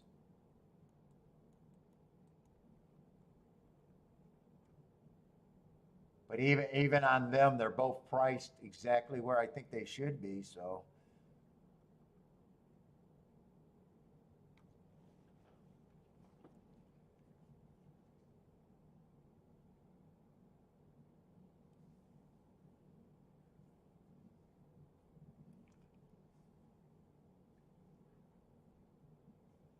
Who is a 2 at 7-2? Three's always what been the top choice.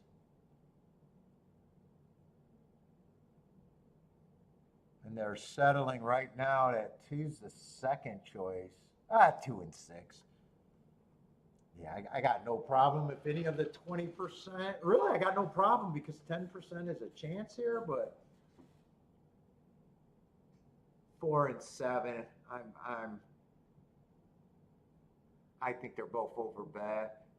Let's say 5 on my betting board is the best overlay.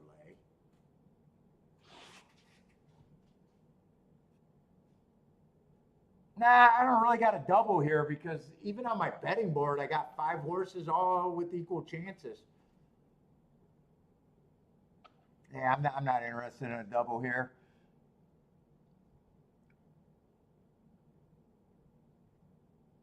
I speak English, jive, and bullshit. But Matt, you got to get the bullshit on there. I'm expertise at bullshit. Bullshit.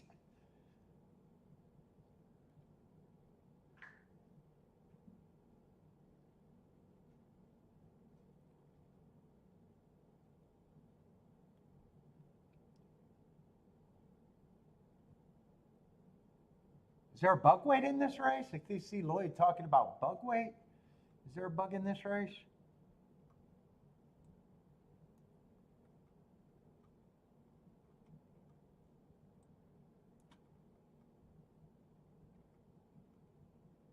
Oh, 6 is getting the bug.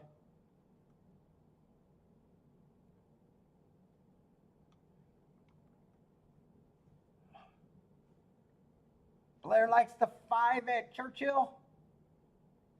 5 is technically on my board the best overlay I would have.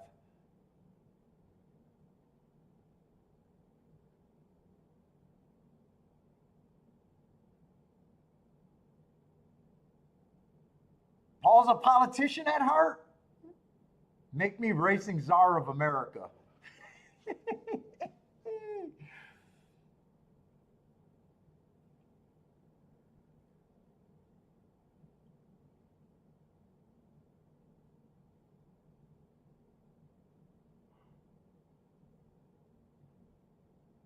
Yeah, the way they bet this race and the way the way I'm looking at this race, there's no reason for me to be in here. Yeah, I don't worry about weight on horses. His waffling is incredible. I don't got any waffling here.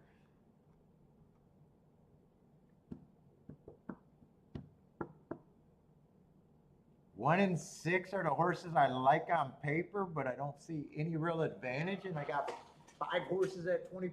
There's no waffling.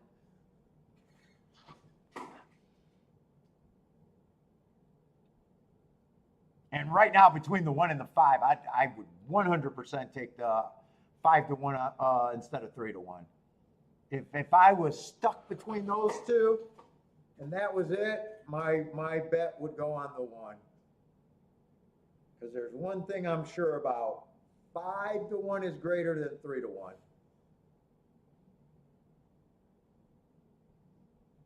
Let's see, 2 and 3 are going for the lead. 1 and 4 broke well, but they're stalker. 2 and 3 ends up being the fastest 2 out of the gate.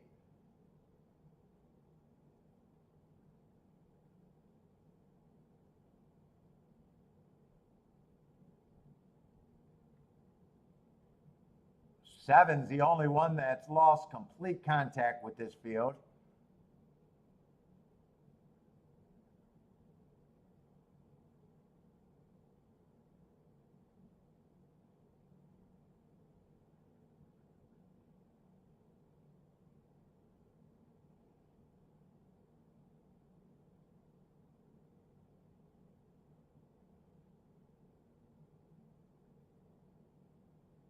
Let's see, does 2 look gone? Yeah, I don't think this race is completed. Yeah, 2. 1's coming up the rail. 4's still trying. 4 got the best chance. Here comes the 5 late.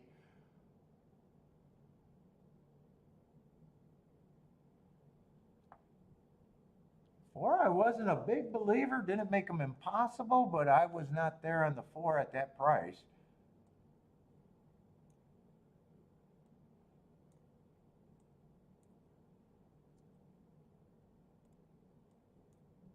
I want this in the right spot, right there. So that's just a good race for me to sit out there. 4,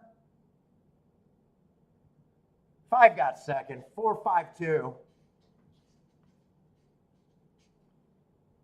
Arguing between the 1 and the 6 did nothing. They both did nothing.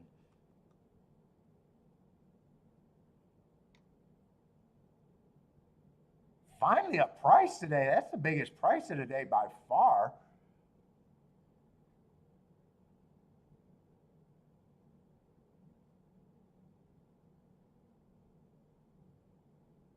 Rolling? Rolling? Is this it rolling? 145? That might be a winning exacta right there for Roland. And that'd be the best exacta of the day by far.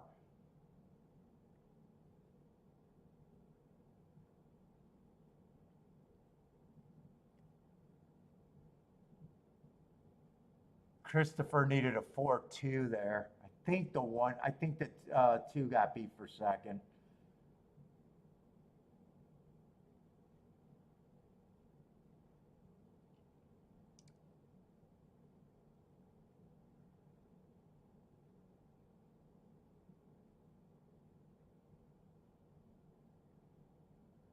Four, 5, 2, 1, 7. 4, 5, 2, 1. Oh.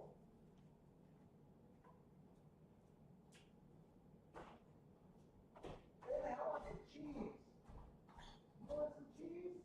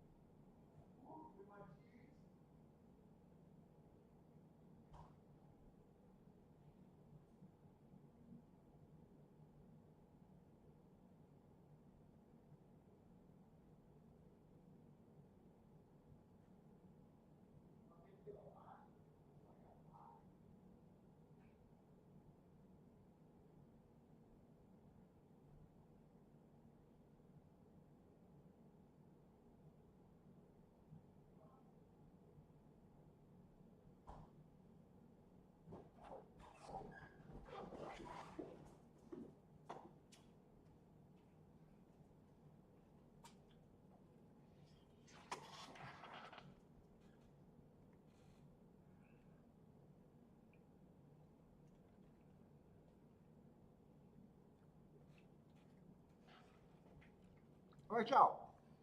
I got more.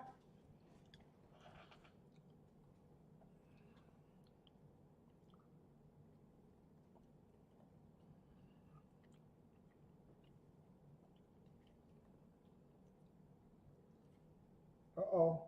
Where did that piece go? Where did that piece go? find it. Here. All right, this is it. This is it. Oh, you get a bigger piece than that. All right, that's it. That's it. That's it. I paid my cheese tax. Oh, that's good cheese.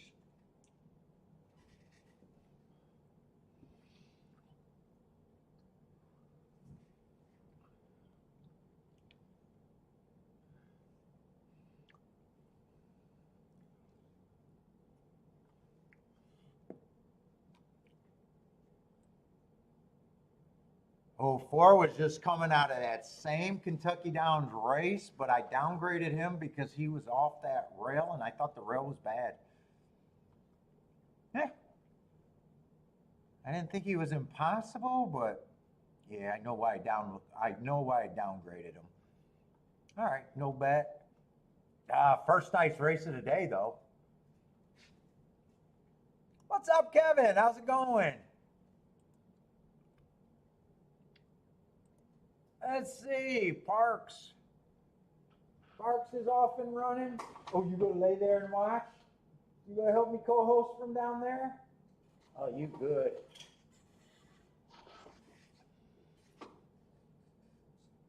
Let's see, 6 is a big long shot, got a nice big lead. 3's chasing. Everyone else is coming from 4 lengths off or farther. Right now, 6 and 3 are the only 2 horses close to being near the front.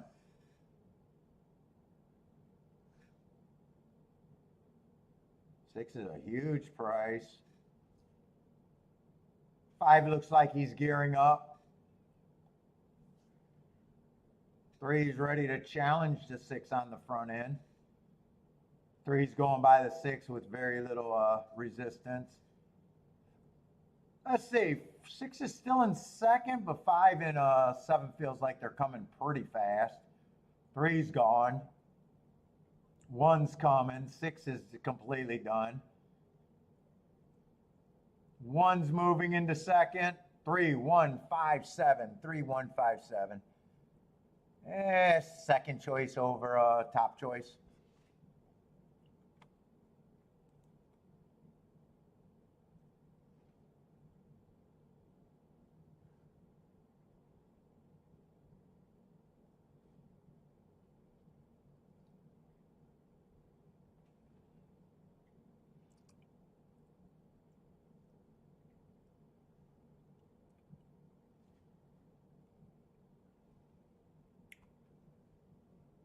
Let's see, any races running because we got 23 minutes horseshoe. Maybe we can watch horseshoe, but it's a long time. 8 minutes for horseshoe.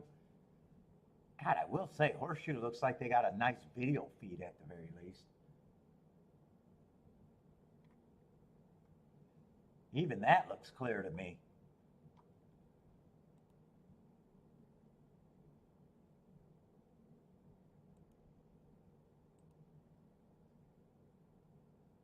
Oh, did I just get rid of Churchill? Didn't mean to do that.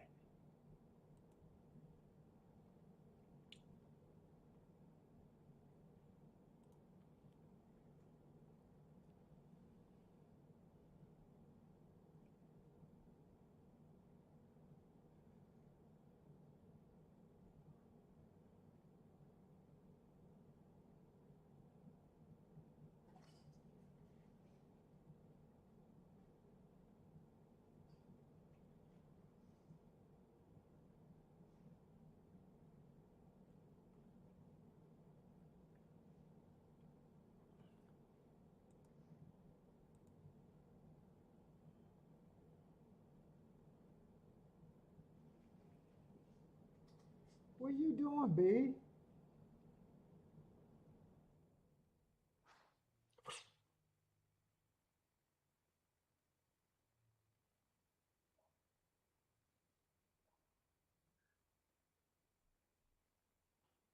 You just gonna lay there and mope?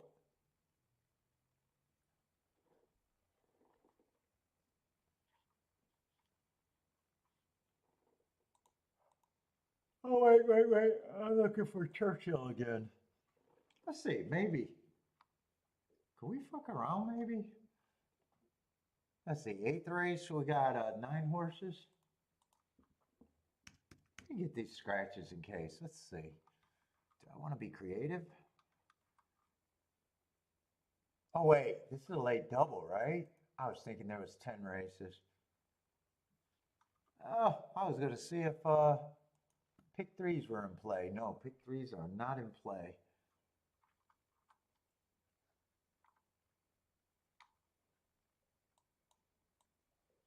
So we did see a Kentucky Downs winner, just not the one I thought I could get to.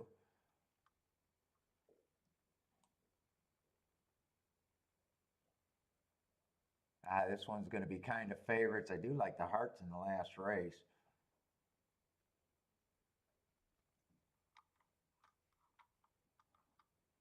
Other than that, man, another Kentucky Downs horse ran against a perceived speed favoring track, but didn't do much running.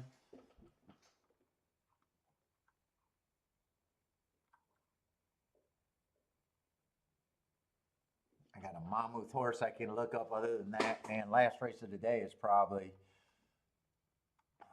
not a good race for me.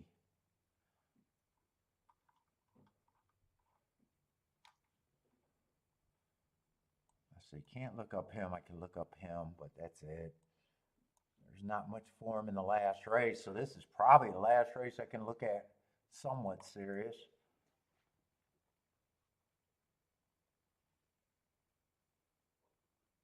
What am I looking up? Mammoth?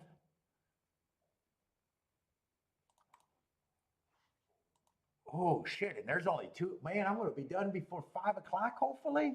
Sweet Billy. We're going to be done pretty soon. Only an hour. Ooh, I'm so sick of those 7 o'clock cards. We're going to be off early, B. What are we going to do?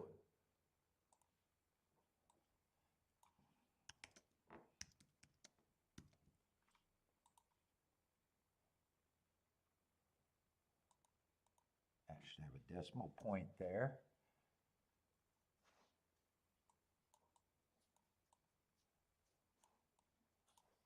Yeah, really, the last race, there's one horse that got great marks, and everyone else is so lightly raced.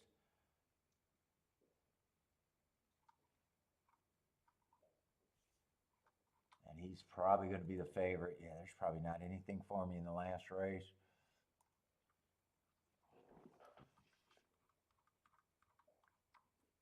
Let's see, in this race, the 9 horses out.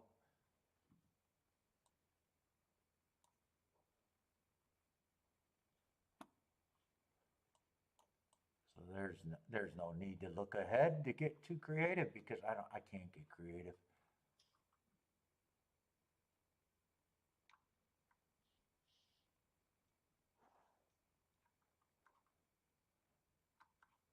What is this race going to be?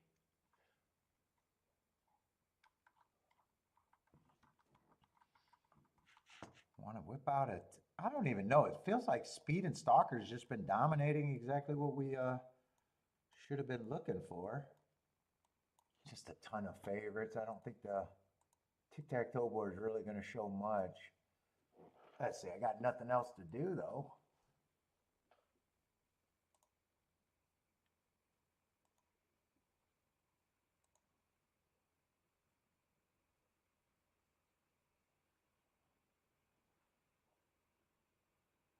Margaloo likes this race.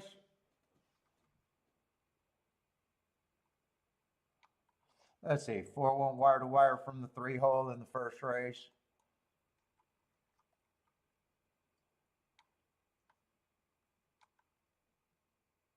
Second race, 6 stalked is the favorite. We're going to have a whole bunch of circles because there's been a whole bunch of favorites.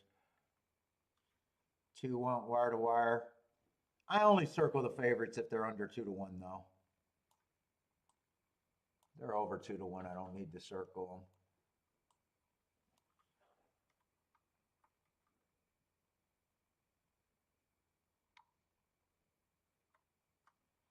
them. 8 stalked from the 7 hole. Another favorite. 7-1 wire to wire from the 7 hole. Another big favorite.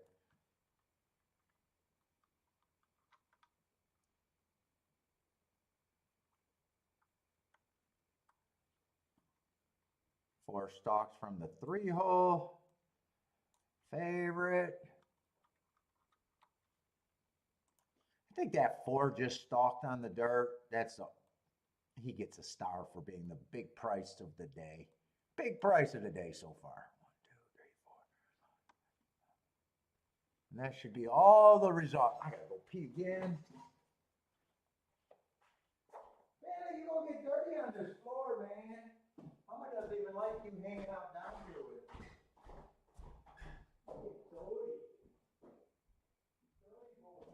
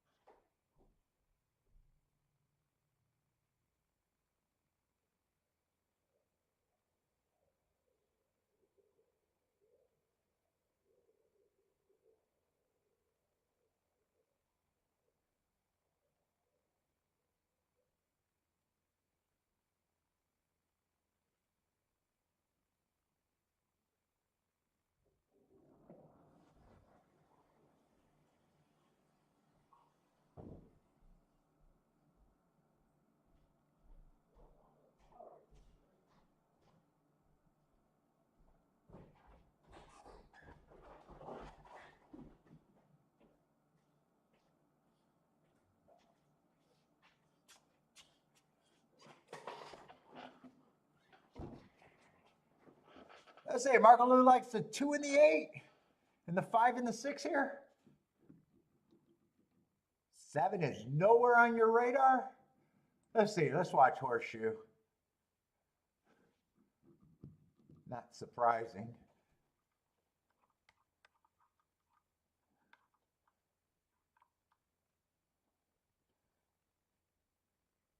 This is going to be a sprint.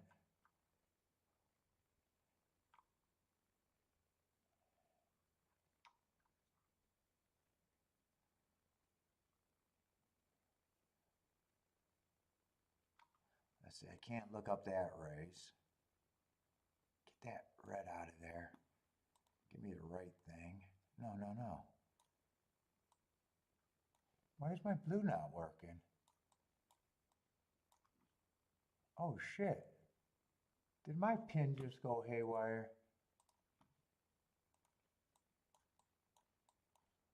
I hate it when I lose my pin. Let's see, I want to keep this form. Oh, there it is. It's back. It's back. It's back.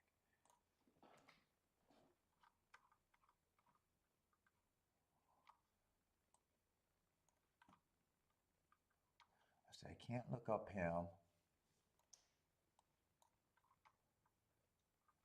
What we got? We just got a 125,000 optional claiming.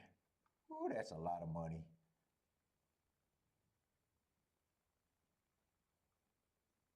That's 6 furlongs.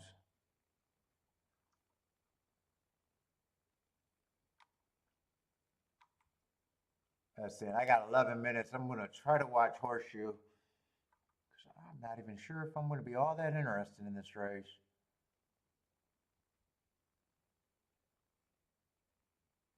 Man, this race right here looks crazy fast. I don't remember what I thought of that race, but man, that looks like that's a good race.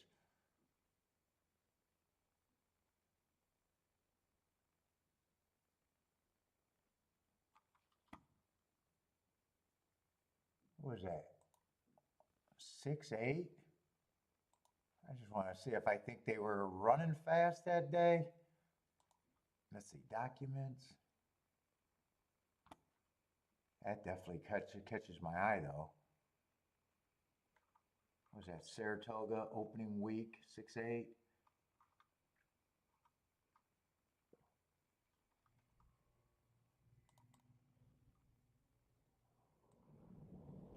Let's see, every race that day was going sub 21 or sub 22. But that's a quality card with multiple stakes.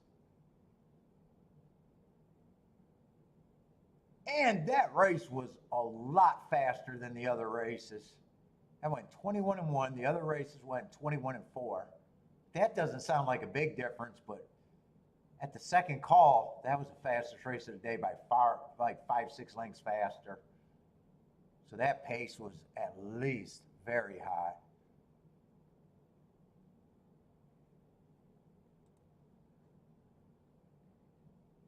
All right, but I want to watch Horseshoe. Anyone got any plays at Horseshoe?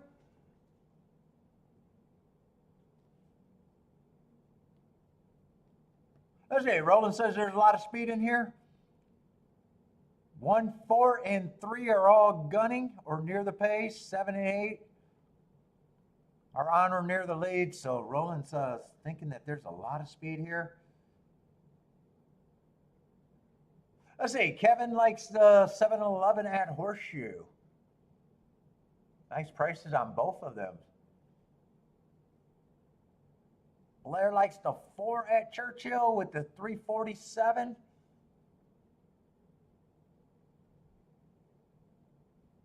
What's up, Gas? Gas likes the 5 and the 3 over there at Horseshoe. Nice prices on both of them. 5 and 3, 9 to 1 and a 5 to 1. They are off and running at the Horseshoe. God, it's just nice cameras over there.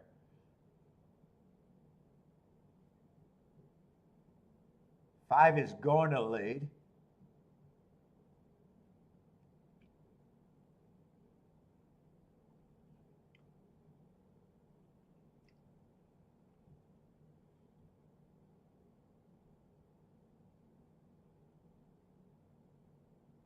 Let's see, Roland says, based on running style and post, 10 has no excuse at Churchill. Let's see, 5 is being hounded by the 10 at 39 to 1. 22 and 4 at the first call. 4, 9, and 11 are all stalking. About 2 lengths off the lead. Then there's another pack of a bunch of horses that are maybe 4 lengths off the lead. 47 and 2 at the half. 5 and 10 are still going at it on the front end.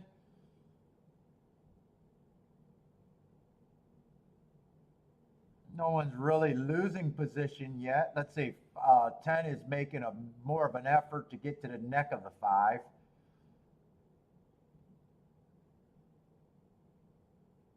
(11 and 9 and 4 are still sitting there in position. 5 squirted with maybe a 2-length advantage at the lead. He's being hounded by the 4. 4 is going by the 5. Right now it's 4, 5, 9. 4 is going to win the race. 5 looks like he's going to be able to hold on for second fairly easy, and 7 might have got third. 4, 5, 7.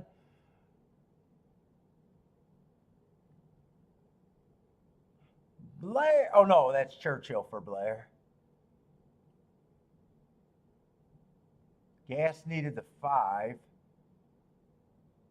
I've seen other plays at Horseshoe.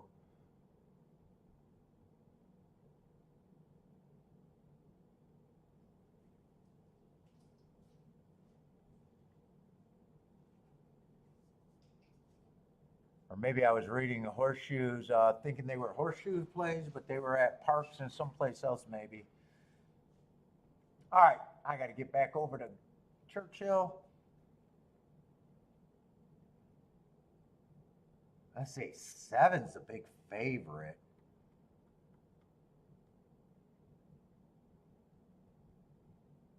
I definitely think the horse should be taking action.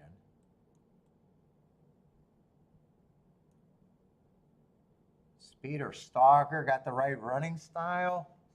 Doesn't have the sexiest marks, but class and everything's okay.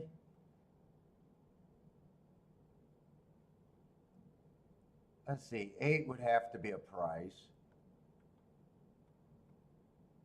9's out. 10's coming out of that same Drewer or whatever stakes. Those are the 2 favorites. And I probably have no problem. I think they both should be taking action.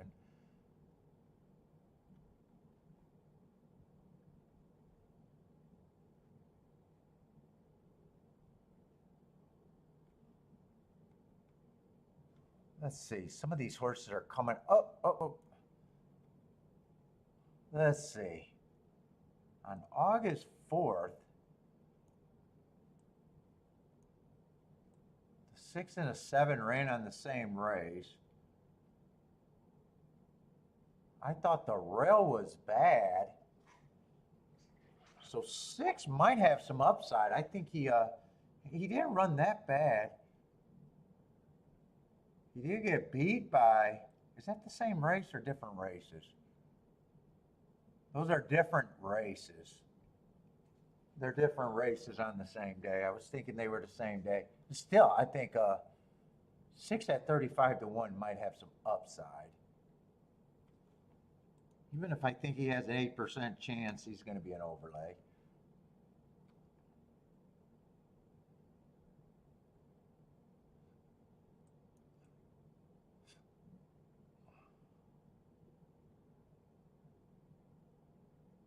Five, I really don't have a problem with. Probably would be an overlay at 10 to 1.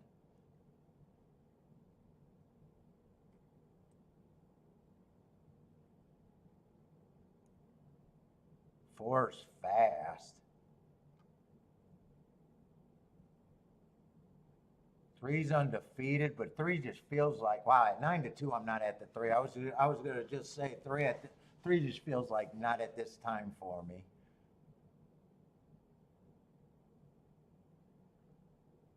One, I like that race 3 back.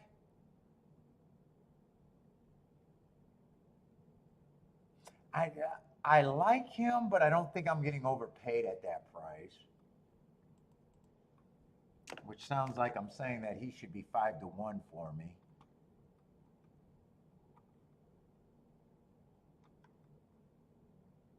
Let's see, the 2 favorites.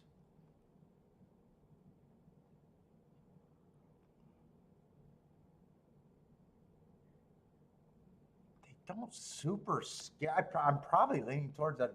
In this race, I'd probably be more against than 4. I probably wouldn't mind taking them on. I want to look up that August 4th race at Saratoga. I just want to see how different those fractions were from those 2 races. That the 4 and the 6. 6, let's see, I thought it was a bad rail day. They're coming out the 8th race. Oh, wait, no, that is the same race.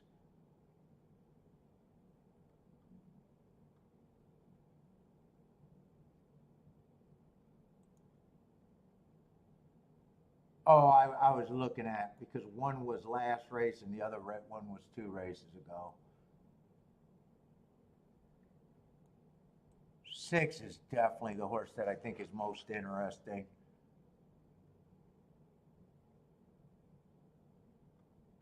I'd probably poke a little bit at the 6.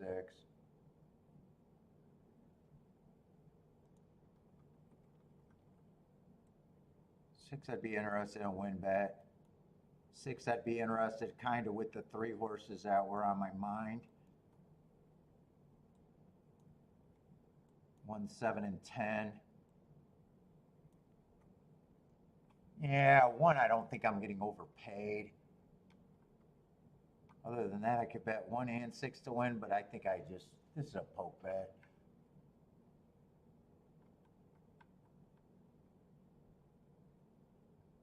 And if I started really looking at the exactas with everything I can do with the 6, it'd be a ton of horses.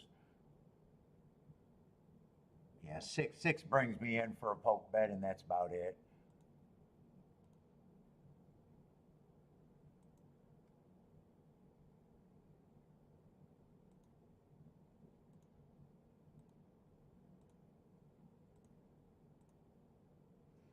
What was it, 1, 7, 10?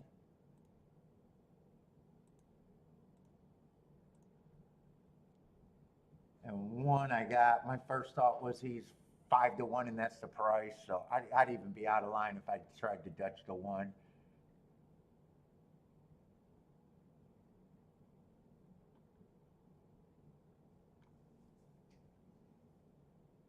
Anyone else run on that August Well, race is off, so there's nothing else I can do. Go 6. I was hoping 6 would rate, though. Yeah, 1 looked like he missed a break. I don't like him rushing to the lead right now. Oh, no, 6 is rating. I thought the 6 was in the 4.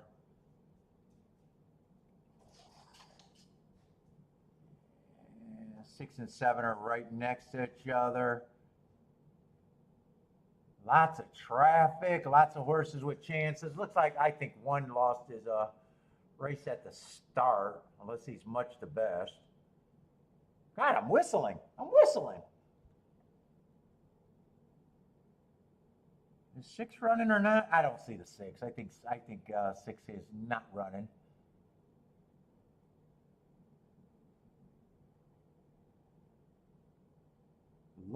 This is going to be a fun race. Lots of horses got chances. Come on, 6. Does 6 got a horse or not? He keeps getting hanged up with this outside horse. Come on, 6. Yeah, 6. I wish you got a better trip. I wish he got a better trip. He got bumped like crazy.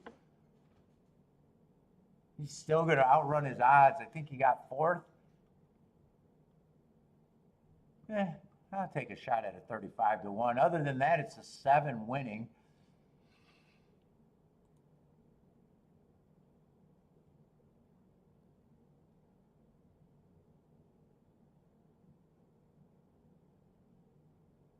He got bumped, I think, on the turn, and he got shuffled back before that. I would have liked to see 6 get a cleaner trip there, but may or may not have had enough anyways.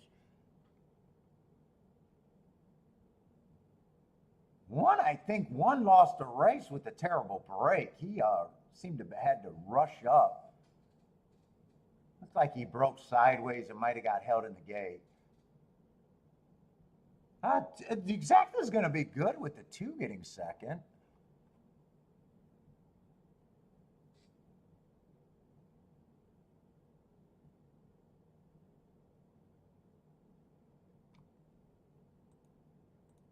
What is 7-2 going to pay? Yeah. Oh, no. 60-1?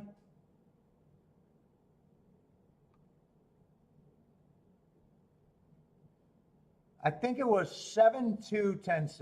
7-2, 10-6, I think was the result.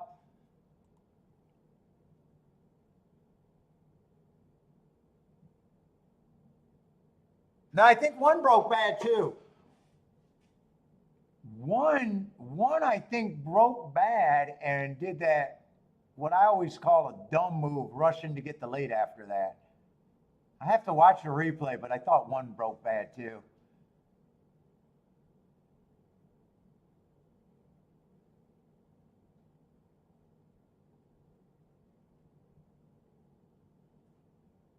Super might be okay with the 2 and the 6 separating the favorites.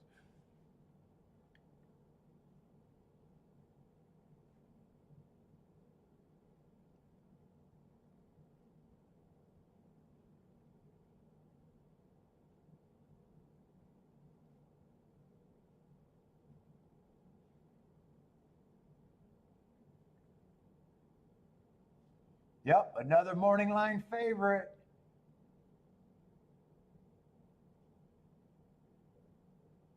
I want to watch that replay again to see if I really believe that the 6 could have done a little bit better.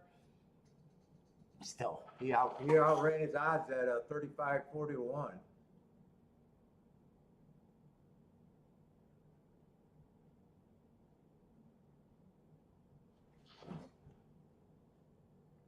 Yep, you're supposed to lose on day. I agree.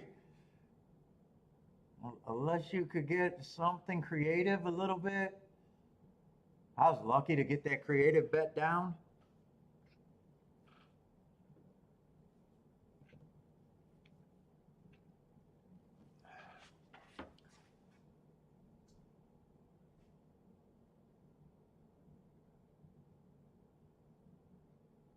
Let's see, I sat out the best race of the day, that 4 horse. 4-5 was the best ticket of the day. Oh, this is actually, this is by far the second best ticket of the day. 60 to 1 exacta. I'm pretty sure that's the second highest exacta we've seen today. I don't even think it's close. I think the rest of the exactas are like 20 to 1 or worse.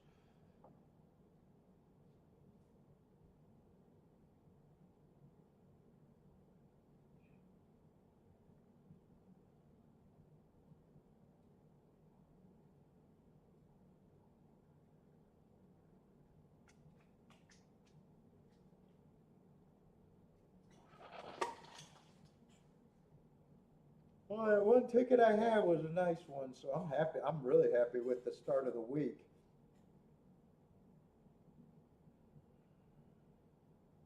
I think I only played 3 races. 3 races, hit the 1.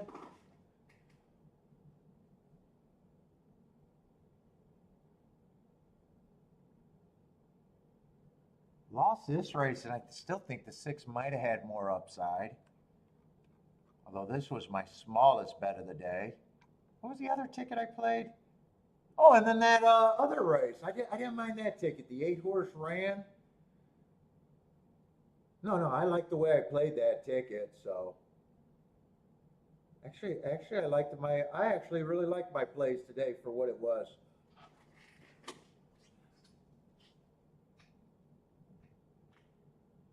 Oh shit! I wanted to see how severe I thought that one had to rush up. Fuck! I missed that pan view.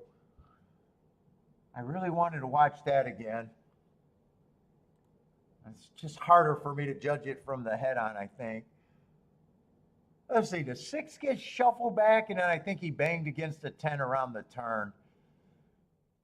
That may or may not have happened.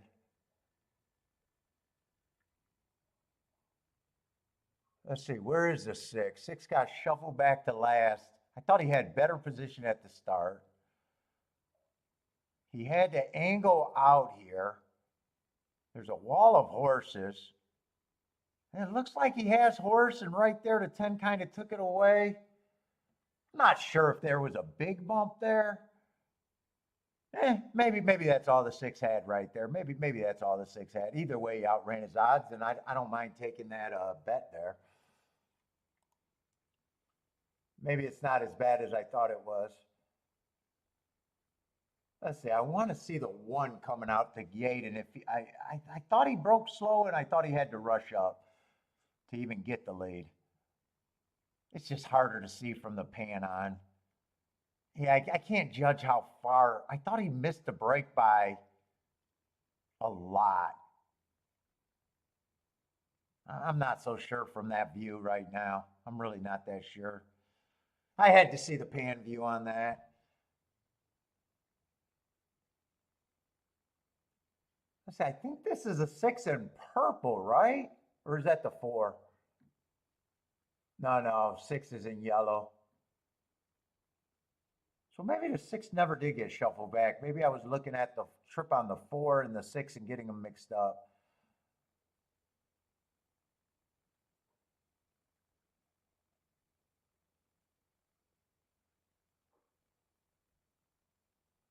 He still outran his odds at 4th.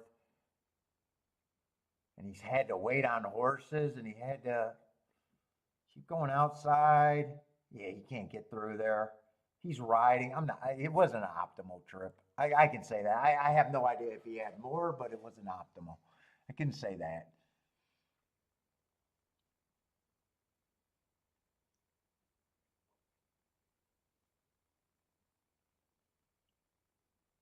And he didn't feel the need to put up ejection against the 10, so he didn't think the 10 cost him anything. So maybe that's the best he could have done.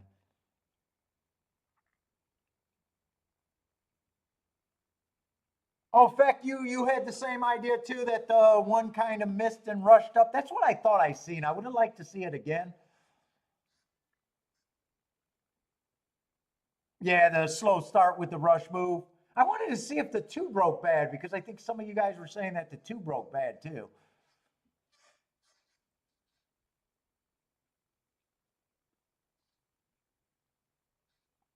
Yeah, 6 is what draw me in the race, and I thought he outran his odds at the very least. And last race, I got a feeling there's nothing going to be for me in this last race, but I'll stay on. and watch it with you guys. So I'm pretty sure I'm taking my good day and going home with this same good day. Oh, that's such an ugly long jeans watch. I hate that watch.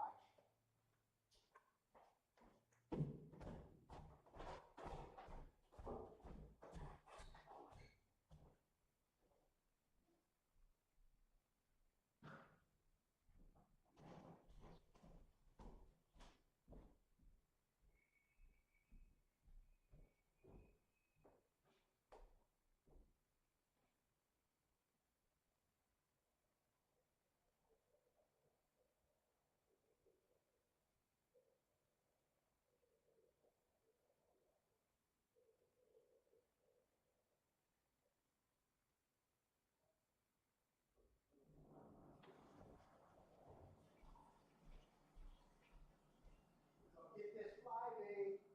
I'm gonna get this fly. I got him trapped in the bathroom. It's gonna be him or me, babe. Him or me.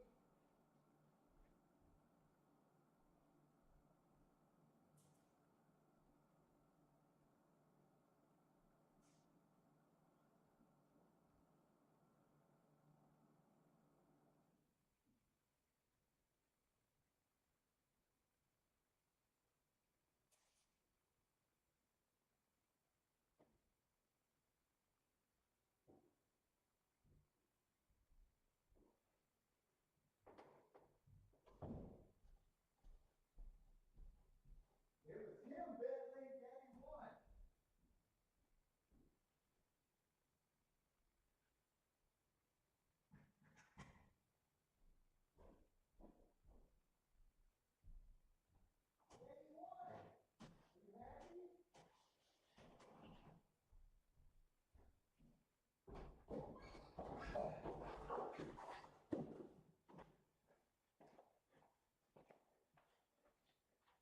Are you happy?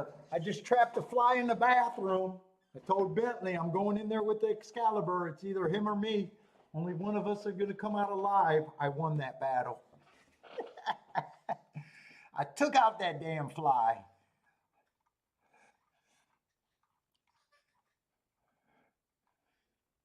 Only one of us was going to leave that bathroom today.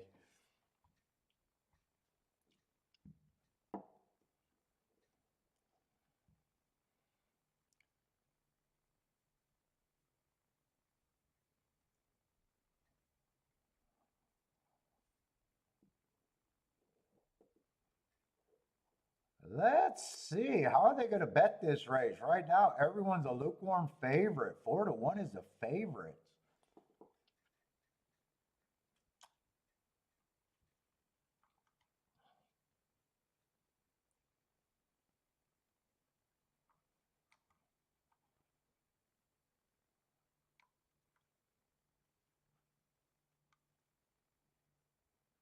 Nine's a horse that I would consider my best marked horse and a very dangerous first time, second time kind of starting for everybody.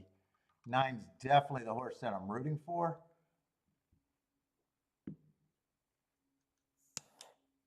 I don't know if right now I'm probably not even tempted at 7-1 though.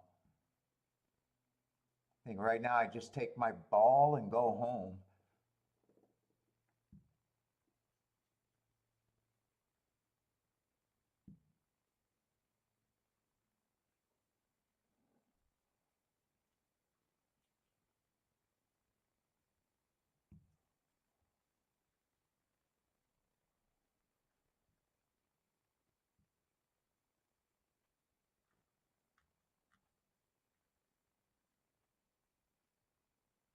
Let's see. Marco Lou got his group.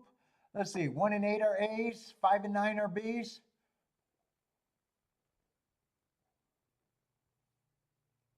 Are you alive then, Marco Lou? Are you still live? Or did that go away? Let's see. Who won last race?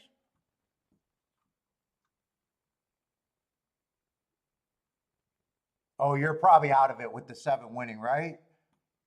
You're out of it though, but that's how you ended the day handicapping.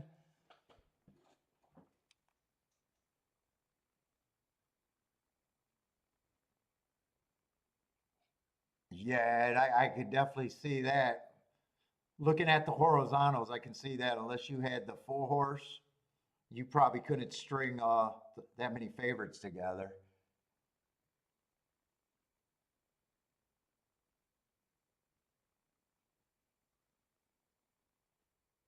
Michael Lou, would you take a chalky slam pick five? I'm just curious, betting philosophy.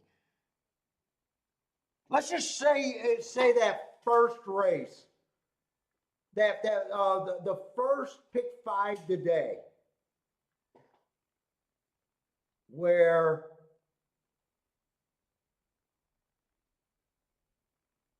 it was very hittable probably, but for it to be the right play, you got to declare it as a slam ticket. Is that in your bag of tricks?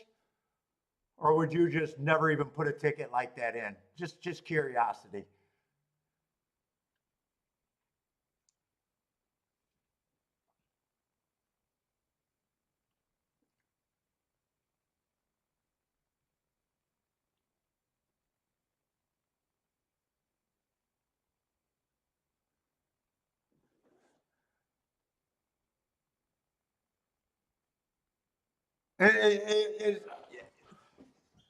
So if you've seen that, you're not a big believer in the slam ticket with that. You still got to have something value even on your because I know you say you press your ace, but I also imagine that you are trying to get prices to ace.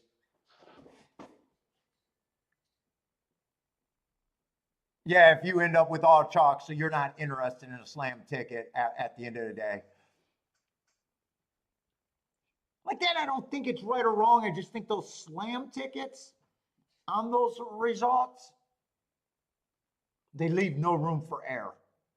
And I'd probably go if I was a long-term horizontal player to I'd probably be the same as you saying, yeah, no, that's not really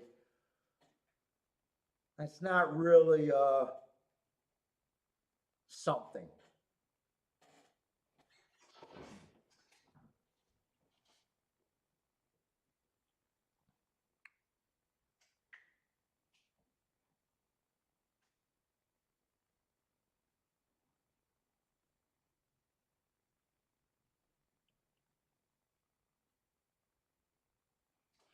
What are these pick fives and pick six playing? What are these supposed to be paying here? Now this one was a little bit different because you got that four at 12 to one getting in the picture. So you beat a contentious race there.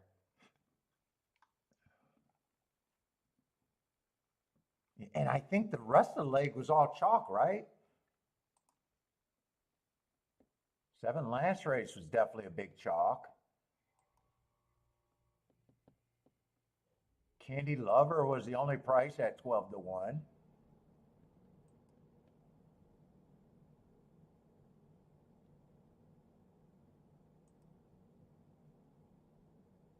Yeah, so this was pretty much all chalks except for one price, and depending on what last leg is.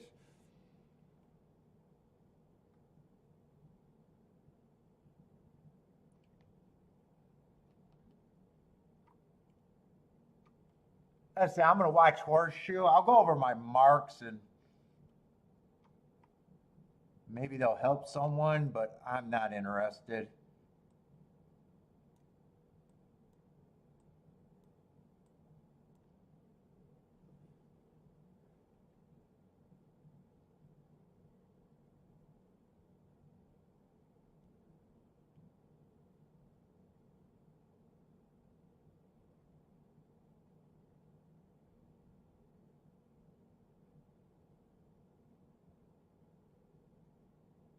Let's see, Dick, with only $8 left, time for a big hit.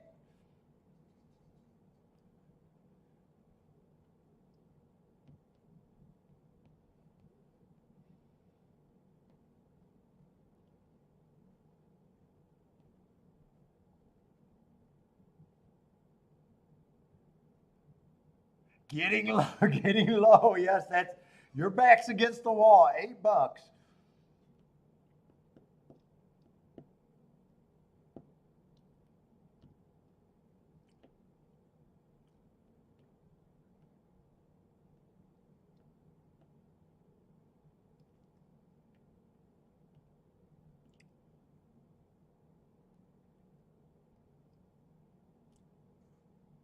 Let's see, we still got 11 minutes. Nine's the best marked horse here. 11, I think, could be interesting. I got a whole bunch of running style excuses for him. They're stretching out. So if he's closer to the pace and those were the reason, I got 10 running against the speed favoring track at Kentucky Downs. He has every right to improve. Let's see, if I had more information on everyone else and knew I wasn't scared of everyone else,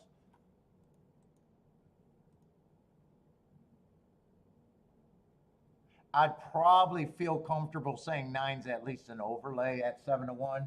But since they're so lightly raced with first-time starters, I'm more likely not to do anything here. But that is the best marked. The last two races are definitely the best marked. Everyone else got excuses. 8. I got an early pressing day. He was a closer. Second time out, you can improve. I got the 3 running against the perceived inside early pressing day. So running against the bias, every right to improve. And you could say that about any horse that ran 1 race or 0 races. Or even a horse that ran 2 races still has every right to improve.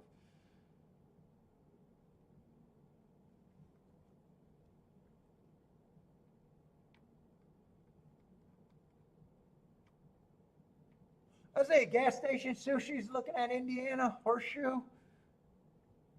Got the 3 at 5-1, so you're getting ahead of that. 8-1's the price right now.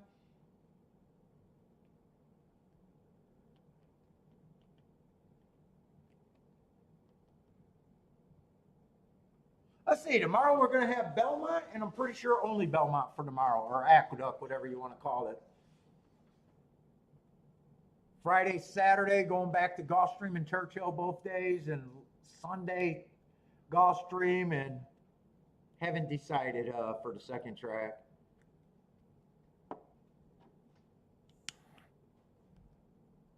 Might be, it just depends on if I'm liking how Churchill's been running. Or if I have a great day at Belmont tomorrow, I don't know. Churchill's probably got a small lead just because, you know, they're going to Keelan next. In my head, but I don't know.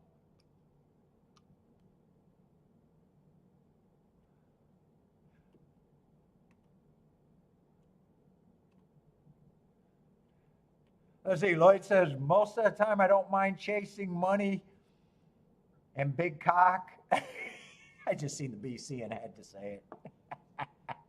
If I lose, I knew I ain't the only sucker that lost. I think that's what BC means, right?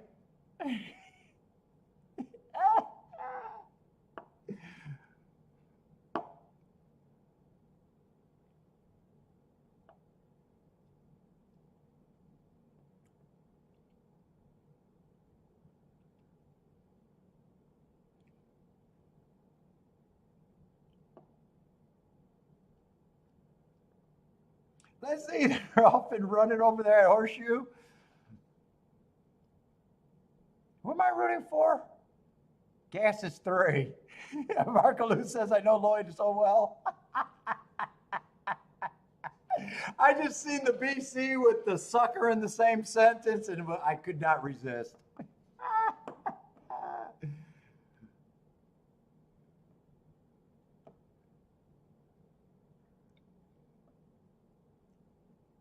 Let's see, 3 and 5 are dueling, 4 and 1 is stalking, 3 looks like he might have put the 5 away. Yeah, 5 looks like he went away, but 4 and 1 are still chasing. 8 looks like he's making an eye-catching move right now. 3's going to turn home. It just depends on how the 3 responds. He's going to have to gut it out from here. 4 feels like the bigger threat. 3's responding, but I don't know why he put away the whip. He put away the whip. 4-3. Gas got a little suckinitis in his last two calls.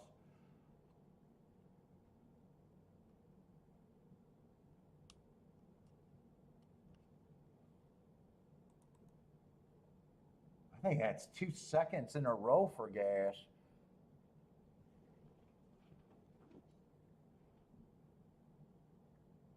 Let's say 10 ending up being the favorite. Yeah, 10 coming from Kentucky Downs.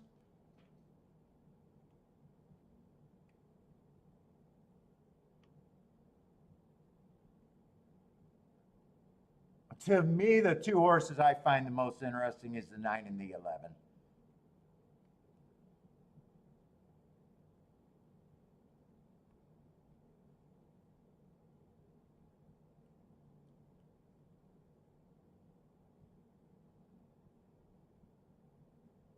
I at least feel like both of them are overlays in my head.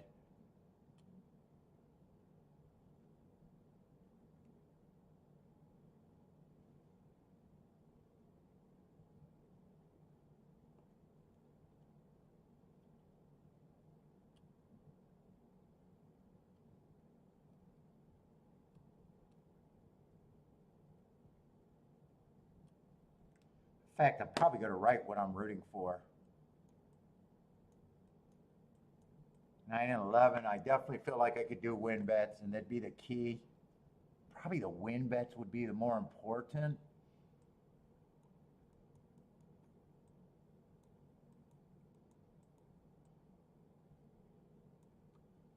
I'd probably use a 10.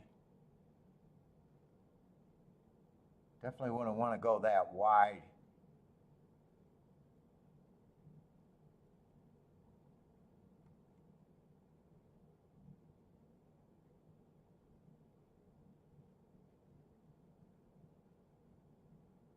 God, it could be the 3. 3 would be on the short list. 5 could be on that list. And 8. I don't know if I'd want it that wide unless I pressed. Well, 10 I'd probably have to press. Maybe 10 and 5 I would press.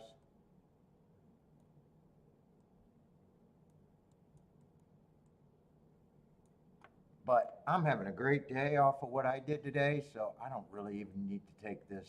If I was down, I might have, but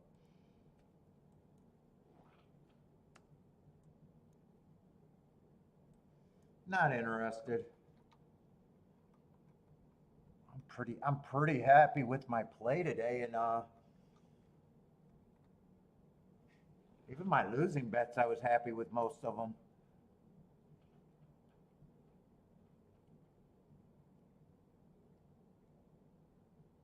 Let's see, Blair likes the 3. Yeah, 3 would definitely be on my short list too. In fact, 3 could even been part of this key, but I'm just making tickets wider.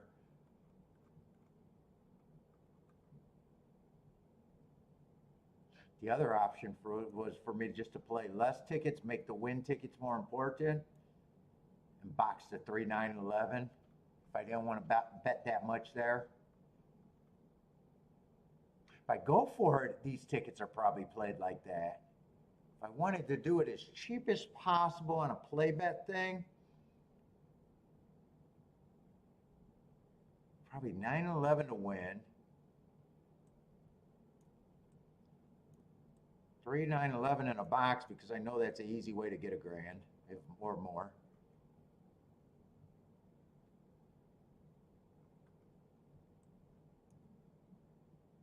And then maybe for a place bet, weighing the 10.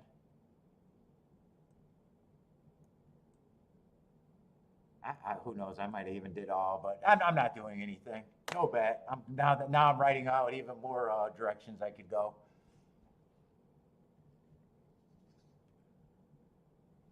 Who's Markaloos 1? Yeah, just coming from Colonial. Hasn't done any better or any worse than any other contender there, so I could definitely see how you could get there. Who are your main horses? 1 and 8? Who's the 8 here?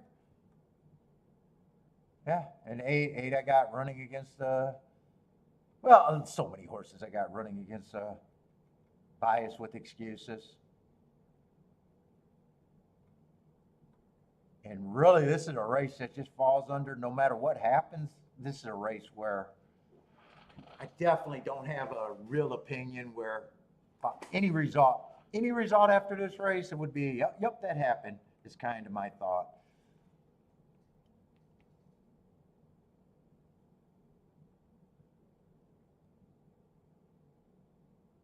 And I will say this, the 9 at 6 to 1, I don't really think there's any real scenario that I would have Dutched them to.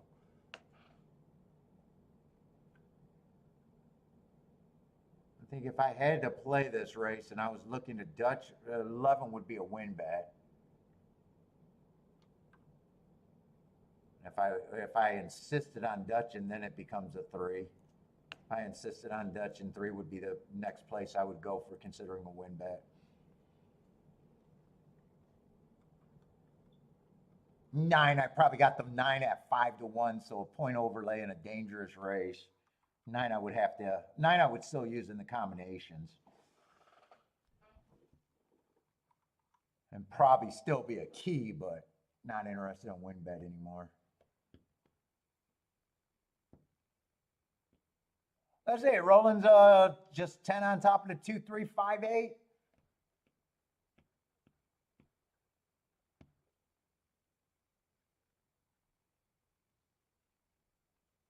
All right, no bet for me. Good luck. This is the last race of the day for the show, though. Good luck, everybody. Let's see, they're off and running. Looks like 9's breaking, going to the lead. 1's up there.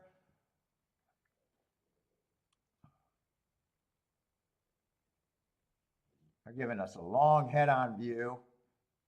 Looks like there's man, that looks like a giant field. Are they sure they got the right number? It looks like they got more horses than they should in that race. 6 is going to be pressing the pace. I have no idea. Well, I gave no, I didn't price anyone in this race. 6 is just a first-time starter.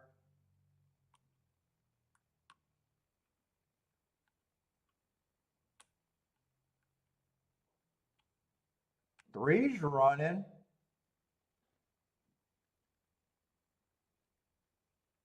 3 looks really interested. 9 still has the lead. I'm still pulling for the 9 because that's the best marked horse. 5's coming. 10's coming. Yeah, 3 looks like he's idling. I don't know if I still like the motion on the 3.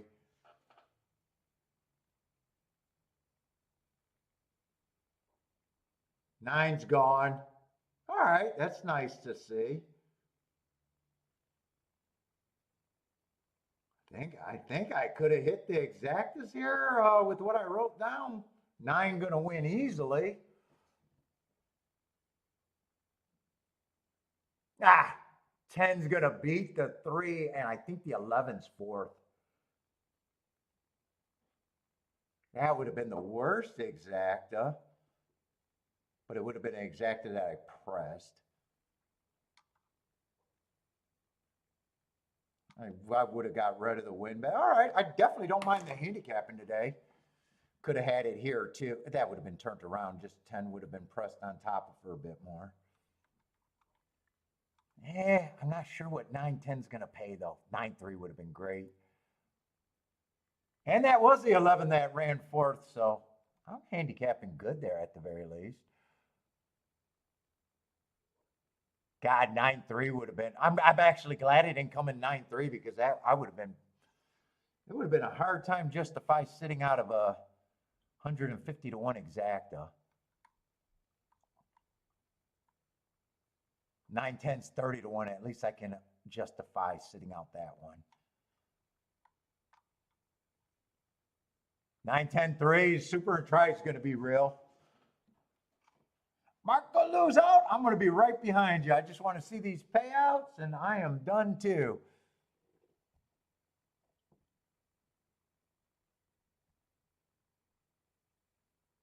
Let's see, did I play last race? I even thought, I never checked the doubles, and I thought if I played the doubles, all I could play was the 9 and the 11 in the last. Did I do anything? Yeah, that'd be 7. 7 would have won. Yeah, I only got pulled in that race because of the 6. I would have had to check. I kind of thought, I actually thought 9 was going to be the favorite in the last race, so I never even thought of checking the doubles. Let me see what that double. Yeah, 16 to 1 exacta. No, I wouldn't have liked that double. I would have had to beat the 7. I could have played him to the 9, but not to the or to the 11, but not to the winner.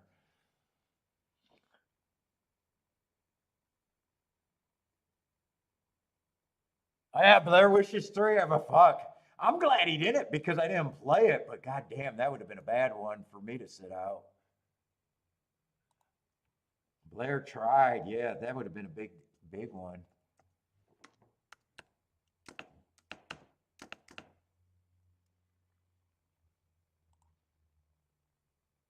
Why did that not overwrite the old form?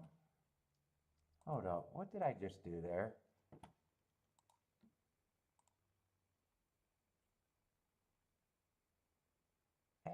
That should have overrid the form.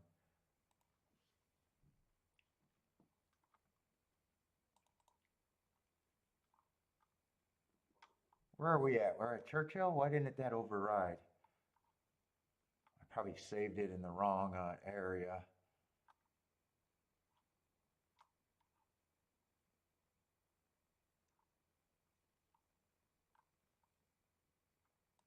$9.18. This should have marks on it.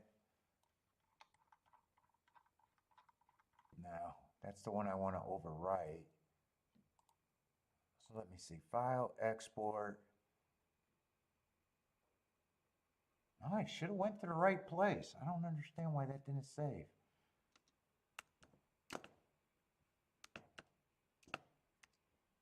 $9.18.24.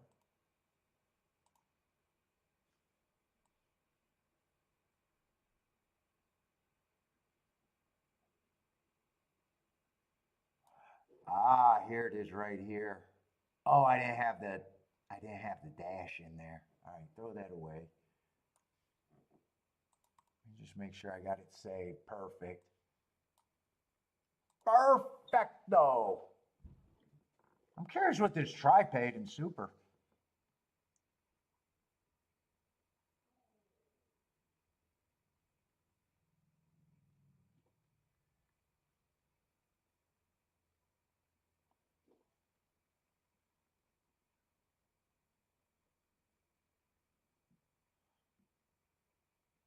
Oh my God, I'm so glad 5 o'clock and I'm done. Ooh. I like the early shows. Come on, put this result up and let me go.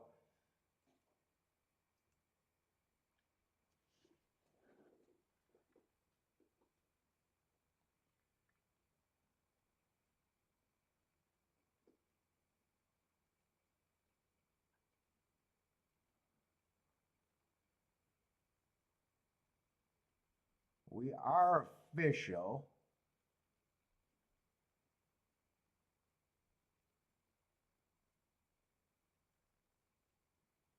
Come on, just put it up. I just moved this. It should be up here. Nope, results are not in yet.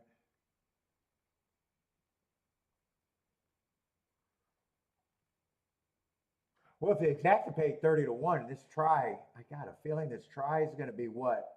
100 to 150 for 50 cents? 140 something for 50 cents?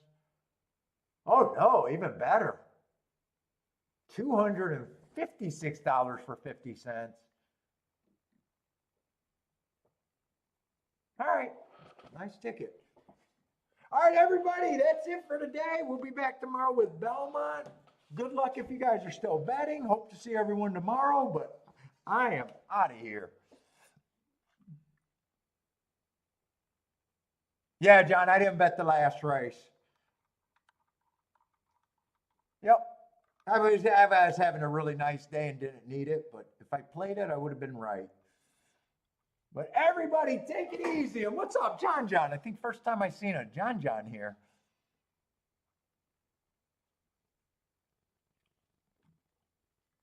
But we'll be back on tomorrow. Belmont by itself tomorrow. And the rest of the week, Churchill and Gulfstream probably.